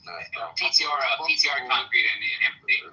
I think this is a French design or a Polish design. It's a real weapon. Yeah, what you say? What the hell? No, I said no. That was big nut. That's obvious, bro. This nigga. Hey, don't try to ingratiate yourself with the crew by funny jokes, because nigga, you are with the you are feminist. You're on the outs. Oh yeah. You don't like the crew. You want the crew to fucking I'm a big time feminist, bro. I don't deny it, bro. Yo, what the fuck? That's my baby daddy. Right. But they didn't fulfill it. Why? They couldn't put it in the fatty part of your stomach, Megatron. This was the problem. They couldn't unify. You just do it here after all. So what they're chosen for is to be a light to the nations. Right, and they're following the law, which the Christians didn't follow, by the way. Completely. The Christians fulfill that prophecy because it's through the Jews. It's through the Jews who are Christian, not most Jews, but the Jews who are Christian, that the knowledge of God spread throughout the world. The Jews at this time period were very exclusive and did not want to essentially You Gentiles. also like gave away with the laws. Like, the Jew was very That's well. not the point I'm making right now. No. One of our greatest rabbis and philosophers from Maimonides agrees with you, Michael, that Christianity served that purpose. He also considers it idolatry. That's not a contradiction. Yeah, and it's completely like speaking destroy the very concept of the with making Jesus. So this is what the Jew would say, right? Boy, this Nissan is really good. Bro, we just have metaphysical. We just did our homework on. They think I'm idolatrous. But Maimonides also believe that black people are naturally inferior, bro. That's a genetic fallacy. That's a genetic fallacy. I know that's a genetic fallacy, so I'm not using it as an argument. I'm just saying. What Maimonides did was posit the one God, the same that the Jew came with, was true for God. We didn't forget that. We did our homework in understanding God's mind and His spirit. That's all. Made God a man. This is what the Jew is going to tell you. Yes, it is. Yes, it is. It is a man. No, man. You got to be that. I can use your phone and show you. Anyway, yeah. So if you go to Isaiah 6, beginning chapter there. All right. Describes God sitting on the throne, filling up His hands. Trying to follow the Muslims after this? Are we done with the Jews? It's not trying to follow the Muslims. I haven't with the Muslims yet, so let me show them out. Megatron. Yo, Nissan, read the chat, bro. This is what Isaiah said about like the. Yeah, in Megatron. Yes, I agree. I'm not. I explained to you that is a period of time. We're not even. So complicates the whole thing. Like, exactly. Taken in consideration. Like, I know. But if you look at it, but that's okay. I still love Megzet. But listen, in Acts. He is. In Acts 15, it says, certain people came down from Judea and Antioch and were teaching the believers, unless you are circumcised according to the customs taught by Moses, you cannot be saved. This was brought to Paul and Barnabas into sharp dispute and debate with them. So Paul and Barnabas were appointed along with some other believers to go up to Jerusalem to see the apostles and about this question. The church sent them on their way as they traveled to Phoenicia and Samaria. Because they told how Gentiles had been converted. The news made all believers very glad. When they came to Jerusalem, they were welcomed by the church and the apostles and elders, to whom they reported everything God had done through them. Then some of the believers who belonged to the party of the Pharisees stood up and said, the Gentiles must be circumcised and required to keep the law of Moses. The apostles and the elders then considered this question. After much discussion, Peter got up and addressed them. Brothers, you know that some time ago God made a choice among you that the Gentiles must hear from my lips the message of the gospel and believe. God, who knows the heart, showed that He accepted them by giving them the Holy Spirit to them, just as He did to us. And He did not discriminate between us and them, for He purified their hearts by faith. Now, why don't you try to test God by putting up next to the Gentile the yoke that neither we nor our ancestors have been able to bear? No, we believe it is through the grace of our Lord Jesus that we are saved, just as they are. Hey guys, That was no, because this will take like 5 seconds. Stop. Okay, I'm about to drop off the face of the earth for a few days, so I just want to say bye. I'll be back probably later in the week. Okay. I love you. Love you. Bye, I love you, Laura. Great time. Sister, I have never heard the full context, the full text. That's great, thank you. I now am fully convinced that that story is apocryphal and never took place. Wait, Nissan, could you just? In the I kind of missed. Wait a second. People, please. I just have a clarifying question. Can you just summarize the story because I missed it? With the claim. Are you doing the Shahada, Nissan? You don't be a Muslim. He just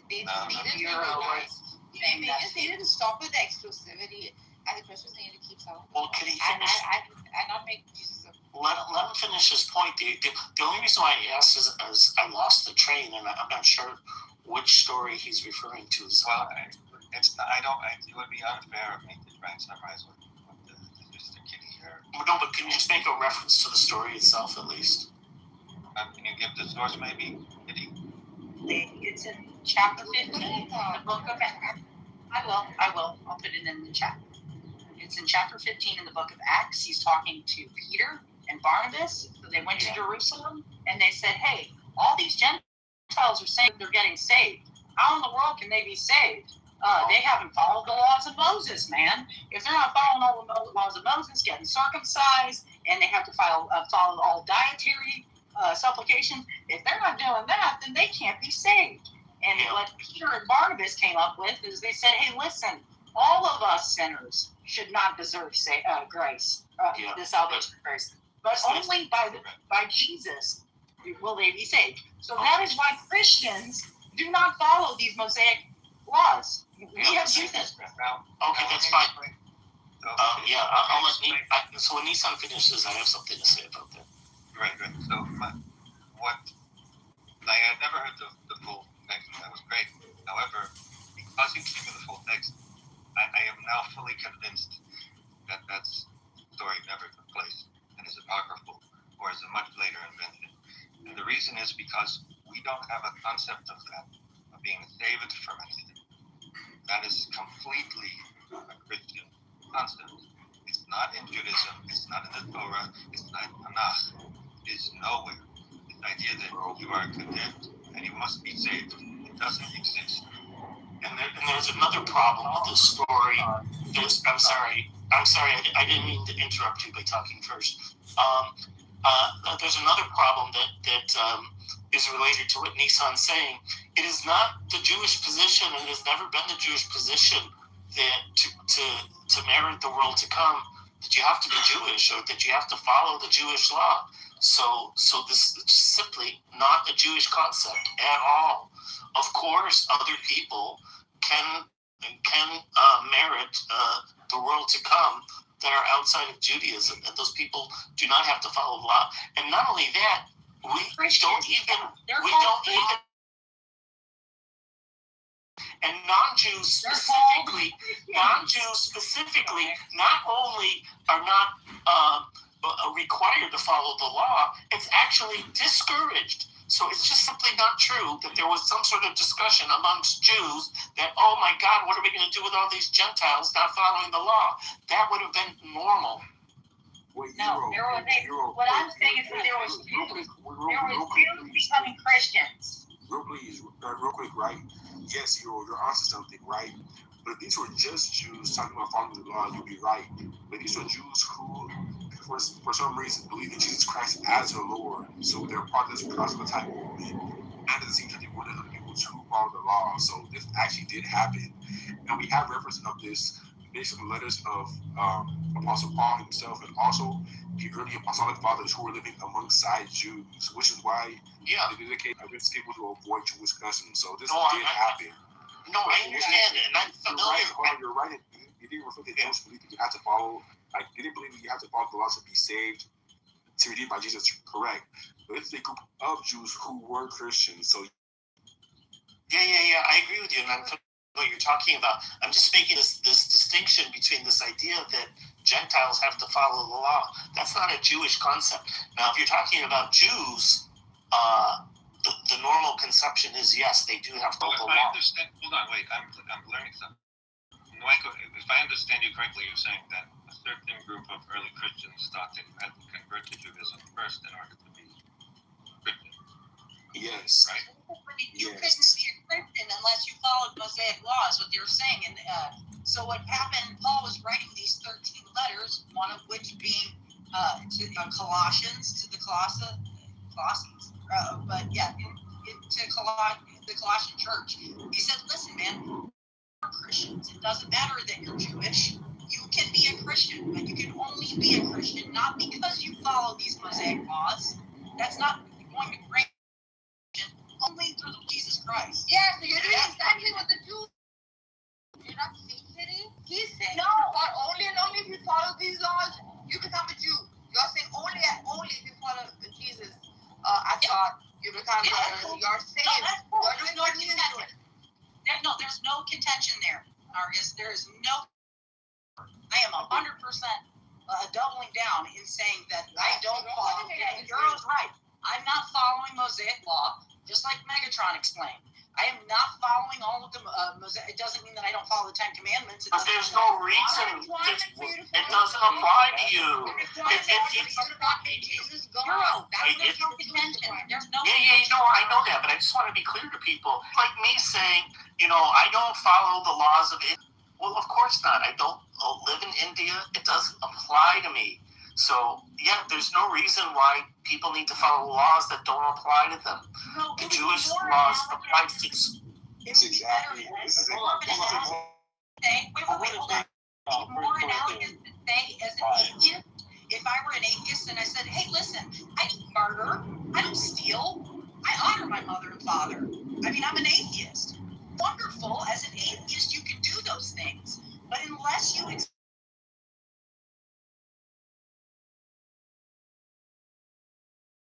heaven, Christians believe. Not what Jewish people believe, not what atheists believe, not what Muslims believe, but Christians believe that. Yes, but the most the laws to avoid sexual immorality and the laws to not consume what is strangled. Which is funny enough, the same laws that James actually prescribed for the Gentiles who were becoming a Christian. Acts 15, right? Yes. That would correlate with 1 Corinthians 5, right, where Paul gives someone to the destruction of their flesh because they slept with their fathers. Right, but I wonder, that's sexual immorality, right? That's Leviticus. Esau, what Leviticus is sexual immorality? Is it 18? I'm not sure. No, Paul even doubles down by saying that that not even the Gentiles do, meaning that it was something commonly known amongst them not to do, which means that it was a severe abomination, even in Gentile common law itself. Yeah, but there's like the sexual immorality laws. Our dogs or brothers or cats or anything like that either. No, it's not sexual immorality. It's more than that because we see, like, if you go to a Muslim country like Pakistan, they're still sleeping with their first cousins. It's not healthy. It is not producing good fruit from the womb. It is not beautiful in the essence of productivity for the purpose of fruit from the womb of a woman. Yeah, not every Muslim marries that. Stop this. How do you have sex with I'm just saying Pakistan. This is yeah. Who cares? That's culture. They've been doing it for like years and years.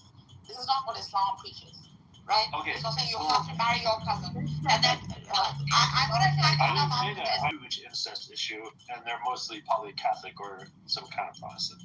Okay, does that make you feel healthy? Not good. I'm not saying that. Who's propagating freaking cousin marriages? No, I'm saying it's not mandatory to do it within Islam. Let's see. It's been a very good day today, being extremely honest, transparent, unbiased for Euro and me. Okay? To see through, and Cora, who left, to see through it and from the outside, call on. What is missing to an unbiased law? To a biased law. And this should be like, we should accept the truth. The only time we accept the truth, we align with reality. And in that, there is success. So how many of your cousins? How many cousins did you? Can we not continue that conversation, please? Yeah, we go to that after this. How many cousins did you have sex with? I have agreement to you. Anyways. Calling you. Yeah. So you've had sex with all your cousins. Anyways. I don't know to any of your freaking organized power structures, bro. I'm calling you out. Don't you see what I'm doing? Bros. And so the whole point about Acts chapter 15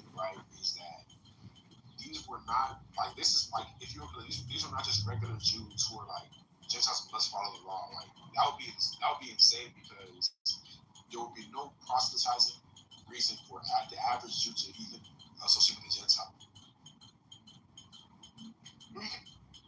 Background. And you never heard the mom. Oh, he was a stay-at-home dad, though. Yes. You know that?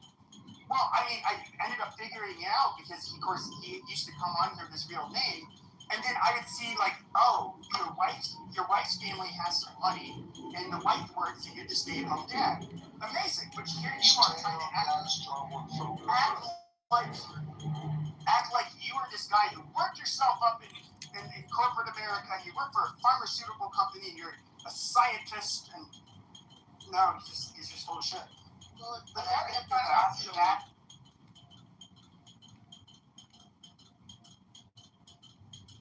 Yeah, he's a trust fund baby. No, he's not. You married a woman who's a trust fund baby. Yeah. No, he's from a single mother in Boston. He did. I ended up talking to him. He did seem to have like a grudge again. Not a grudge against me, but he was very sensitive. But he ended up telling me he went to like he's not a dumb guy, but he told me that like he went to this school for like I guess the more gifted on the lottery, right? And he was No.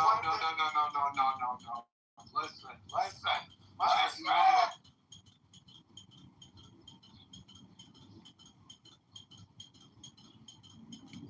The Metco program, which voluntarily bused black students from the inner city into the suburban schools so that they could get a better education. No, that's what we're saying, Alan. I was wrong because I thought he would tell that. No. He did.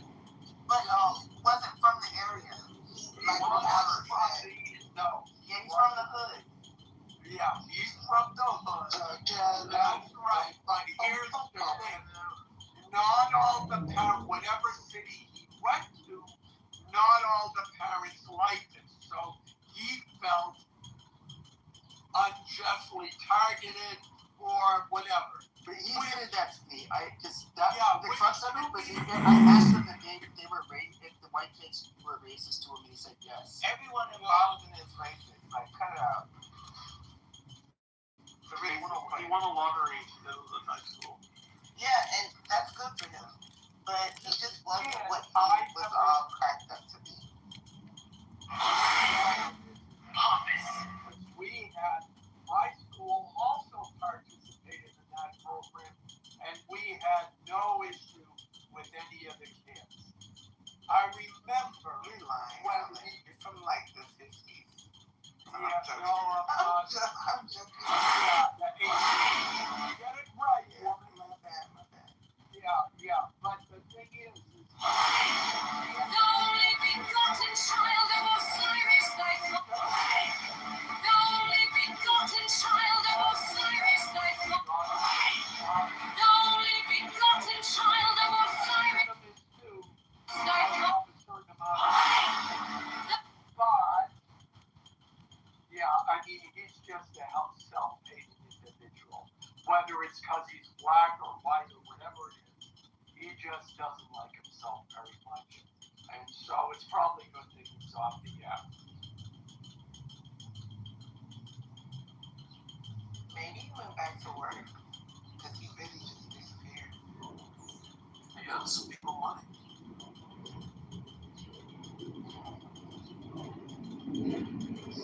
But he was obsessed with wealth and money in class. That's all he talked about. My daughter's tuition is this. You guys can't afford it. I have no doubt in my mind. Usually people will then project. I had a guy the other day who was talking about how I'm like, what? Like, you know my financial situation? He's like, yeah, you're broke. I'm like, bro, like, usually when people say that shit, they're projecting like that they're actually broke, you know? Yeah, it's not what you make, it's what you keep. No, I don't think that he was lying about. I think that he is financially wealthy, but I think that he's missing out in his personal life. You know what I mean? Or he tries to compensate by saying he has a lot of money because the personal stuff. Well, the thing is though, I grew up around I just find it so. It's just. What's that other person that they said used to Black Debo? What's his name? Death Row type person. Suge Knight. And I'm calling that man's son the wrong name. It's Elliot. I'm gonna call that man Julie. Like he's the white Suge Knight or something. But okay. Shout out to them.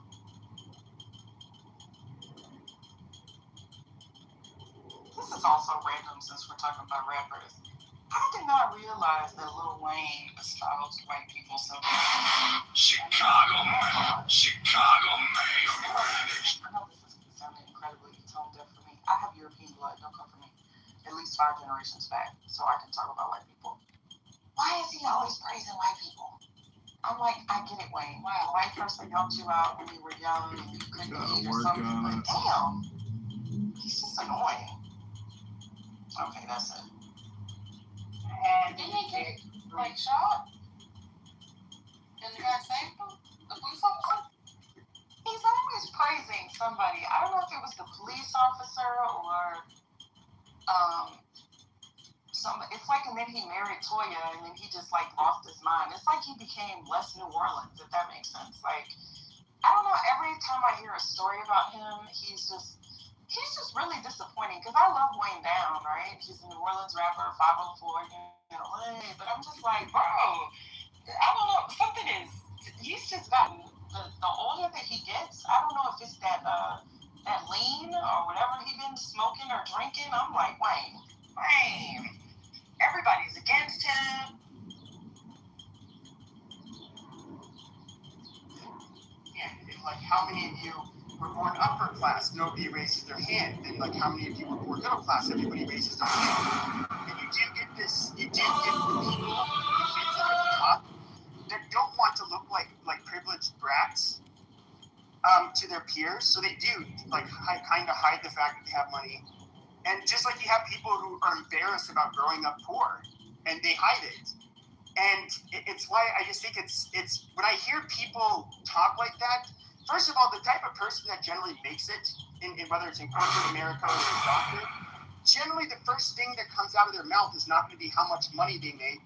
And then asking you how much money you make. It's just not, I never witnessed that. Well, you've never witnessed that. No, that's true. No, that's not what they did.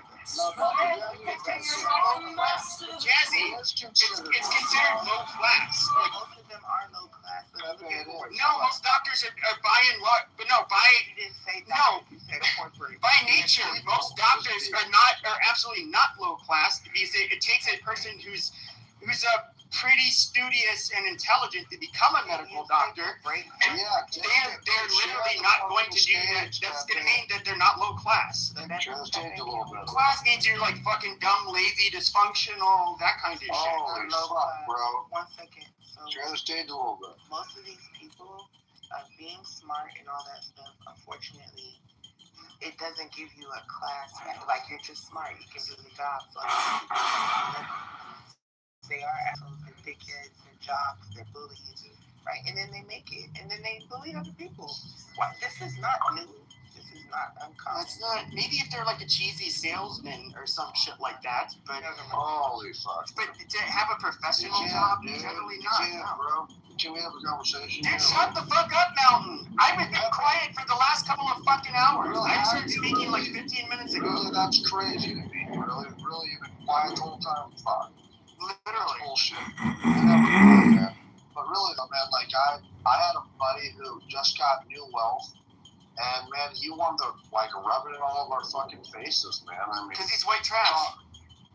Well, I mean, but you're acting like white trash doesn't make it to the top, and that's what I'm trying to Okay, tell. there's a difference between you can be somebody who opens up a business, bro, and you can be rather successful. You can be a salesman, make a lot of money. But that is not. But what I'm talking about is he's somebody who tried to make it sound like, I have this master's degree, I work in big pharma, and the executive level. Like, in other words, somebody that would not be low class, somebody who wouldn't have status. And so this is where it's entirely different. Because you're a podcaster, right? So I think at the end I'm not a podcaster. I don't have a podcast. Okay, well, I don't know what Well, you fuck do. you, shit, You bro. don't go to work. Yeah, you don't But work. long story short, I think that luckily I don't talk during the day on the weekdays most of the time. Oh, you work from your home. Okay. But listen, I'm just trying to make not really as much anymore. It's why I don't talk it anymore during the day, really. Pepe, you don't do what he does or what any of these other people like Goat does. Goat has access to the National Archives, and I'm not. Goat's the professor. I'm not trying to take up for them. What I'm trying to tell you is once they get around people that don't have these credentials, they feel better than you. I'm not agreeing with it. I'm just telling you what happens. You got people. I'm not done. We're on Clubhouse, right? A lot of us came out here talking, and a lot of these people work in these fields, so they look down on us, right? There's nothing wrong with it. It's nothing new to it. Just like Dr. Copeland, right? We weren't allowed to say anything about COVID around him because he was going to correct us. So I'm just saying, like, this is Isaiah. But to call them low class, sure, that's fine. But it doesn't negate the fact that they have money and they made it, right? So you can say that, but they have money. Well, I would say I read Goat a lot differently. Perhaps maybe he does like to be the smarter one in the room. That could be, I don't know. But I have felt his pain. And look, Goat is compared to, and I'm just going to speak specifically to the black people, he is probably the smartest black person that remains on this app by a long shot. You are. No, I'm dead serious.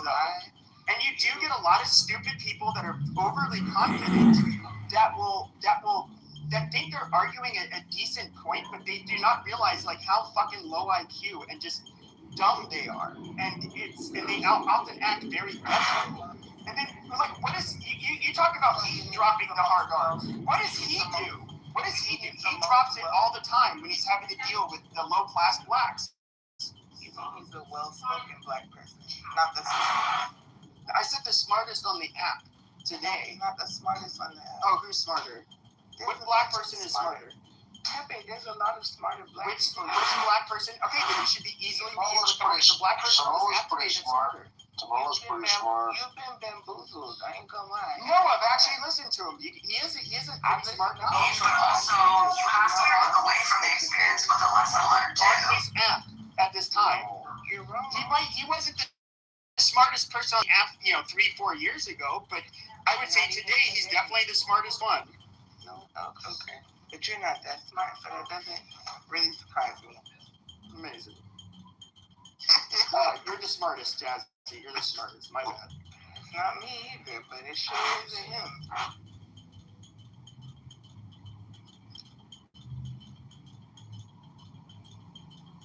But enough about Isaiah. We are $38 trillion in debt. So if you have to look at that as unit. It's mostly just performance art. Inspiring out of yeah, he's very performative. He's very performative. But Pepe doesn't know that yet. I hope he sees it soon. I've talked to him for years. He is somebody that would directly come into my room to try to debate me. There is. You're easy. I know he cracked you up. But yeah, well, not necessarily. Because the thing is, though, is that what I would do is, those topics that I would have in my rooms. Those were all things that I either had experience talking about, and I would make sure I looked up all of the points I wanted to make up, what the rebuttals would be, and the counters to those rebuttals, and all of that shit. And I generally picked things that were rather easy to defend, and so I would not. If I ever made a room about a topic where it was like more in the form of a value judgment or an opinion, I always made sure to preface that and to say that I could be wrong. Because if I'm not making a falsifiable claim, I can't be proven false. But the things I would debate, generally, they were falsifiable, and they were nearly impossible to falsify, at least the claim I would make. So it never really. It's how do you win a debate against somebody who would use that tactic? It's pretty difficult. If I made outrageous claims, then he would be a force to reckon with. So Isaiah has a master's in racial studies, is what you're saying. I think he has a master's in either a pure art theater or some shit. I'm not sure.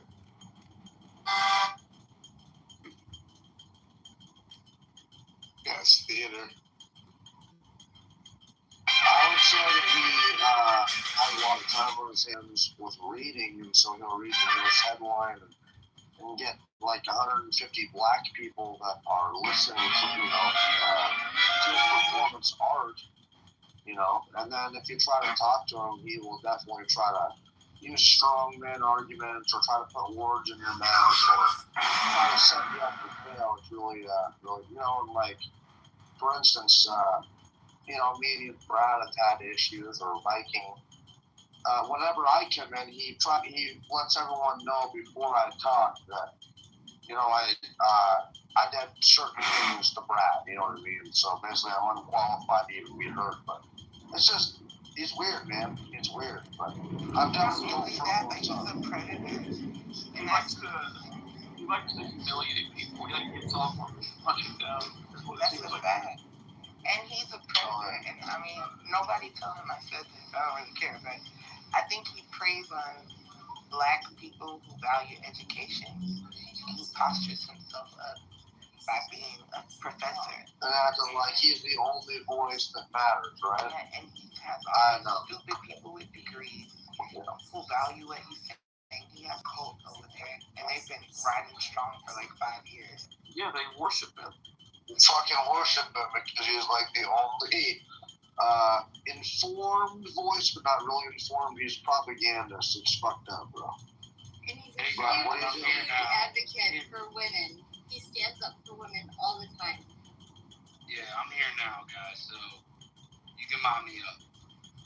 What's up, Augustus? What's up, man?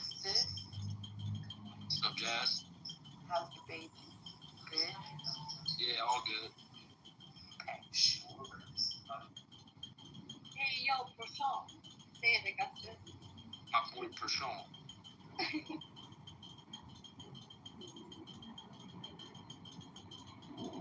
As a man, though, I really don't want to talk about another man, especially when they're not here. Well, I mean, because you're here and you're a man.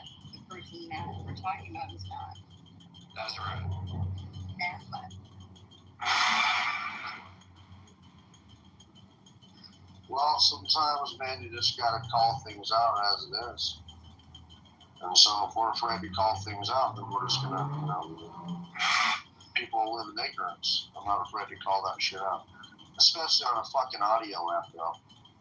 Calling things out for what? For what? It is what it is. For what? Because the man has an opinion that you don't like on the internet?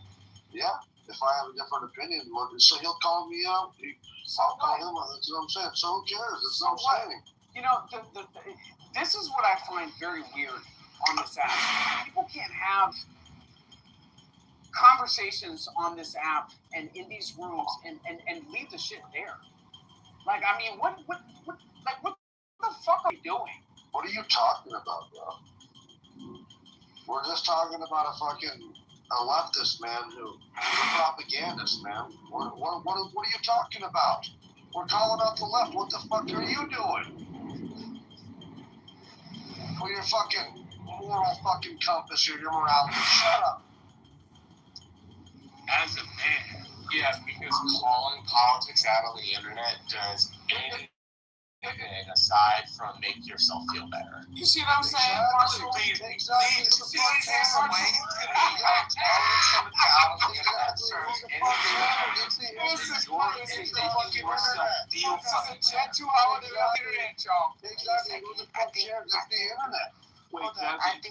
the point I'm making. The point I'm making is you don't do it because of any greater thing. Jazzy, did you hear Marshall talk about how he found out his family had slaves last night? It was because of me. So what? He's already admitted that like 3 years ago. Well, it's not a fan. I'm asking if she heard how she was in the room with me 3 years ago. I'm the one who researched and found I'm not gonna say their last name, but I found them in the whole entire county. a whole county named after his family. So I asked him how old he was. He said he was 12. He went to the family reunion. Yeah, when the family reunion, Jazzy told me the other stuff. Okay, wait. Why there were black people there? Well, Marshall's a liar. I'll tell you why. He told me and Oscar that Adams came out to me. He didn't know that he owned slaves. That's what he told us in his room. No, I asked my mother about it, Jazzy. Okay, Marshall. So I see that You're the person who told me about the rest of my family, but I asked my mom about that as a kid. So, Father, I see that you're here today. I saw that you had a nice room about me last night, like way to go, Pepe. You have the Pepe hour. Good. Yeah. Just very nice. I just created it. Yeah. I like it. I don't know about America, but do you guys in America also have a lot of people sharing the same last name, but you don't even know each other? Smith is the most common surname. A lot of people got to choose their surnames because they didn't have one. Because only noble people really got a last name. Do you have a system? A lot of surnames. Everybody just chose a last name. Do you have a system of how, like for example, you'll see like son, S-O-N will be at the end of a name. It's pretty common. It will be like it's somebody's son, or could be like an occupational last name, like goldsmith, or shoemaker, that kind of stuff. But do you have anything? Do you have any? Do Persian last names work the same way? Do Persian last names, do they, like for example here, like if in English you'll have like son at the end of a lot of names. These are doing.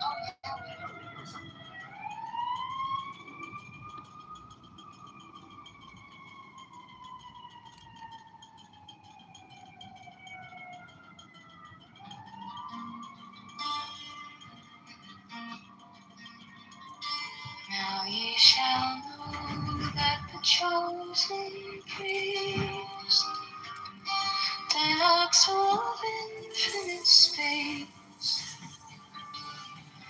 is the prince, priest, the beast, and in his woman called the Scarlet Woman is all power given. They shall gather my children into their fold. They shall bring the glory of the stars into the hearts of men.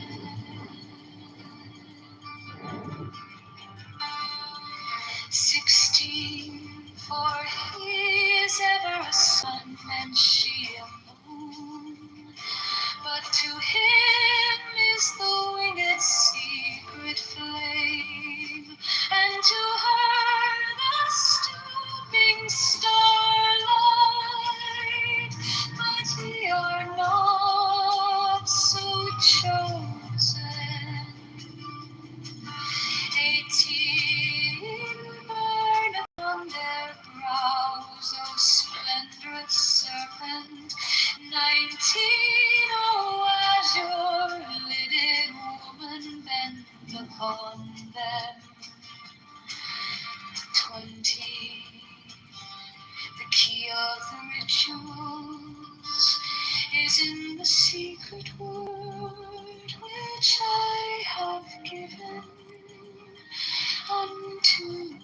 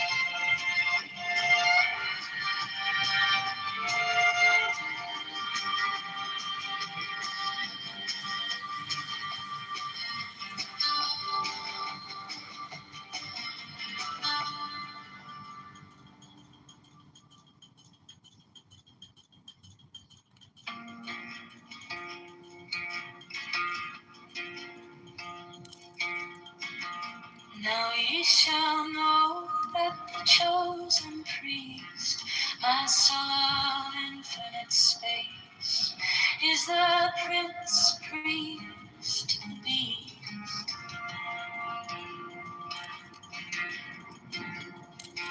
And in his woman, called the Scarlet Woman, is all power given.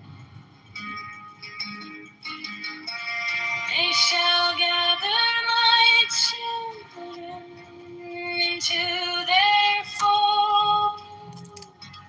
They shall bring the glory of the stars into the hearts of men.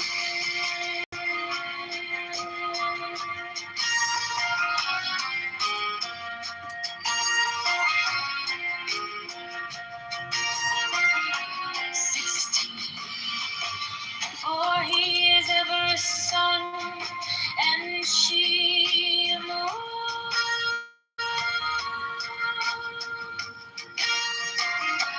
But to him is the winged secret flame, and to her the stooping starlight.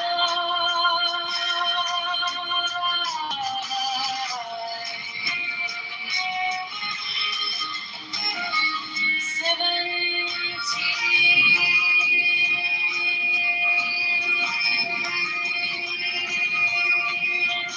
But ye are not so chosen.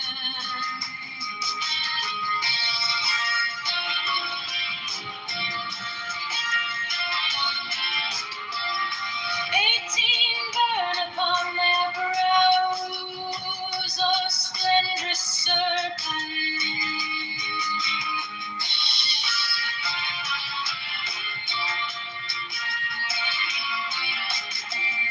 19 hours your living woman,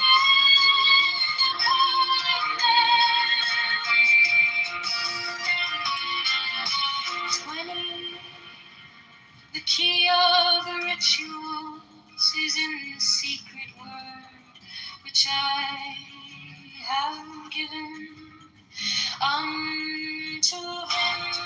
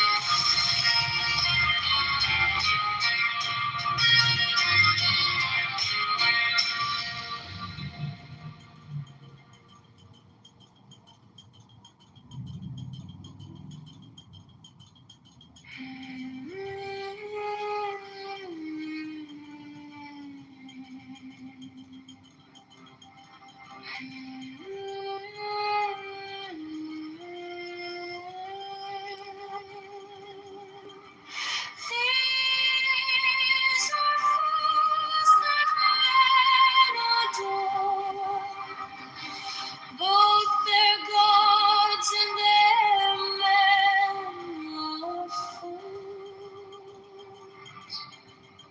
12 come forth, O children, under the stars, and take your fill of love. 13, I am above you, and in you my ecstasy is in yours. My joy is to see your joy. 14, the Jagger's yours is the naked splendor of the wind. She bends in ecstasy to kiss the secret orders of the deep glow. The starry blue are mine, O Enkafna Kunsu.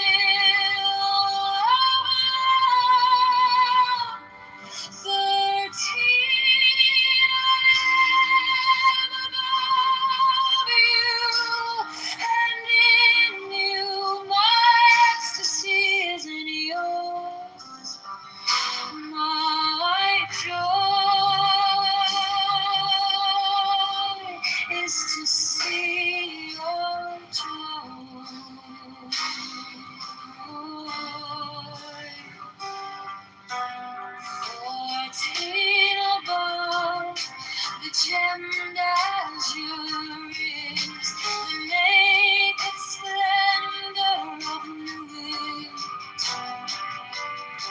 She bends in ecstasy to kiss the secret ardors of Hades.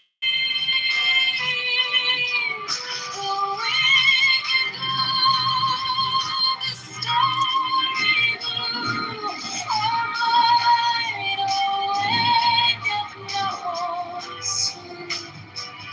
My joy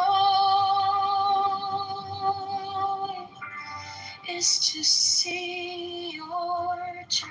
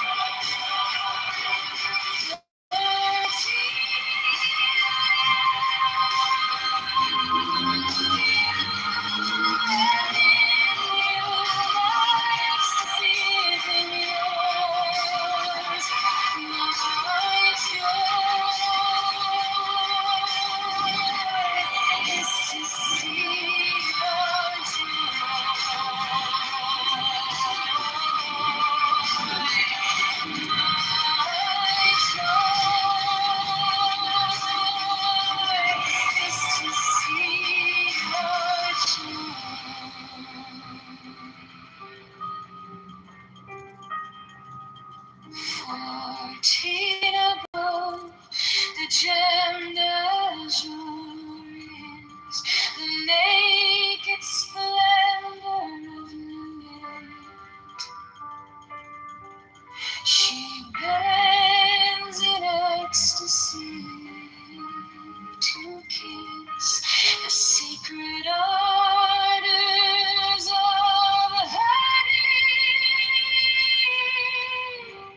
The wind of the starry blue, our mind awaketh nachon su. My joy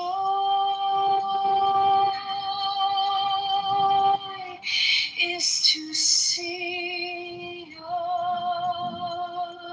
joy.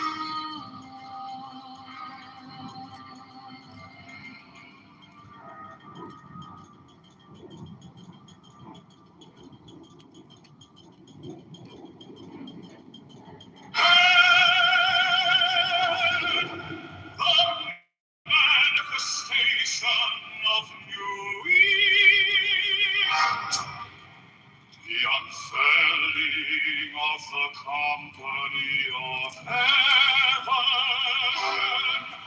Every man and every woman is a star. For every number is infinite, there is no difference. Help me, oh warrior of thieves, in my unveiling before the children of men.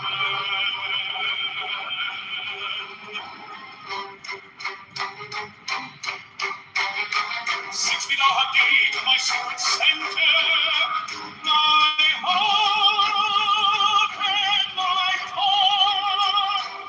7, behold, it is revealed by Iris, the minister for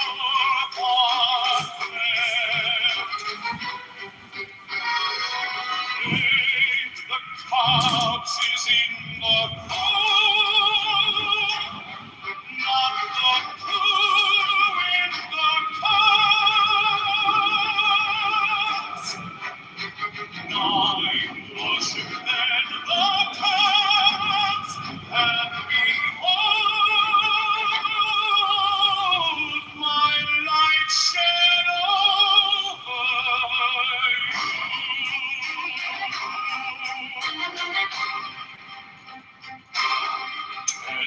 Let my servants be few and secret, they shall rule the many and the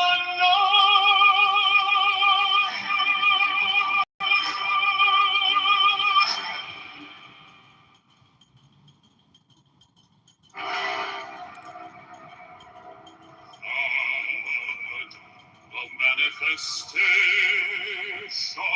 of new breed. Every number is infinite. There is no difference. 5, help me, O warrior lord of deeds, in my unveiling before the children of men. My son of Portland, because is in the who, not the who in the class.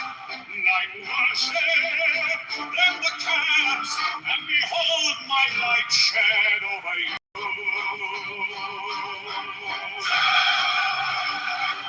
Let my servants be few and secret, they shall rule the many and the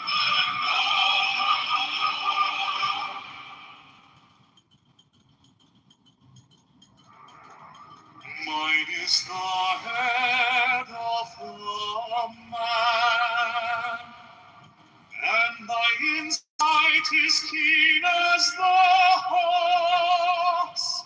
By my head I invoke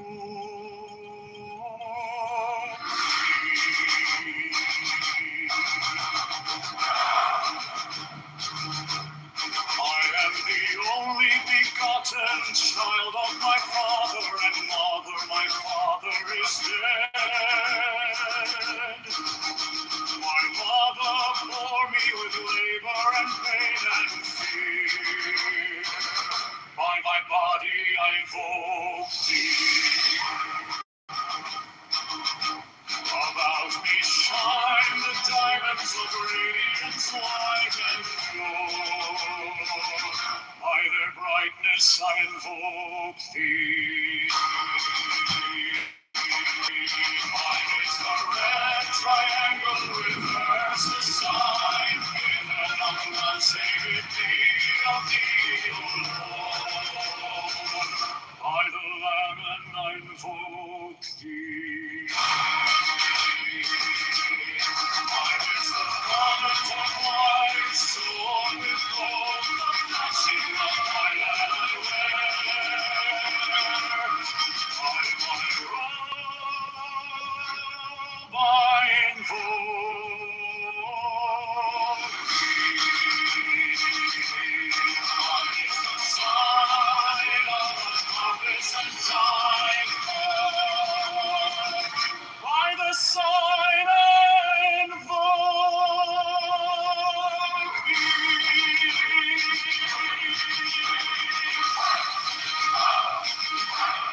Mine is the turban of white and gold, and mine the new vigor of the intimate air. A thing that's travel on the breeze of pearl. So run I after thee in my car of glory. By my fingers I invoke thee. I am the one of double power and the voice of the Master.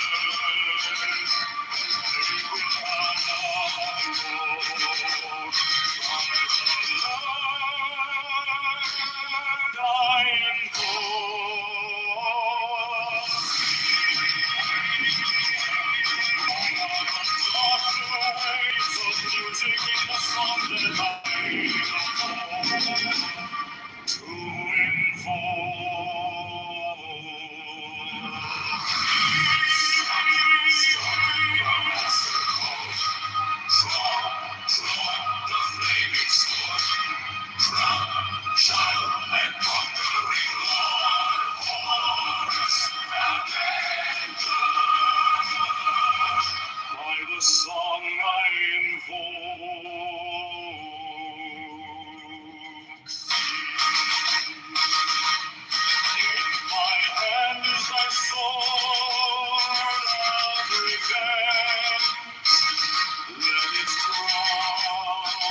Mine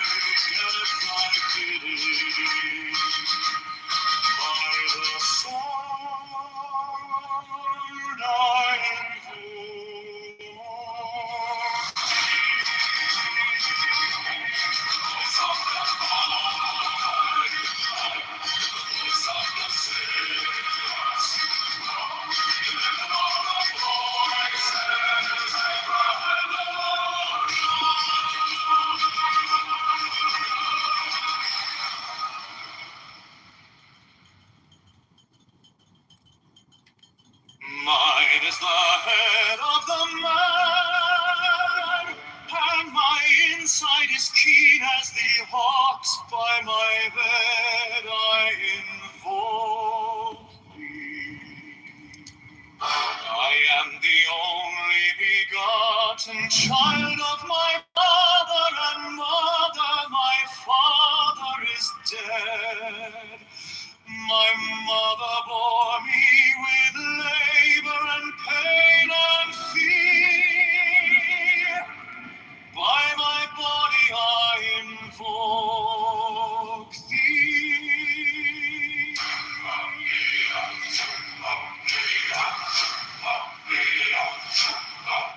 About me shine the diamonds of radiance, white and pure. By their brightness I invoke thee.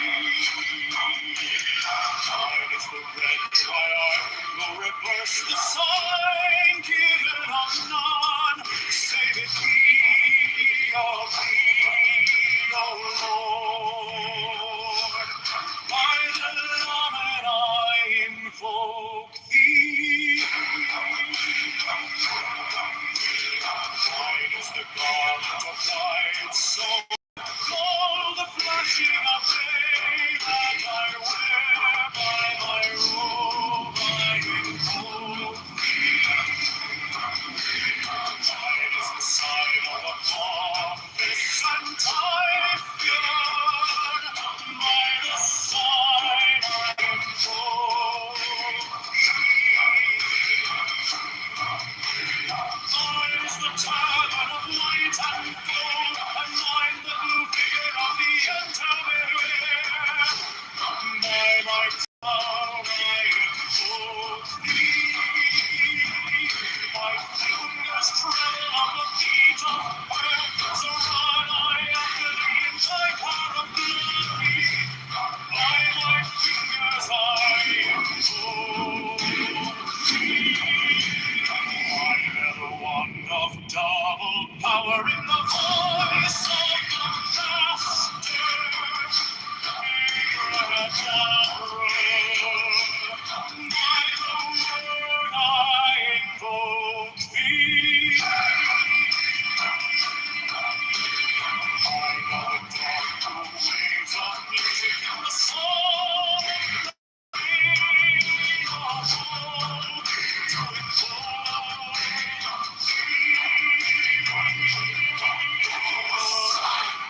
Strike the master chord, draw the flaming sword, child and conquering Lord, Horus Avenger.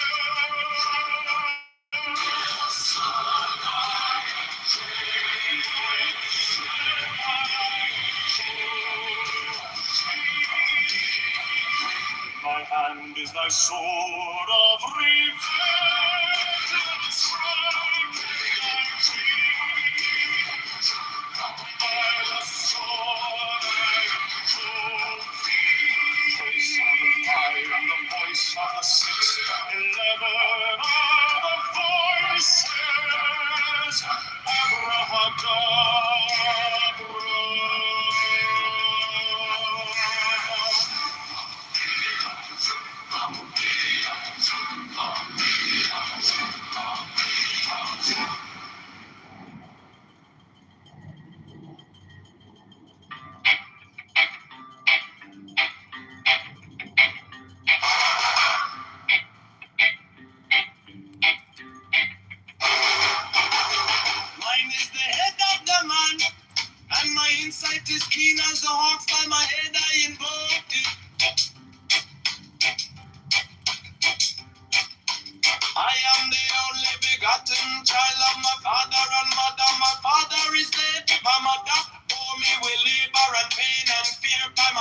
I invoke thee.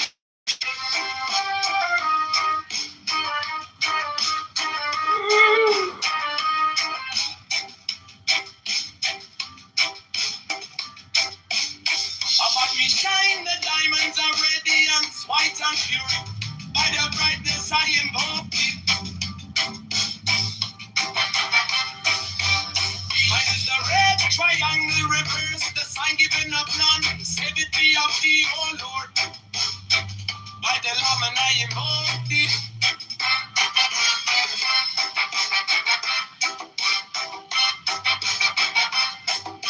Free mine is the garment of white, soul with King of I that I wear by my robe, I invoke thee. King mine is the sign of a prophet and type of the sign I invoke thee. For mine is the turban of white and gold, and mine the blue glitter of the intimate. By my crown I invoke thee. My fingers travel on the beats of pearl, so run I after thee in thy power of glory. By my fingers I invoke thee. I hear the one of double power in the voice of the master. Abraham, by the word I invoke thee. Be mine are the dark blue waves of music in the song that I made about to invoke thee. Strike a master chord. Draw the flaming sword. Triumph and conquering Lord. Alright, Avenger, by the song I invoke thee.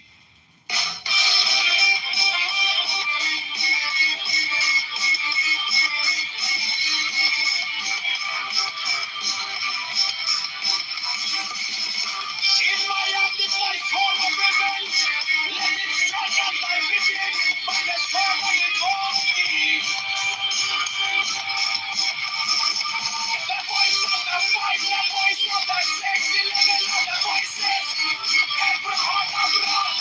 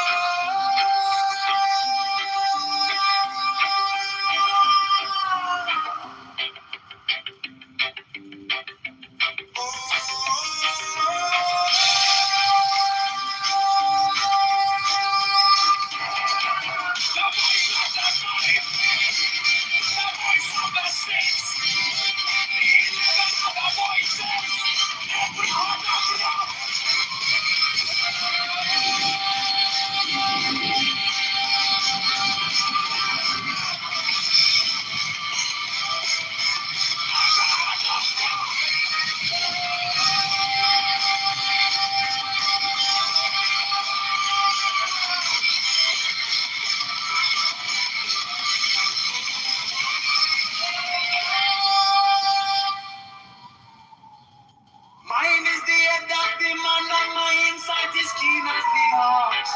By my head I invoke thee. I am the only begotten child of my father, my is dead. My mother bore me with labor and pain and fear. By my body I invoke thee.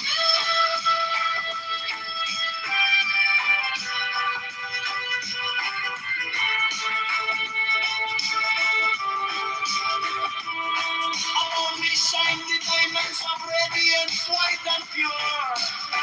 By the brightness I invoke thee. Mine is the red triangle reverse, the sign of none. Save it be, O Lord. By the Lamb and I invoke thee.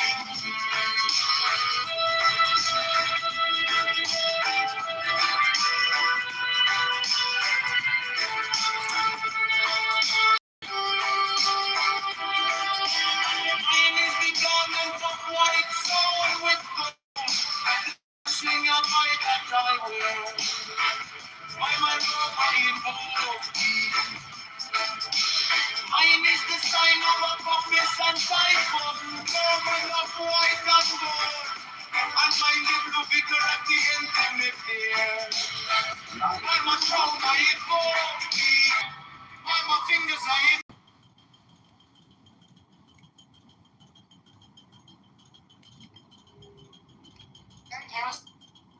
I'm talking about the fucking Bible.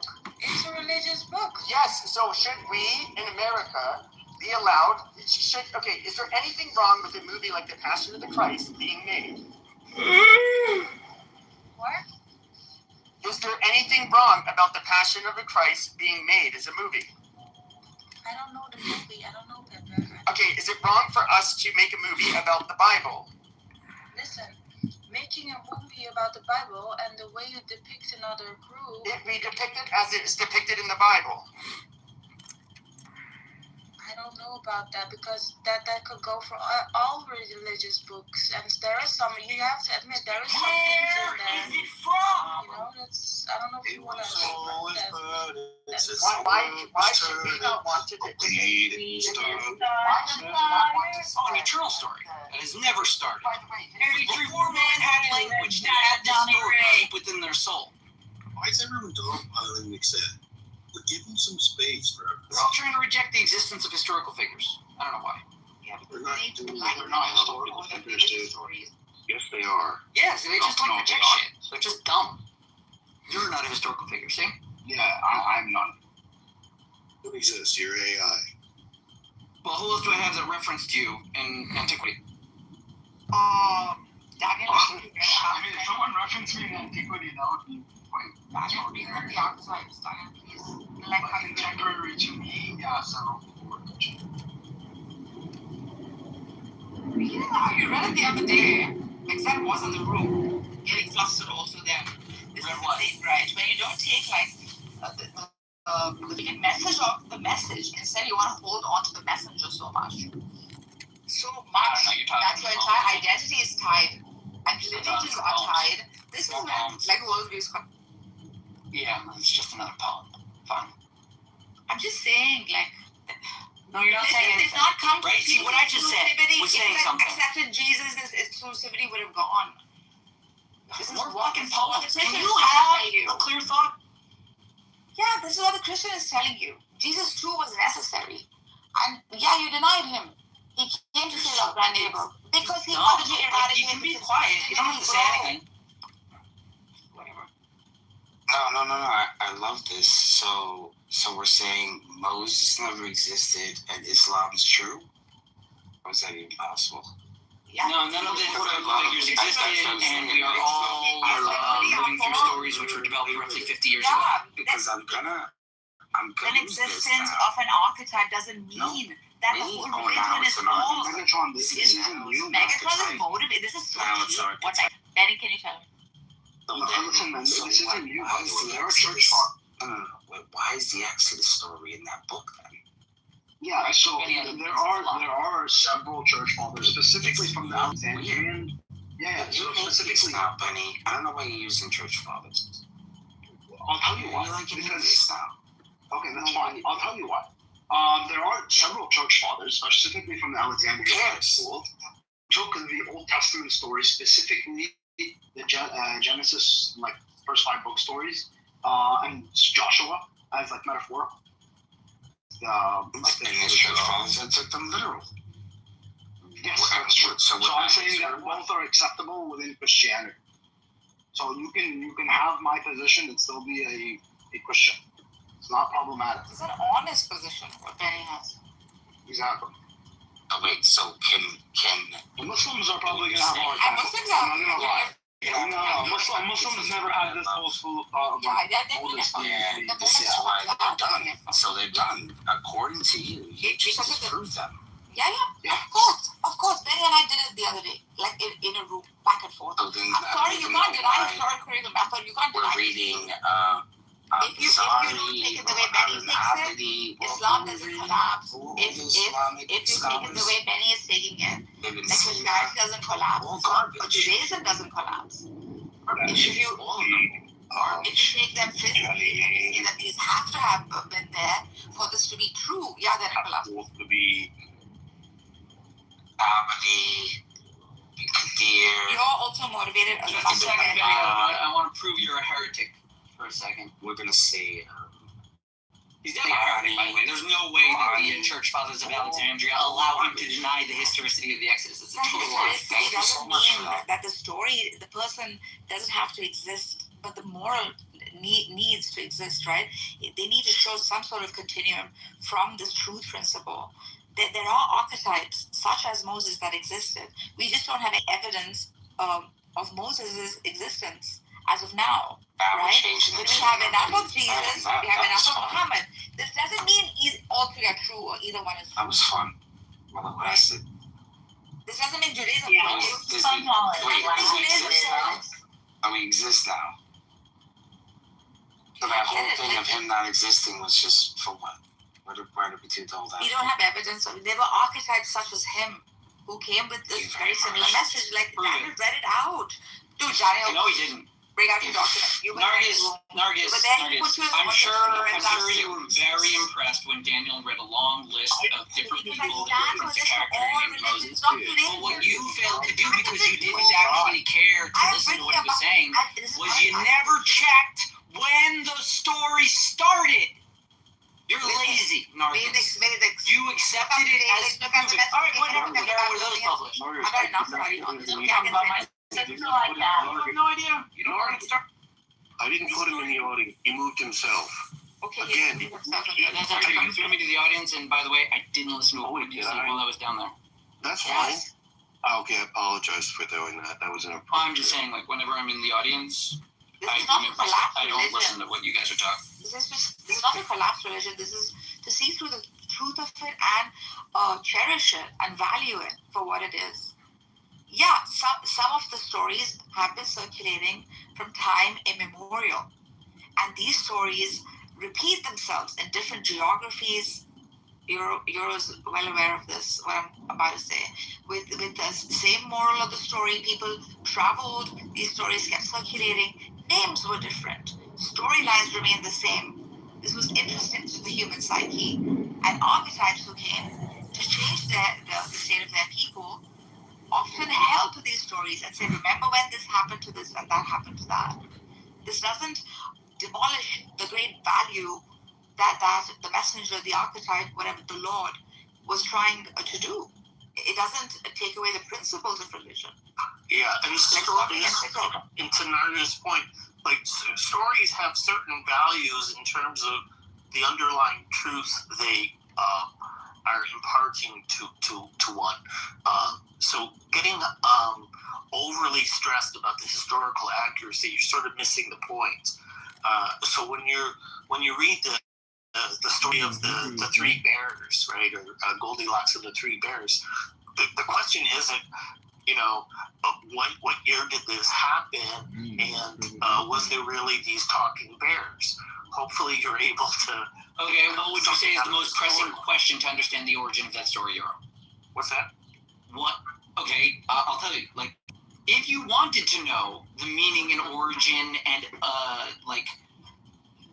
true sense of the story of the three bears, you would first look at the date it was first published. You would then look at who is publishing it and who is accepting and reading it.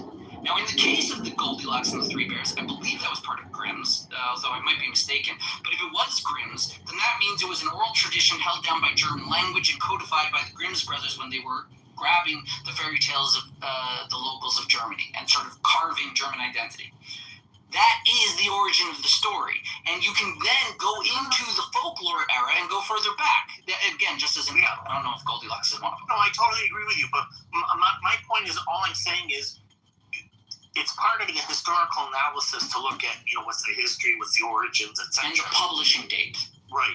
But what I'm saying is, you can get a lot out of the story irrespective of its historical origins, because there's something to the story. So the story is a thing unto itself, but in tracking the history of a story, you need a publishing. Yeah, exactly. Yeah. So I can read the Iliad and the Odyssey, and I can get a lot out of it without having to know, is this the strategies, what kind of bending it is, and about anything and just I don't even know.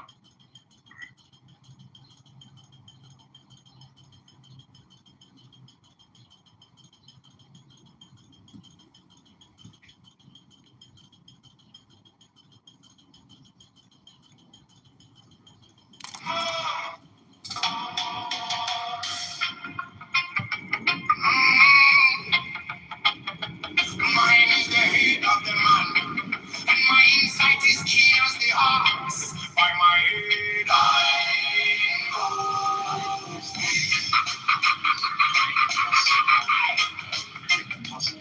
I am the only begotten child of my father and mother.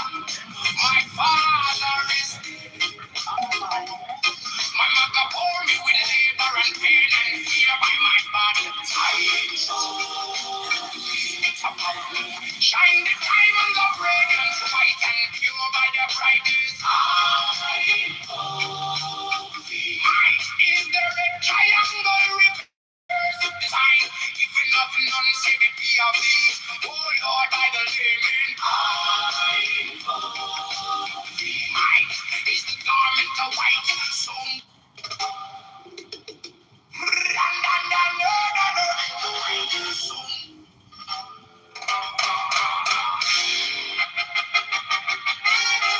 mine is the head of the man, and my insight is keen as the ox.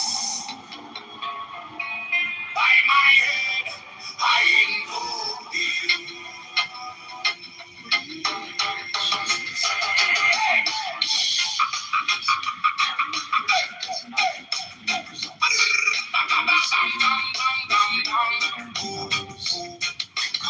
I am the only begotten child of my father and mother. My father is dead. My mother bore me with labor and pain and fear by my body. I invoke thee. About me shine the diamonds of radiance, white and pure. By their brightness,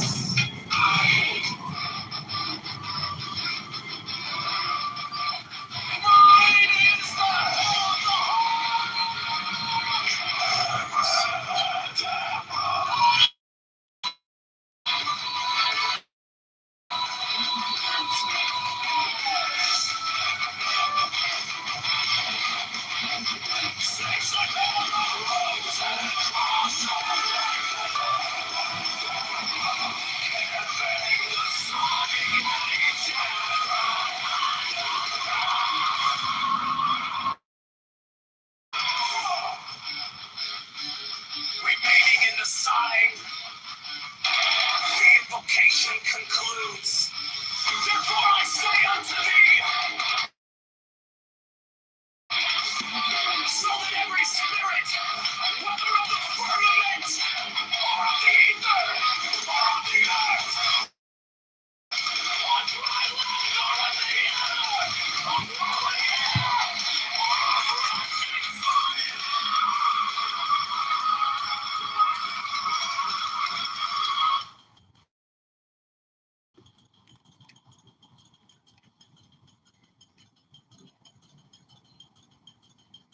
They make it sound like they've never done anything wrong throughout fucking.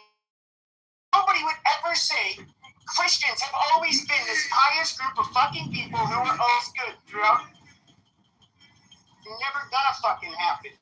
Jews are no fucking different. They fought, what was it, when with the Maccabees and whatever, they fucking slaughter each other even, okay? These people are not fucking perfect. You can criticize these assholes as much as you fucking want, just like you can criticize anybody else. If they cry and bitch and say it's anti-Semitic, who gives a fuck? These people have to live by as everybody else. Their ethnic group and their religion does not, and that's that. And so don't even use World War II and the fucking Holocaust as a part of your fucking part of how you can even try to process, the shit that Jews do. It is fucking stupid. We live in America. We're Americans. We weren't American lands contemporarily.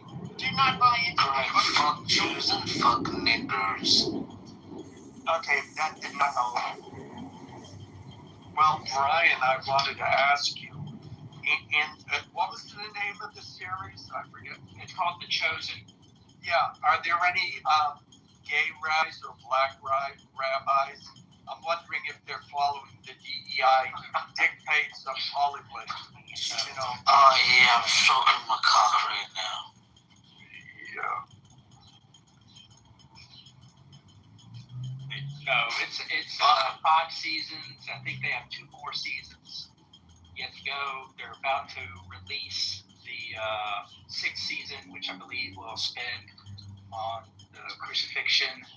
A couple of days leading up to it, maybe a day or 2. I don't know exactly how far they're going to go, but how many episodes a season? 6? It's usually 10, 8 or 10, I believe. Jeez, how long is the scourging scene going to go for? Yeah. 4 episodes. They ought to get I'm sure the S&M crowd will be watching from now on. Yeah, and I just wanted to say this too. We are the country that Jews have been the most successful in ever.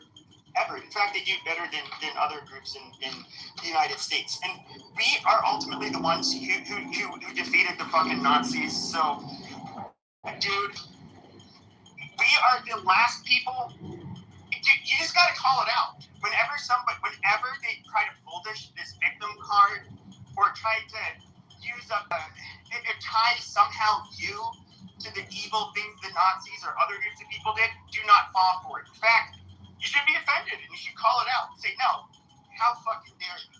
You don't project that fucking bullshit onto me. It wasn't me who did it. We ultimately have been the greatest country to Jews, like ever. Literally. Did you see the attacks on Jews in the past months, or did you not internationally, not just in America, but internationally? Did you see? That's not, and which country is literally doing the most for Israel right now? America. So once again, Americans should not be guilty. And if they want to make a movie like Passion of the Christ, they should just shut their fucking mouths. I mean, really, if it's biblically accurate. I mean, that was fucked up. They crossed the line back then. I'm surprised anybody would even and I guess it's mainly you, Glow. But nobody should have to tolerate that. And it's kind of the Barbara Streisand effect. I mean, if they had said nothing, it wouldn't have been controversial. It really wouldn't. Especially, having seen the movie, it's you're watching it, and nobody equates rabbis of Jesus' time with anyone today. We all understand it was over 1,000 years ago. Those people have nothing to do with anyone today. And yet, it's mindset of, oh my gosh, we are exactly the same as those people. Therefore, people are going to think that people today are those people from 2,000 years ago. I mean, I don't think, first of all, it was the idea of it. Second of all, they didn't watch the movie. I'm sure they didn't. I'm absolutely sure, because now I'm remembering, and the guy, I don't know, whoever it was who said it, a fraternity broad was showing deep throat on my college campus. Somehow they got permission to do that. So I'm standing in line with my girlfriend. We're standing in line, and of course the feminists are all prodding and bitching and moaning. And one of them gets in an argument with the guy, and they're going back and forth. And finally the guy says, "Have you seen it?" And she says, "Yes, I have." And he says, "Well, I haven't seen it. Let me decide for myself." And that shut up her pie hole. And that was the end of it. And she walked off. I think all of us can decide for ourselves how Jewish people were portrayed in the Passion of the Christ. And if they trusted people just a little, they would come out of the other end of it, and it would not do anything and create any anti-Semitism. I agree. Yeah, it was their response that made people, I think, if anything, anti-Semitic. And what the fuck did that movie show? That you were not taught in a fucking church. It's fucking retarded. That's why it was so retarded. Oh, I don't know about that story you tell. As a person that has to look it up, can you explain to me why it says that Jesus was crucified by the Roman authorities under Pontius Pilate? I'm not trying to be rude, I swear to God. Sure. He was crucified. Yeah, he was crucified by the Romans. So the head rabbis there, of course he was. They said he was leading a revolt. He was falsely declaring, in their eyes, he definitely was falsely declaring himself to be a god. And, to them it was punishable by death. And, they're like, no, it can't have this fucking behavior. However, they wanted to do that. So they ended up detaining him, basically. And, however, they of the land, the Romans are in charge here. And so what they did is they ended up going to Pontius Pilate and pleaded the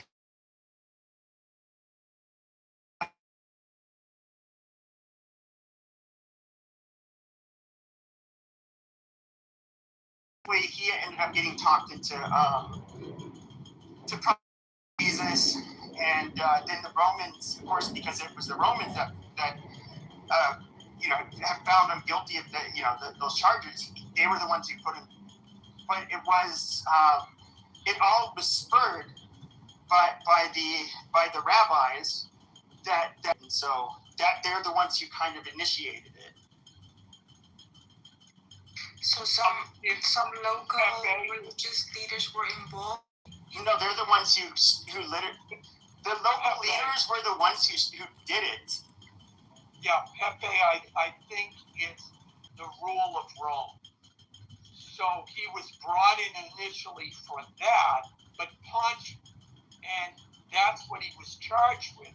But then the Jewish leaders were like, no. He needs to be to death.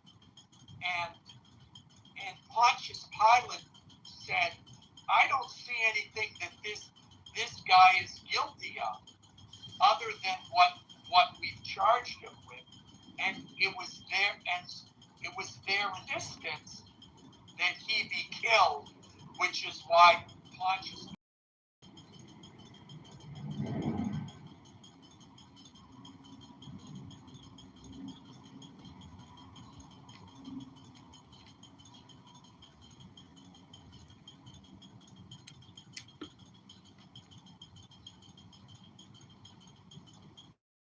Christian denominations agree on this?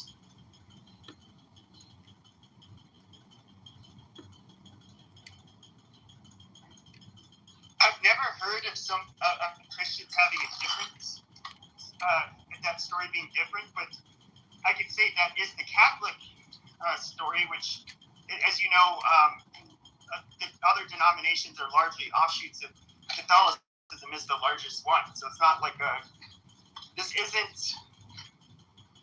something that that people would never have really known. Regularly went to like a Christian school. People and the original Christian culture. So it wasn't really about blaming an ethnic group.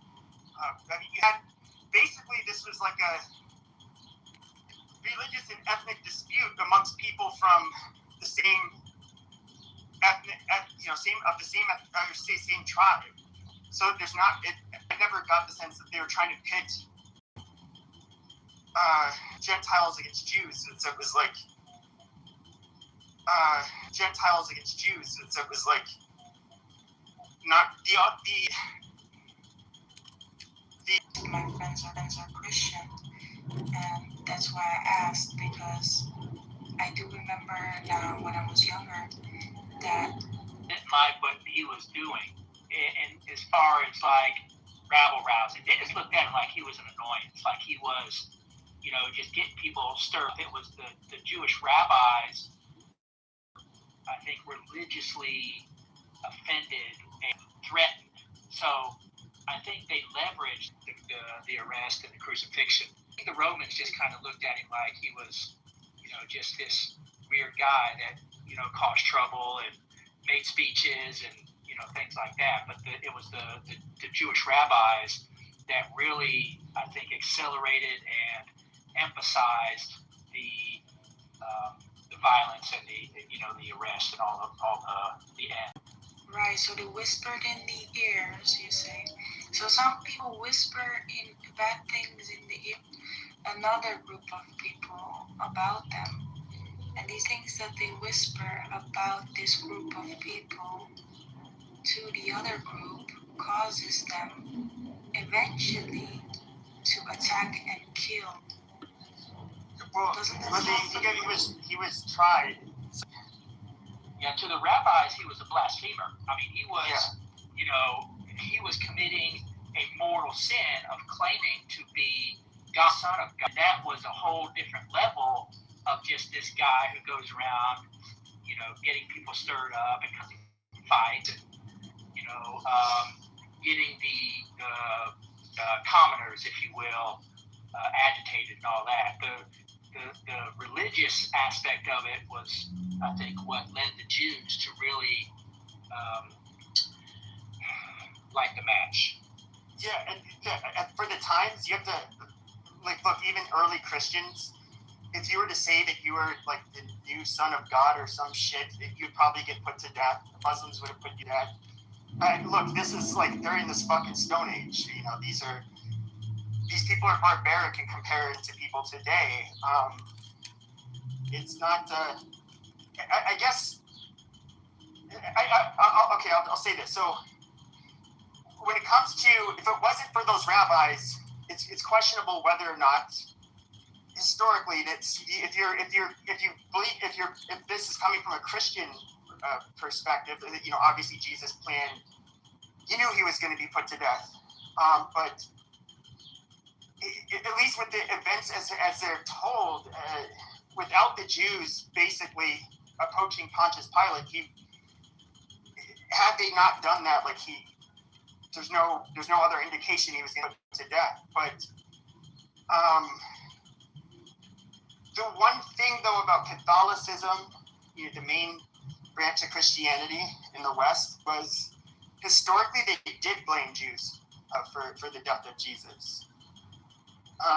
That was for centuries and centuries and centuries. So it was a commonly held belief by Catholics and amongst others. However, the Catholic Church will still say to this day their religion technically died, almost 2,000 in this world would be forgiven. He died on the cross so that we may all be saved. Judas needed to play his part. Pilate needed to play his part. The Romans needed to play their part. They did. But that's what was supposed to happen. And so that any animosity, and this is the way I've always felt, any animosity towards Jewish people over the crucifixion is really misplaced. There's a theory, which is not widely held, that Judas is always seen as the great betrayer of Jesus. And there's a belief that Judas was actually his most trusted disciple and was the only one that Jesus could trust with the act of betrayal. Now it's kind of a stretch to get there, but it's still, again, when you view it as everybody needed to play their part, then no. It's the idea of blaming anybody for what happened to Jesus is kind of ridiculous. It's It had ignorance. to happen. Exactly. It had to happen. Otherwise, we wouldn't have been saved. Yeah, you have to remember, Jesus orchestrated all of it. I mean, he was intentional. He was deliberate. He was pulling the strings all along the way. He knew where it would end. So, in the ways that the people kind of filled those roles, as Alan was saying, it was not unknown. It was not a surprise. It was not unscripted, if you will. Exactly. And as a Catholic, I have to completely disagree with Pepe because I mean, I'd love to hear what I said that was wrong. Tell me. that the Catholics blamed on the Jews. Historically, they absolutely did. Yes. Yeah. Yes, they did. Are you serious? As heart attack. No. That was the church itself, the Vatican itself. Yes, did basically blame the Jews for the crucifixion of Jesus. Like that's why Jews are so when they talk of. If you talk about the original like Christian anti-Semitism, that it's largely coming from Catholics. Okay, so like I have my faith and trust in God.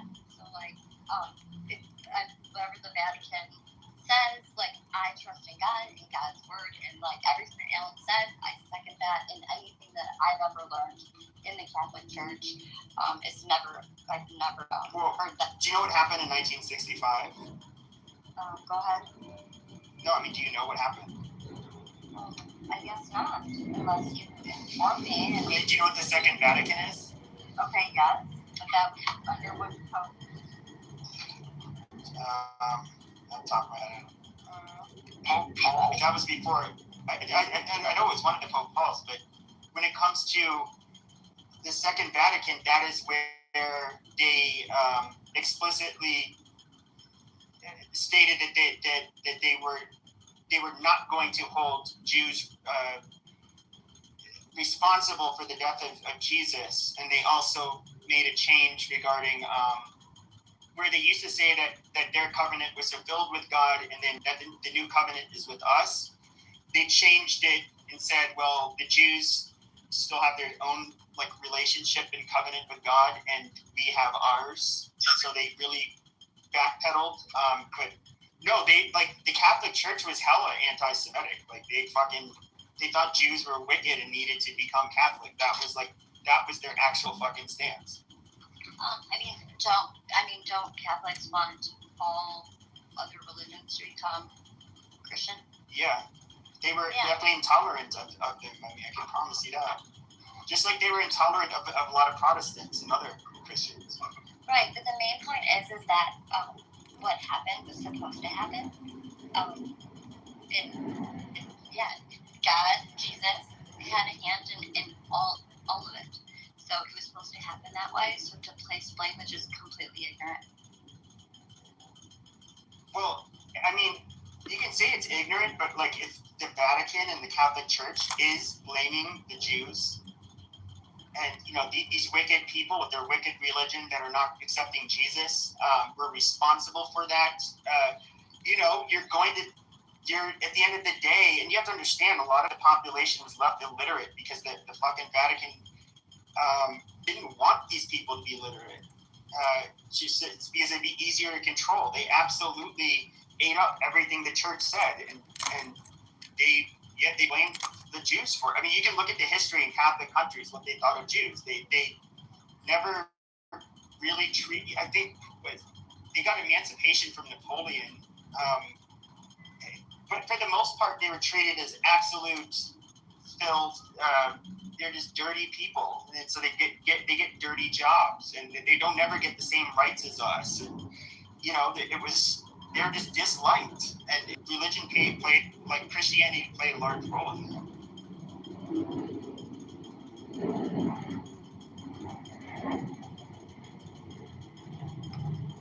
I'm a Catholic. Ask me what I feel about the Jews. But you weren't born but you were not born in the 1600s, so it's irrelevant. Well, right, but what you're saying, you literally just said the Catholics did not like the Jews. Yes, that was the official Catholic. That was literally. So why are That you talking was. about that?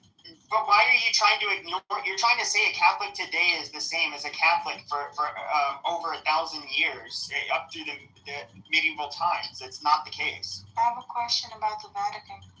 And so the Vatican, is obviously a important religious school, you could say, where people get their interpretation from, you could say, and their way of thinking and their way of life. But those are still people, and people are not perfect, and people, people are not perfect. So my question is, do you follow the word of God and God himself? Or would you follow with the interpretation of some people at that time ruling, saying something, saying their interpretation at that time? So that's kind of the thing. So there's been a break with some of the Protestants. So were they? Hold on. No, she was asking. I was asking Anna actually. Yeah. Oh, you were? Okay, she doesn't know shit, but go ahead. But Pepe, remember you always say that you're not religious. So what do you? Yeah, I know, but I know more about your. I went to Catholic school. I know more about your own religion. I went to Catholic school and all of that shit. You didn't. Okay. No, you don't, because I have faith in God. You do not. That does not mean. That's like saying I have faith in Allah. Therefore, a non-practicing Muslim who went to a madrasa knows less than me. That is so stupid. Go on mute. I'm going to answer. Okay. No, she doesn't know the answer to your question. So she would, like, for example, I'll tell you this. You have sola scriptura, right, which some of the Protestants have. If I asked Anne what that is, she will. Well, actually, I'll invite her up. Let's see if she knows what sola scriptura is. Right, she raised her hand. She doesn't know what it is, but we'll go ahead and watch this. Because that's very relevant to your question. It's faith alone. No, it's not. It's not what it is. No, it's not a sola scriptura. No, what does sola scriptura mean? That is essential to. That is essential. It means reading the. It means reading the. It means going. Yes, reading the Bible for what it says. The word of God. Okay, but that's not. That is okay. But why is that a problem? Why is that a problem? If you're a Catholic, you do not believe in sola scriptura. What do you mean? This is exactly why you were not prepared. Why can sola script? Why can you not? Why Catholics do not believe in sola scriptura? Listen. So what is the Catholic Mass? What is our Catholic Mass? I know that you've been to multiple Catholic masses. Mm-hmm. What is Catholic Mass? It's all from the what? From the Bible, but then they tell you how. Yeah, but they teach. Yeah, they tell you the lesson. But hold on. Thank you. No, okay. So you're gonna go back down the audience because you're stupid. See, she's fumbling. Hey, you're not letting her talk. Yes, but I have. What the hell? What's going on? But hold on a second. Shut up, Monica. You kicked me from the room earlier, and I was just in the audience. So you know what I'm gonna do to you today? You know what I'm gonna do to you today? I'm gonna remove from room by Monica. You don't get to contribute today. See, I never move people out of the room, but what you do get you mean? moved You just moved me. I moved you down because I was in the middle of answering the fucking question and you don't know what you're talking about. Okay, sola scriptura. No, you don't know what you're talking about. You don't know what you're talking about. Can I answer those questions? You can. Jesus Christ. Will you just shut the fuck up until I'm done? For fuck's sake. JC. Now, when it comes to throughout, especially through, like I said earlier, a lot of kept illiterate by the. Okay, you're good. Now I just remove you from the fuck. Masses were in Latin. They were told what moral they should take from the story. It was basically interpreted for. There was the whole sola scriptura, just reading the fucking Bible. That was not practical throughout most of Christianity's times, especially in the Catholic Church. When it comes to even today, where almost all Catholics are literate, the Catholic Church does tell you the message that you're essentially supposed to take from each part of the Bible. It's not meant for you to interpret yourself whatsoever. And so that is kind of where if that makes sense. Like, you don't, when I say they don't do the sola scriptura. They don't just read the Bible and the people interpret it how they wish to interpret it. It's interpreted by the church for them. Aha, that sounds very familiar because in Iran, that also goes the same way. So the Ayatollah's word and the way he interprets things is the way that everyone should. And if you don't, that'll be a problem. And I do not agree with that way of life. But everyone has their own opinion, of course.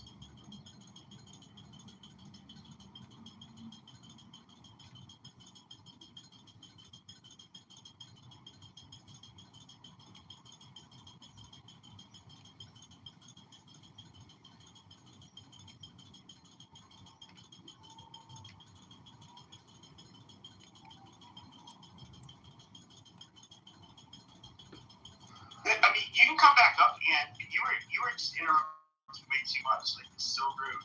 And how can you prove what I said was wrong? This is like the most basic. This is the most basic difference between, for example, Catholicism and some of the Protestant religions. We don't just get to read our Bible and interpret it how we want. It's not even. Nobody debates that. Okay, do not touch my PTR. Okay? Do not touch my PTR. Do not touch my PTR. Or we'll have a problem. And I don't want to have a problem. And I don't want to have a problem with you, okay? You're fine. I'm not talking anymore. Wait, you're interrupting. You're interrupting. Okay, well then don't talk to me. Just say what you're gonna say. So, Glow, to answer, what was your question again? And I'm sorry, I was kind of being ping-ponged. Sure, Shani. I asked if the Vatican at a certain time has a certain interpretation,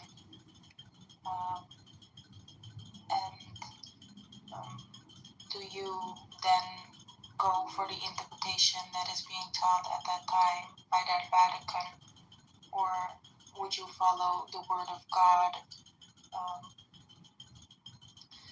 and would you have your own? Can you still rationally make your own opinion? Yes, You're allowed to do that. Right. No. I know you're going. I go by the Word of God. I worship at the Catholic Church. That's where I go to worship. But I go by the Word of God. And so I can't speak on what the Vatican did back then. I would have to study that, I guess. But as far as I'm concerned, it's my place of worship is the Catholic Church. But I go by God's Word. It's not that hard. Thank you. I totally agree with your way of life and your way of worship. Definitely, because I know what comes from the other way, unfortunately. Well, God bless you. God bless you. To be fair, the Bible's been translated in like a bunch. It's been translated a bunch of times, and even when the Bible was compiled, to think that it was not meant to have a specific message, like the amount of history and to be like really an expert on something like Christianity or the Bible. I mean, these people, you have to have it's with Greek, Aramaic, some Hebrew. Then you have to look at the historicity surrounding the times. Like there's so much shit. It's like so fucking complicated that is where even somebody like myself who's not religious, I don't trust people to just read this book compiled by people that was meant to put across a message and think that you're going to be able to then somehow preserve this knowledge and pass it down generation by generation without having the context explained to you by, for example, a church. That's where that's my only issue with just quote unquote reading the word going by the words of the Bible. There's so many things we can read in the Bible and people will come to different conclusions. And I can tell you, I am not smart enough or knowledgeable enough to know how I am supposed to interpret a good chunk of the fucking Bible. That's why I don't know. I'm very hesitant to ever read the Bible word for word and take my own interpretation seriously. Well, you know what's really, and I find this, like, what's so amazing about the Bible is that, is many times I've read it, every time I learn new things every time. Because there's something that I saw that I didn't see that now I'm seeing. So that's what's so amazing about the Bible. And, Bible studies, they have Bible studies, and if you have a trusted friend group, like when you can do Bible studies and kind of just run your ideas and through each other, and then your discernment that God gives you. I mean, God will speak to you. And sometimes we can get it wrong. We're not perfect, and we're all a work in progress. Do you think the Bible is something that? Because obviously this is your holy book, and it comes with a message from God. Do you think that it should be something that should, under any circumstances, be misinterpreted? I mean, if I was a religious person and really believed in Christianity, I would not want to guess what I'm supposed to interpret from the Bible. And the amount of knowledge, just for example, a priest will have, they will be able to put things into context and know what the message is supposed to be in the Bible in ways that you or I would simply not be able to do. And that's why I don't think people should read the fucking Bible. I think they should actually, I can read the Quran and the Hadiths back to back a bunch of times. There's not one Muslim that I have questions. Again, I can go to my Bible study group, or I do ask the priest. So anytime during the week I can just pop in and talk with Father Roman, or after Mass I can say, hey, I have a question, I'm kind of confused about this, and run it back. My question for you, Ann, do you take what the priest or the father tells you as gospel, or do you kind of just allow it to inform how you're evaluating whatever the text is? Yeah, I mean, I hear what Father Roman has to say to me, and then, and then I let it all process, and then I come up with, my own. Have you ever taken your confusion about a text to the Holy Spirit to reveal it to you? Yeah, that's what I mean. Yeah. Right. So obviously, so when when something is no, I don't want to even expose. Let me ask you this: Do you believe that the Bible is the inerrant, infallible Word of God, or do you believe that it is not? Yeah, it's the infallible Word of God. So you don't allow for the possibility that it might have been mistranslated or misinterpreted through time by the various people who are translating it? I guess I would have to learn Hebrew, and then I would be able to read the Hebrew Bible to answer that. But to be honest, because I don't think that many of us know the language of what the original Bible was, and even that in itself. So back in Jesus' time, they spoke Aramaic. Aramaic. Yeah. So what's been revealed to me is that the Bible is the word from God and not the word of God, meaning God definitely inspired the men who wrote the words down, but I think through time it's been mistranslated. So that's for us, the readers, to take it to the Holy Spirit to illuminate whatever the truth is. But it's not the word of God, it's the word from God. God created all things. God created all things. So all of those people that did the different translations, God created those people that wrote those books. Right, divinely inspired. You got what I'm saying? Yeah. So that in itself. So we see when we have other books that are not Jesus is God. We have the Holy Spirit and that discernment that says that is not right. But everybody has different discernment, though. That's right. So that's because the reason that is because different people are in different levels of spiritual maturity. Some are just, just beginning their walk with Christ. Some are years into it, some are not. So yeah, as you read that, you can read the same text, and based on your spiritual maturity and your life experiences, you might read it differently, and that's okay. Our personal journeys in life are personal. There is no one particular way of interpreting any particular thing, and I know that makes it difficult to have consensus on various things, but that's how God wanted it to be. So rather than, you can question it, but don't doubt his plan. His plan is perfect, but we have to recognize that there is no one interpretation of the Bible. Because I know there isn't, and but this is where somebody who's not religious like myself kind of thinks it's really funny. It's because you have Eastern Orthodox who think that the Catholics are heretical, and they have some pretty different. They read a very similar Bible, if not the same, and come up with very different conclusions. Right. And I guess, okay, well, obviously, which one is the true Christianity? Well, that's not at the end of the day, I don't. We're not going to know that here in this existence. Whatever the truth is going to be revealed to us in the thereafter.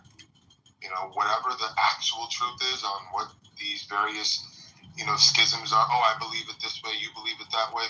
That's not going to be resolved here on earth. It's not. But Catholics would say that they have the one true way. And that's fine. And Calvinists think 44,000 people are the chosen ones. I'm sorry, you can't have many people talking at the same time. What did you say, Bree? I'm agreeing with both of you. Like Calvinists also believe that there's only 440,000 chosen people.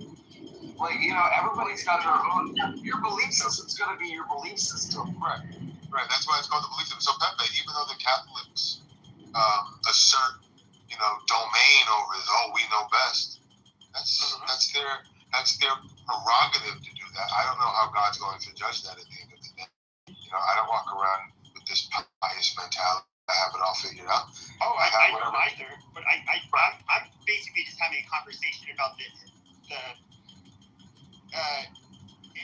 and this is more just like a debate, because logically this doesn't make sense to me, because the Catholic Church is either wholly right or wholly wrong. Either you have to be Catholic in order to go to heaven, or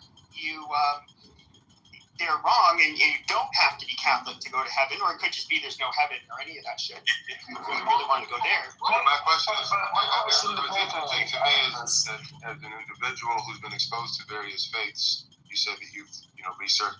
How did you end up with not having a faith at all? I wouldn't say I don't have faith at all.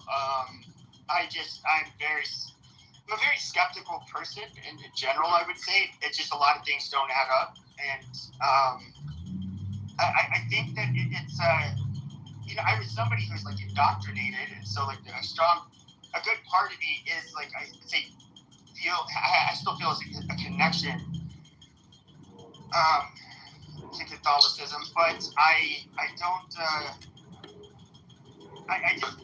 know, when I look at just the totality of circumstances, just regarding religion in general, and even just Christianity, a lot of it seems like it would take a lot of blind faith to believe it, and I find a lot of it to be logically implausible. So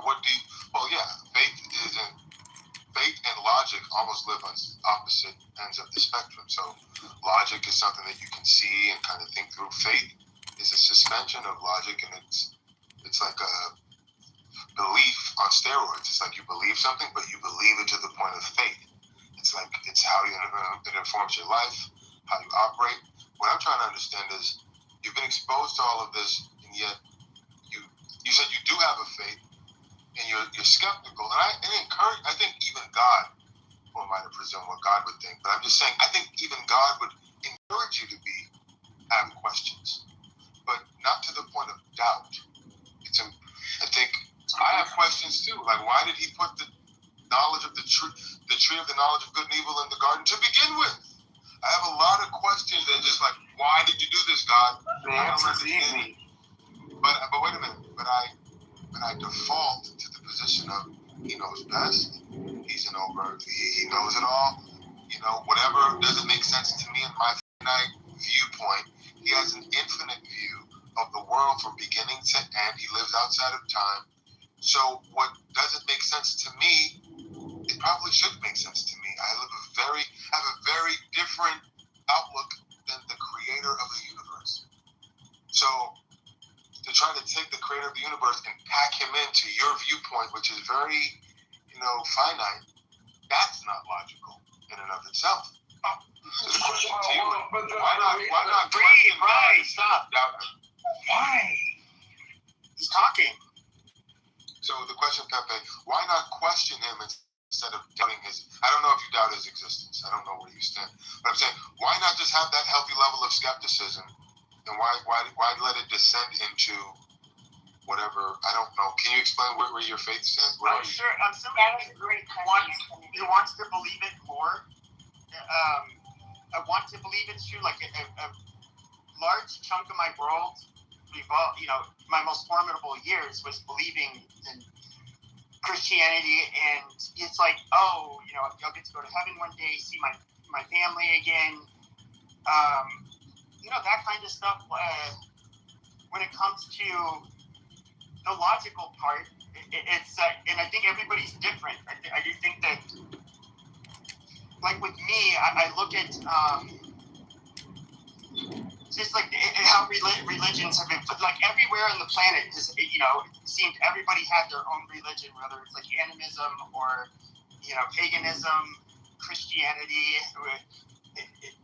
It's people are just. I think that's a part of human nature. Could be. I don't know what it is. Could be that there's a God, all that. But then we just kind of. I can get into how I find a lot of the stories, even like what do you have? You have like these Canaanite fucking religions, and then Zoroastrianism, and then it kind of evolves and somewhat similar to Judaism, and then there's another guy who claims he's a Messiah. Then now we have Christianity. There's like, even in like Mormonism, for example, which I don't think it's a real religion, you had Warren Jeffs. Now you have a new guy out there in Colorado City, Arizona, who has convinced the people that he is now the successor to Warren Jeffs, and they married off their some of their extra wives and daughters to him. It's just like I almost feel like this is something that there's a high likelihood that this has happened throughout time, and a lot of the people that we revere could very likely have just been cult leaders. If I'm being honest, this is that skepticism part. I'm not saying I want to believe this, but this is where my mind will naturally go. And I just, I think about the war against teaching evolution in schools because it goes against the biblical narrative. And I surely don't think that we were on the planet at the same time as the dinosaurs, so I don't even entertain it. And then I just look at the fucking book and... Have you had a personal relationship? Like, has God personally revealed himself to you? No, I don't even know that. Like, for instance, have you had an experience that can't be explained through coincidence? Like, something that happened to you that's like, this is way too coincidental for it to be a coincidence. This is someone's hand is on this. No. So that's the. So either you're sensitive, you're not sensitive to God having his hand in your life. Like a perception for God working in your life is odd, like you can't sense it when it happens, or you have yet to have experience. And if you have yet to have an experience where God has revealed himself to you, whether it's some people, I know someone on this app who had a near-death experience in an accident or something like that, something that just can't be explained. Like if you ever look at the writings of George Washington, for instance, there's something about him fighting an Indian, and they shot multiple things, and every bullet missed him or something like that, and he completely made it through. And even the Indian who was trying to kill him said, God is involved here because we tried to kill him, we threw everything at him, and he somehow made it through.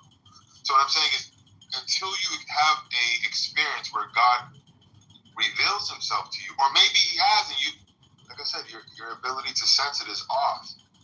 Well, I would say my brain would maybe process an event like that differently. I would perhaps process it in a way where anomalous events happen and to... What is it? What was that word you said? Anomalous, like it's an anomaly. Okay. Yes. Like a really rare event. Things can happen, and so I don't... My mind wouldn't necessarily go to the belief thing, but even... Okay, for example, this one I've always thought was weird. So, like, I'm somebody who believes in evolution for the most part, and if you believe in evolution, like with, for example, Homo sapiens, you had non-anatomically modern Homo sapiens, you had archaic hominids that were like, I guess you could say, somewhat like cavemen, or like somewhat of a hybrid between a monkey and, or I should say, I mean, we're part of the great ape species, but in other words, let's just say like an ape man type of person. Now, at what point in this evolution does this religion start to be applied to quote unquote humans, when we were like literally cavemen and we were 60 IQ and just brutes, although markedly more intelligent than chimpanzees, not, still a far ways away from being what we are today as modern humans. When does that religion start to kick in? I don't even know that anybody could begin to answer that. And it's just, to me, it just seems all of this just seems logically plausible. And I'm somebody who, my brain doesn't work well with in particular, just having faith or,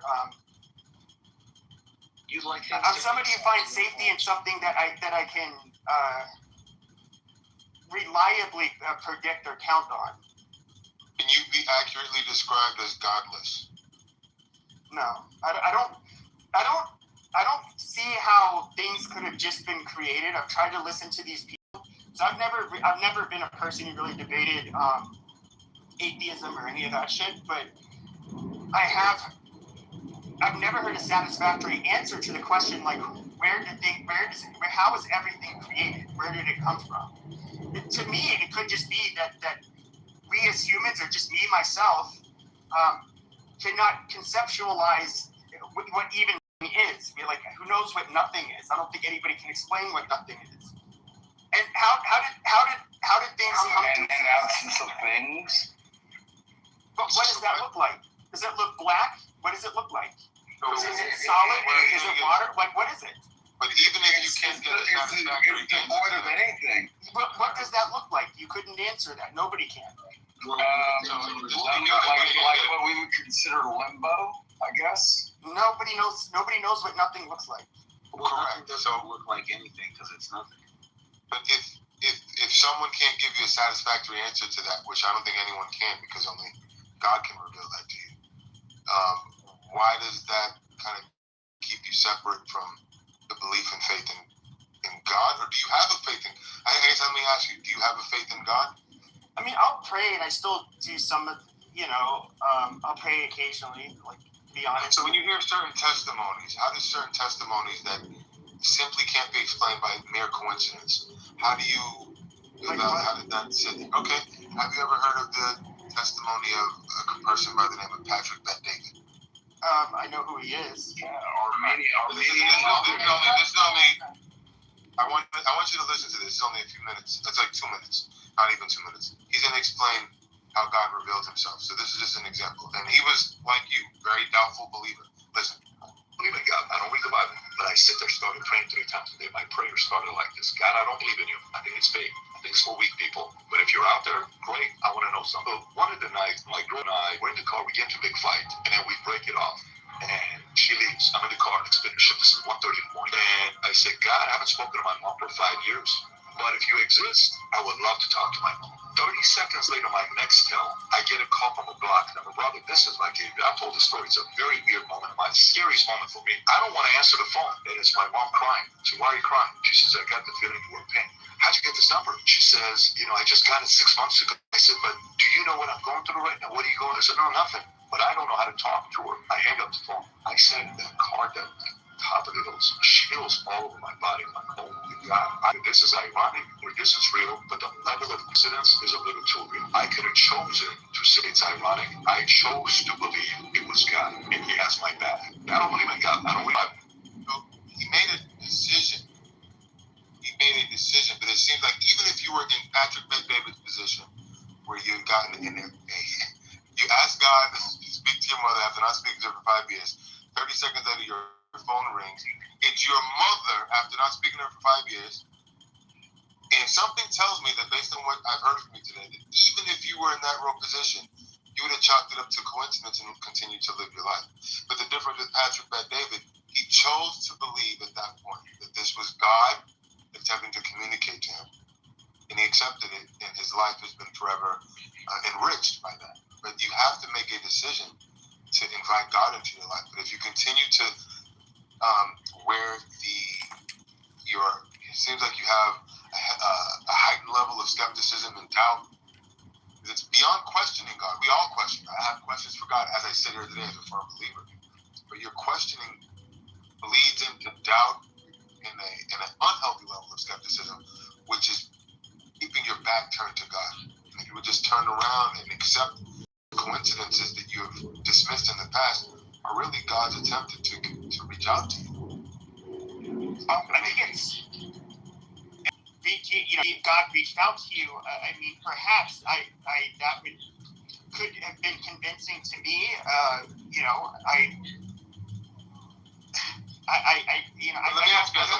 don't have the similar experience, so I just don't know. As an outsider, as just someone who's hearing Patrick Bet-David, unless you think he's lying, then we can just throw it away. But if you believe he's telling the truth, you think that that's a coincidence? Well, there's no way, and as I'm sure you know, there's no way to tell for sure. It's not. He's not making a falsifiable claim, so it's totally possible it was a coincidence. But like I said, if that happened to me, perhaps that would be like I would feel something like he did.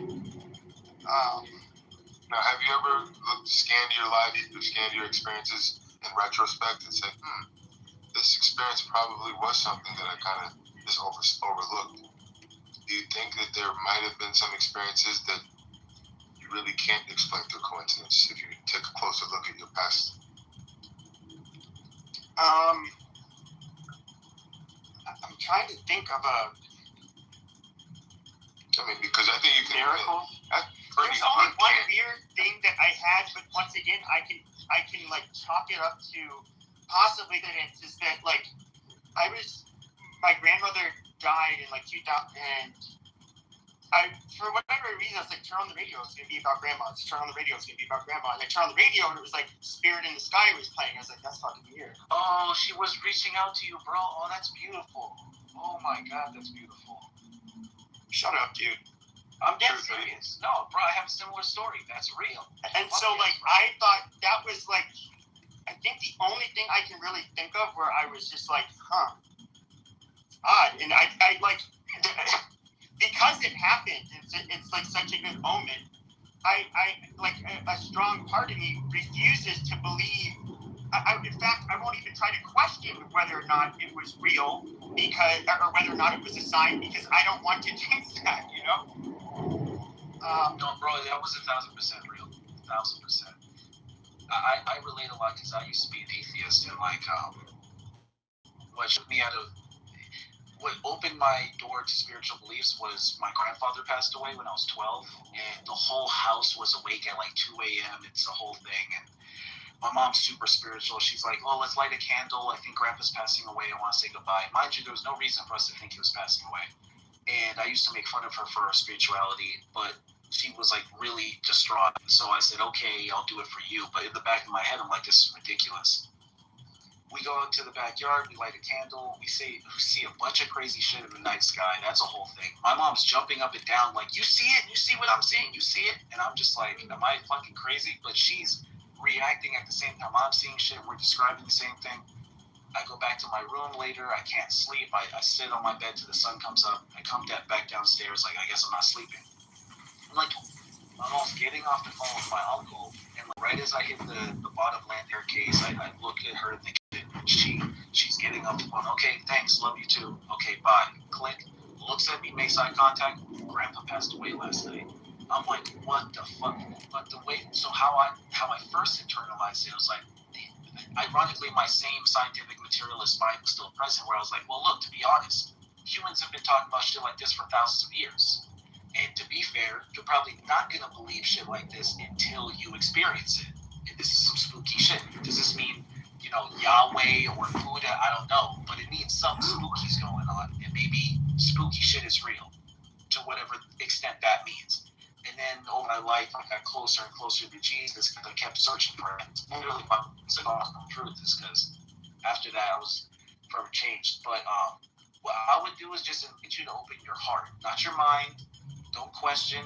Just because the thing that connects you to your grandma is not reason. It's not logic. It's not what she could do for you. It was just love. You just loved her. You just had a connection with her. And that's why God created us, and that's what gets us closest to the veil, if that makes sense. Or at least from whatever I know. So that's what I took away from it all.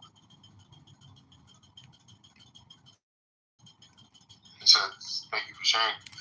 I would just say, Pepe, it seems like you may have experienced some things that, because you need to understand how things work, that need is overwhelming your need for faith. And your need for faith will bring you more peace, will bring you, but you shouldn't do it for that reason. You shouldn't do it because it's going to bring you more peace. You should do it because you see it as the right thing to do, but, God is waiting at the door, but you have to turn around and open your arms to him. And he will, once you invite him into your world, you already have an amazing foundation of an understanding of life. You've been through a number of experiences. I've heard you on this app. It can be very wild at times, but you've been informed by a number of amazing life experiences that if you would let God into your life, I believe that will take you to the next level of living. But man, tell me, where is this door? Where is this door? Describe this door that you're talking about. I'm talking to man though. Talking to me?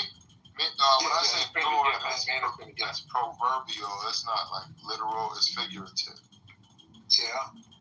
Okay. So for me to tell you what it looks like would be lie the truth, because it's not an actual door. So I can't tell you what it looks like. That'd be like you saying that was the name of God. Why is everybody talking at one time? Yeah, thank you. I was talking, so that door would be just as that door would be the same as. Say that one more time, sir. So that door would be the same as your God. You can't, because that door would be like you describe God. You can't see it. You would only want to believe in it. You want to say it's somewhere. Because I'm kind of like Pepe. I'm born Catholic Church. Baptist. I've done the rosary beads. It's just that faith don't live here no more. So I don't know if no one else believes. I'm too old for that. I'm too old for that. I'm gonna let them try to make you.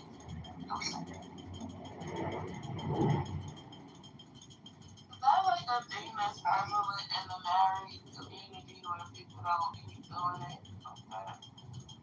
I don't know. My girlfriend is married and she's cheated on her husband several times discreetly. My husband. She's married 12 years. How are you going to cheat? Go ahead.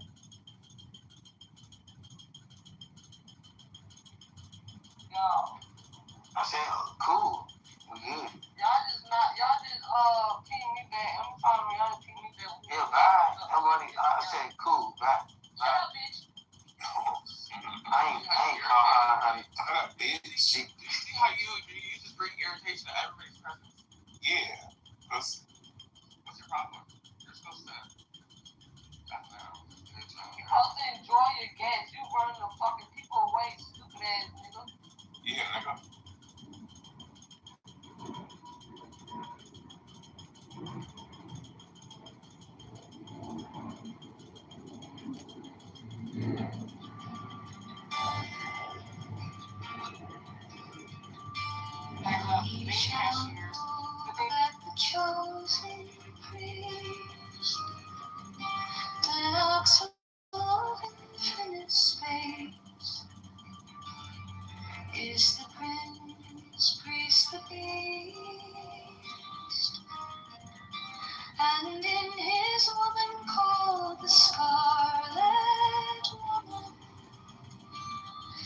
is all power given.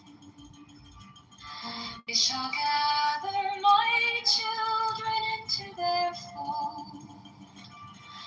They shall bring the glory of the stars into the hearts of men. 16, for he is ever a sun and she a moon. But to him is the winged secret flame, and to her the stooping starlight. But we are not so chosen. 18 burn upon their brows, O splendorous serpent. 19, oh azure-lidded woman, bend upon them. 20, the key of the rituals is in the secret word which I have given unto him.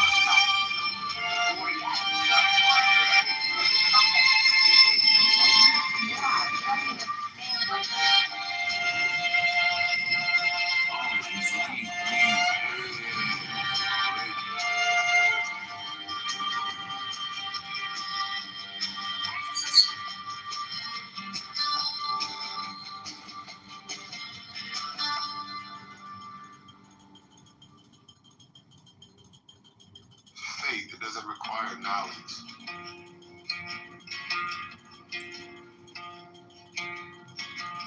Now ye shall know that the chosen priest, master of infinite space, is the prince priest of the east.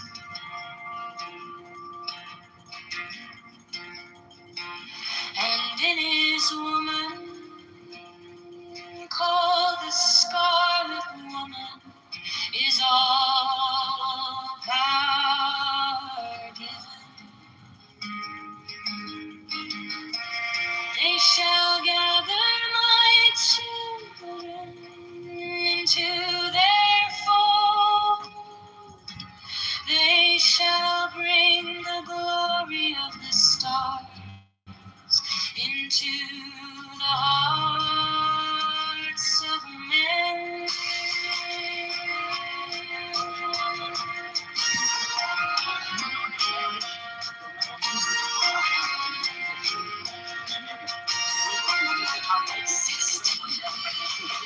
For he is ever a sun and she a moon.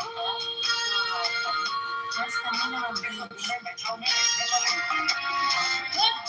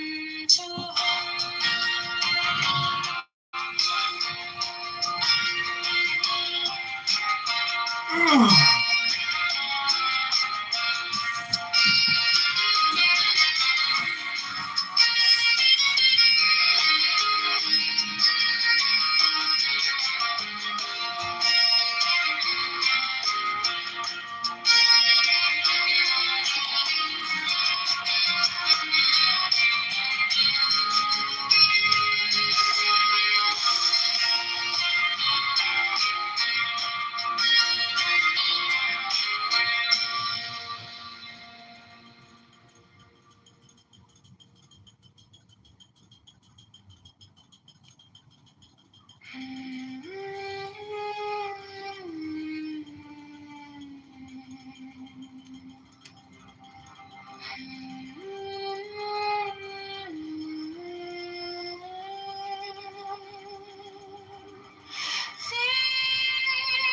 are foes that men adore, both their gods and their men of fools.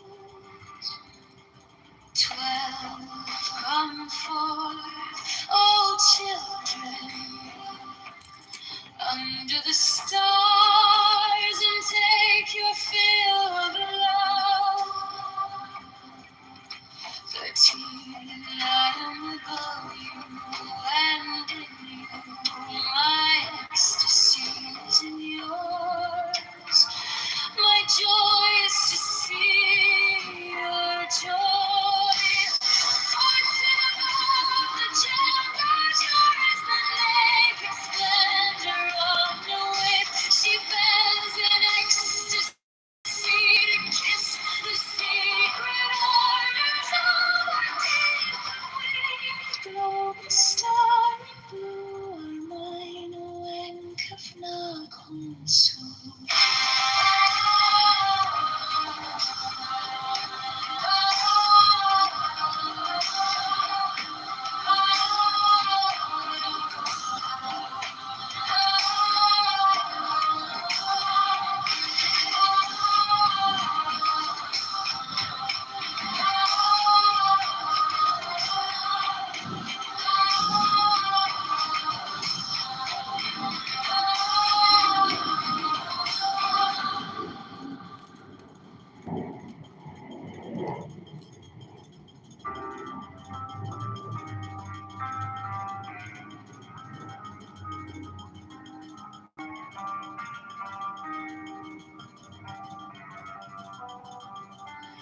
These are fools that men will do, both their gods and their men of fools.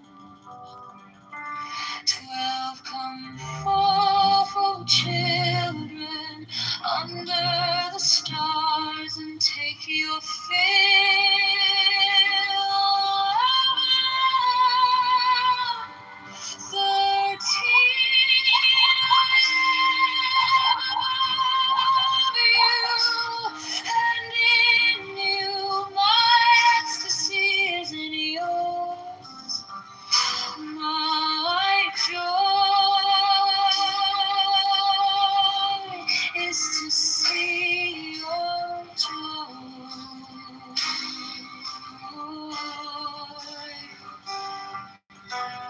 14, above the gemmed azure is the naked splendor of night.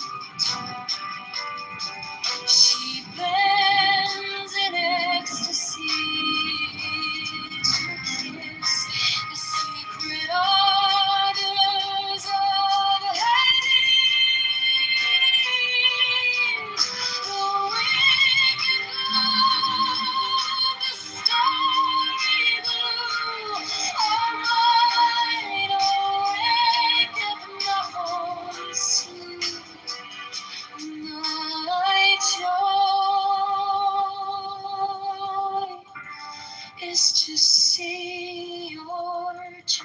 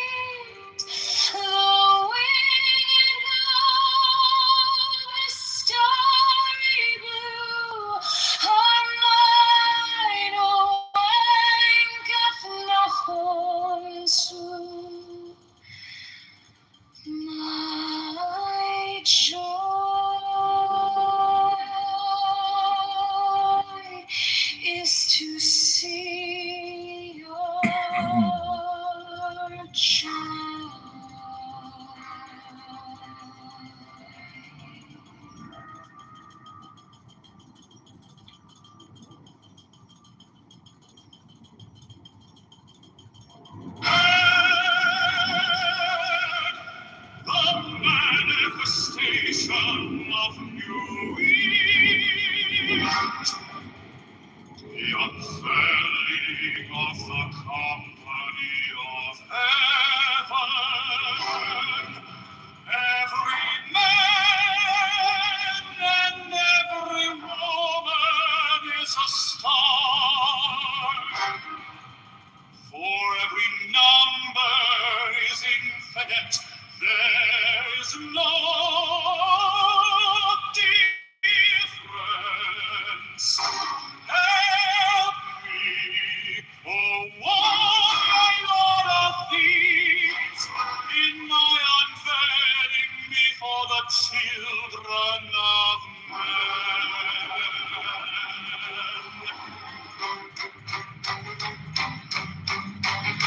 6 feet are deep, my secret center, my heart and my tongue. 7, behold, it is revealed by Iris, the minister for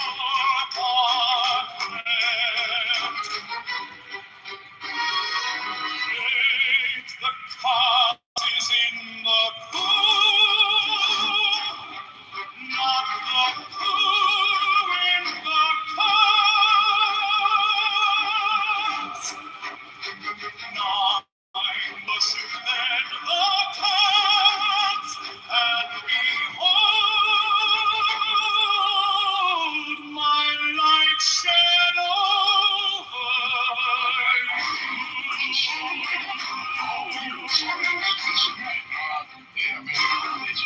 so that my servants be few and secret, they shall the many and the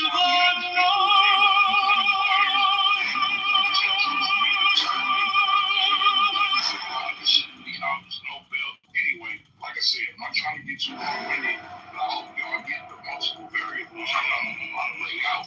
Manifestation of night to the unveiling of the company of heaven. Every man and every woman is a star.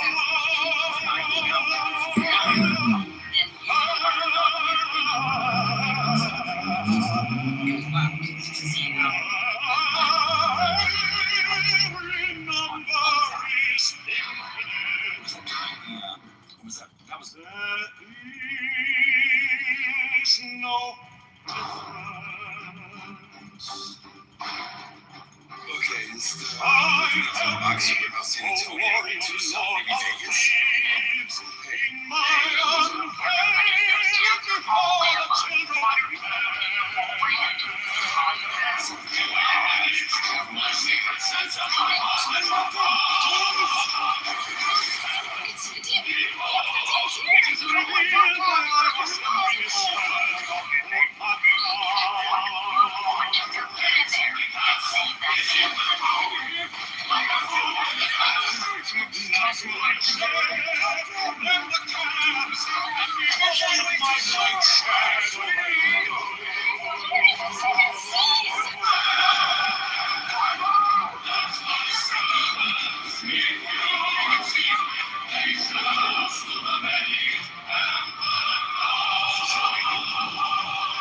Calling it Soldier Boy, Father of God.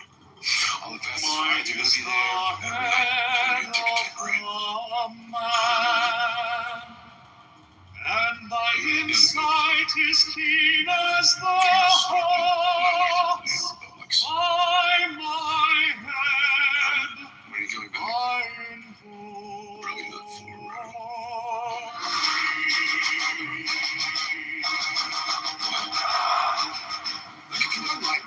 I am the only begotten child of my father, and father, my father is dead. My mother bore me with labor and pain and fear. By my body I invoke thee. Of lands of radiance white and gold. By their brightness I invoke thee. By the red triangle reverse the signs with an unconceived need of thee. By the Lamb and I invoke thee. Why is the garment of white sown with gold, the flashing of my land wear? By my robe I invoke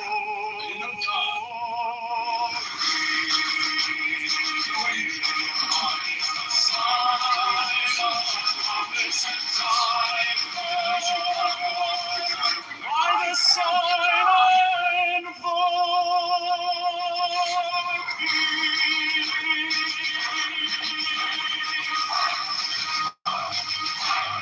Mine is the blood of white and gold, and mine the new vigor of the intimate air.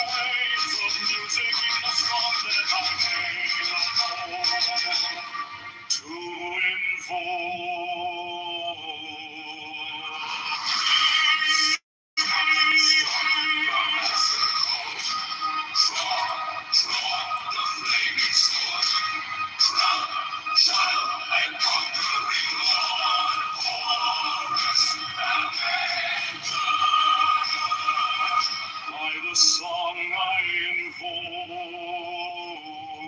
thee.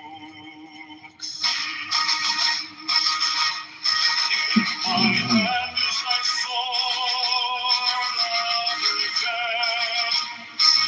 Let it strike at thy bidding. By the sword I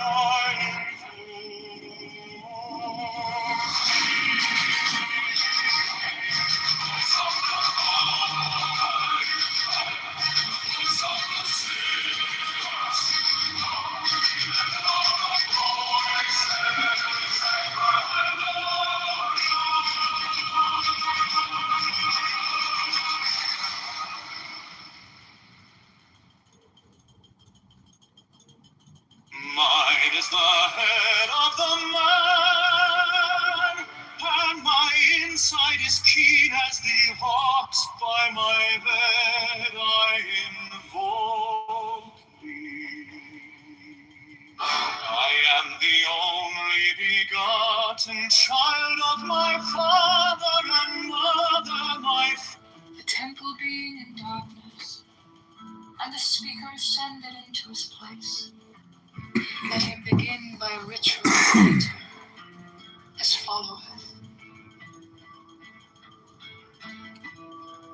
H vivo creocum, o procul este profani, bahlasti,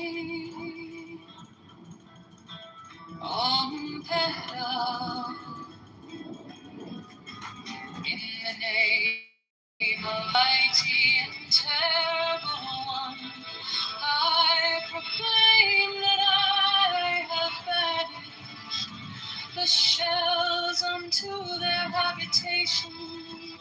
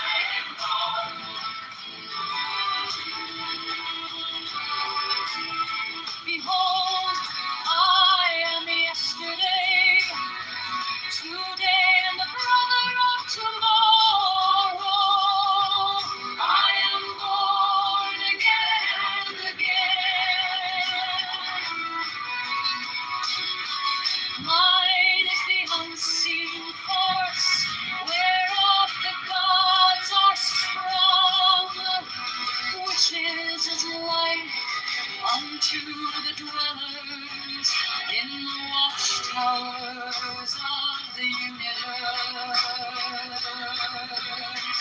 I am the charioteer of peace, Lord of the past and of the future. I see my mind in light, Lord of resurrection, who come forth from the dust, and my birth is from the house of death. I love you.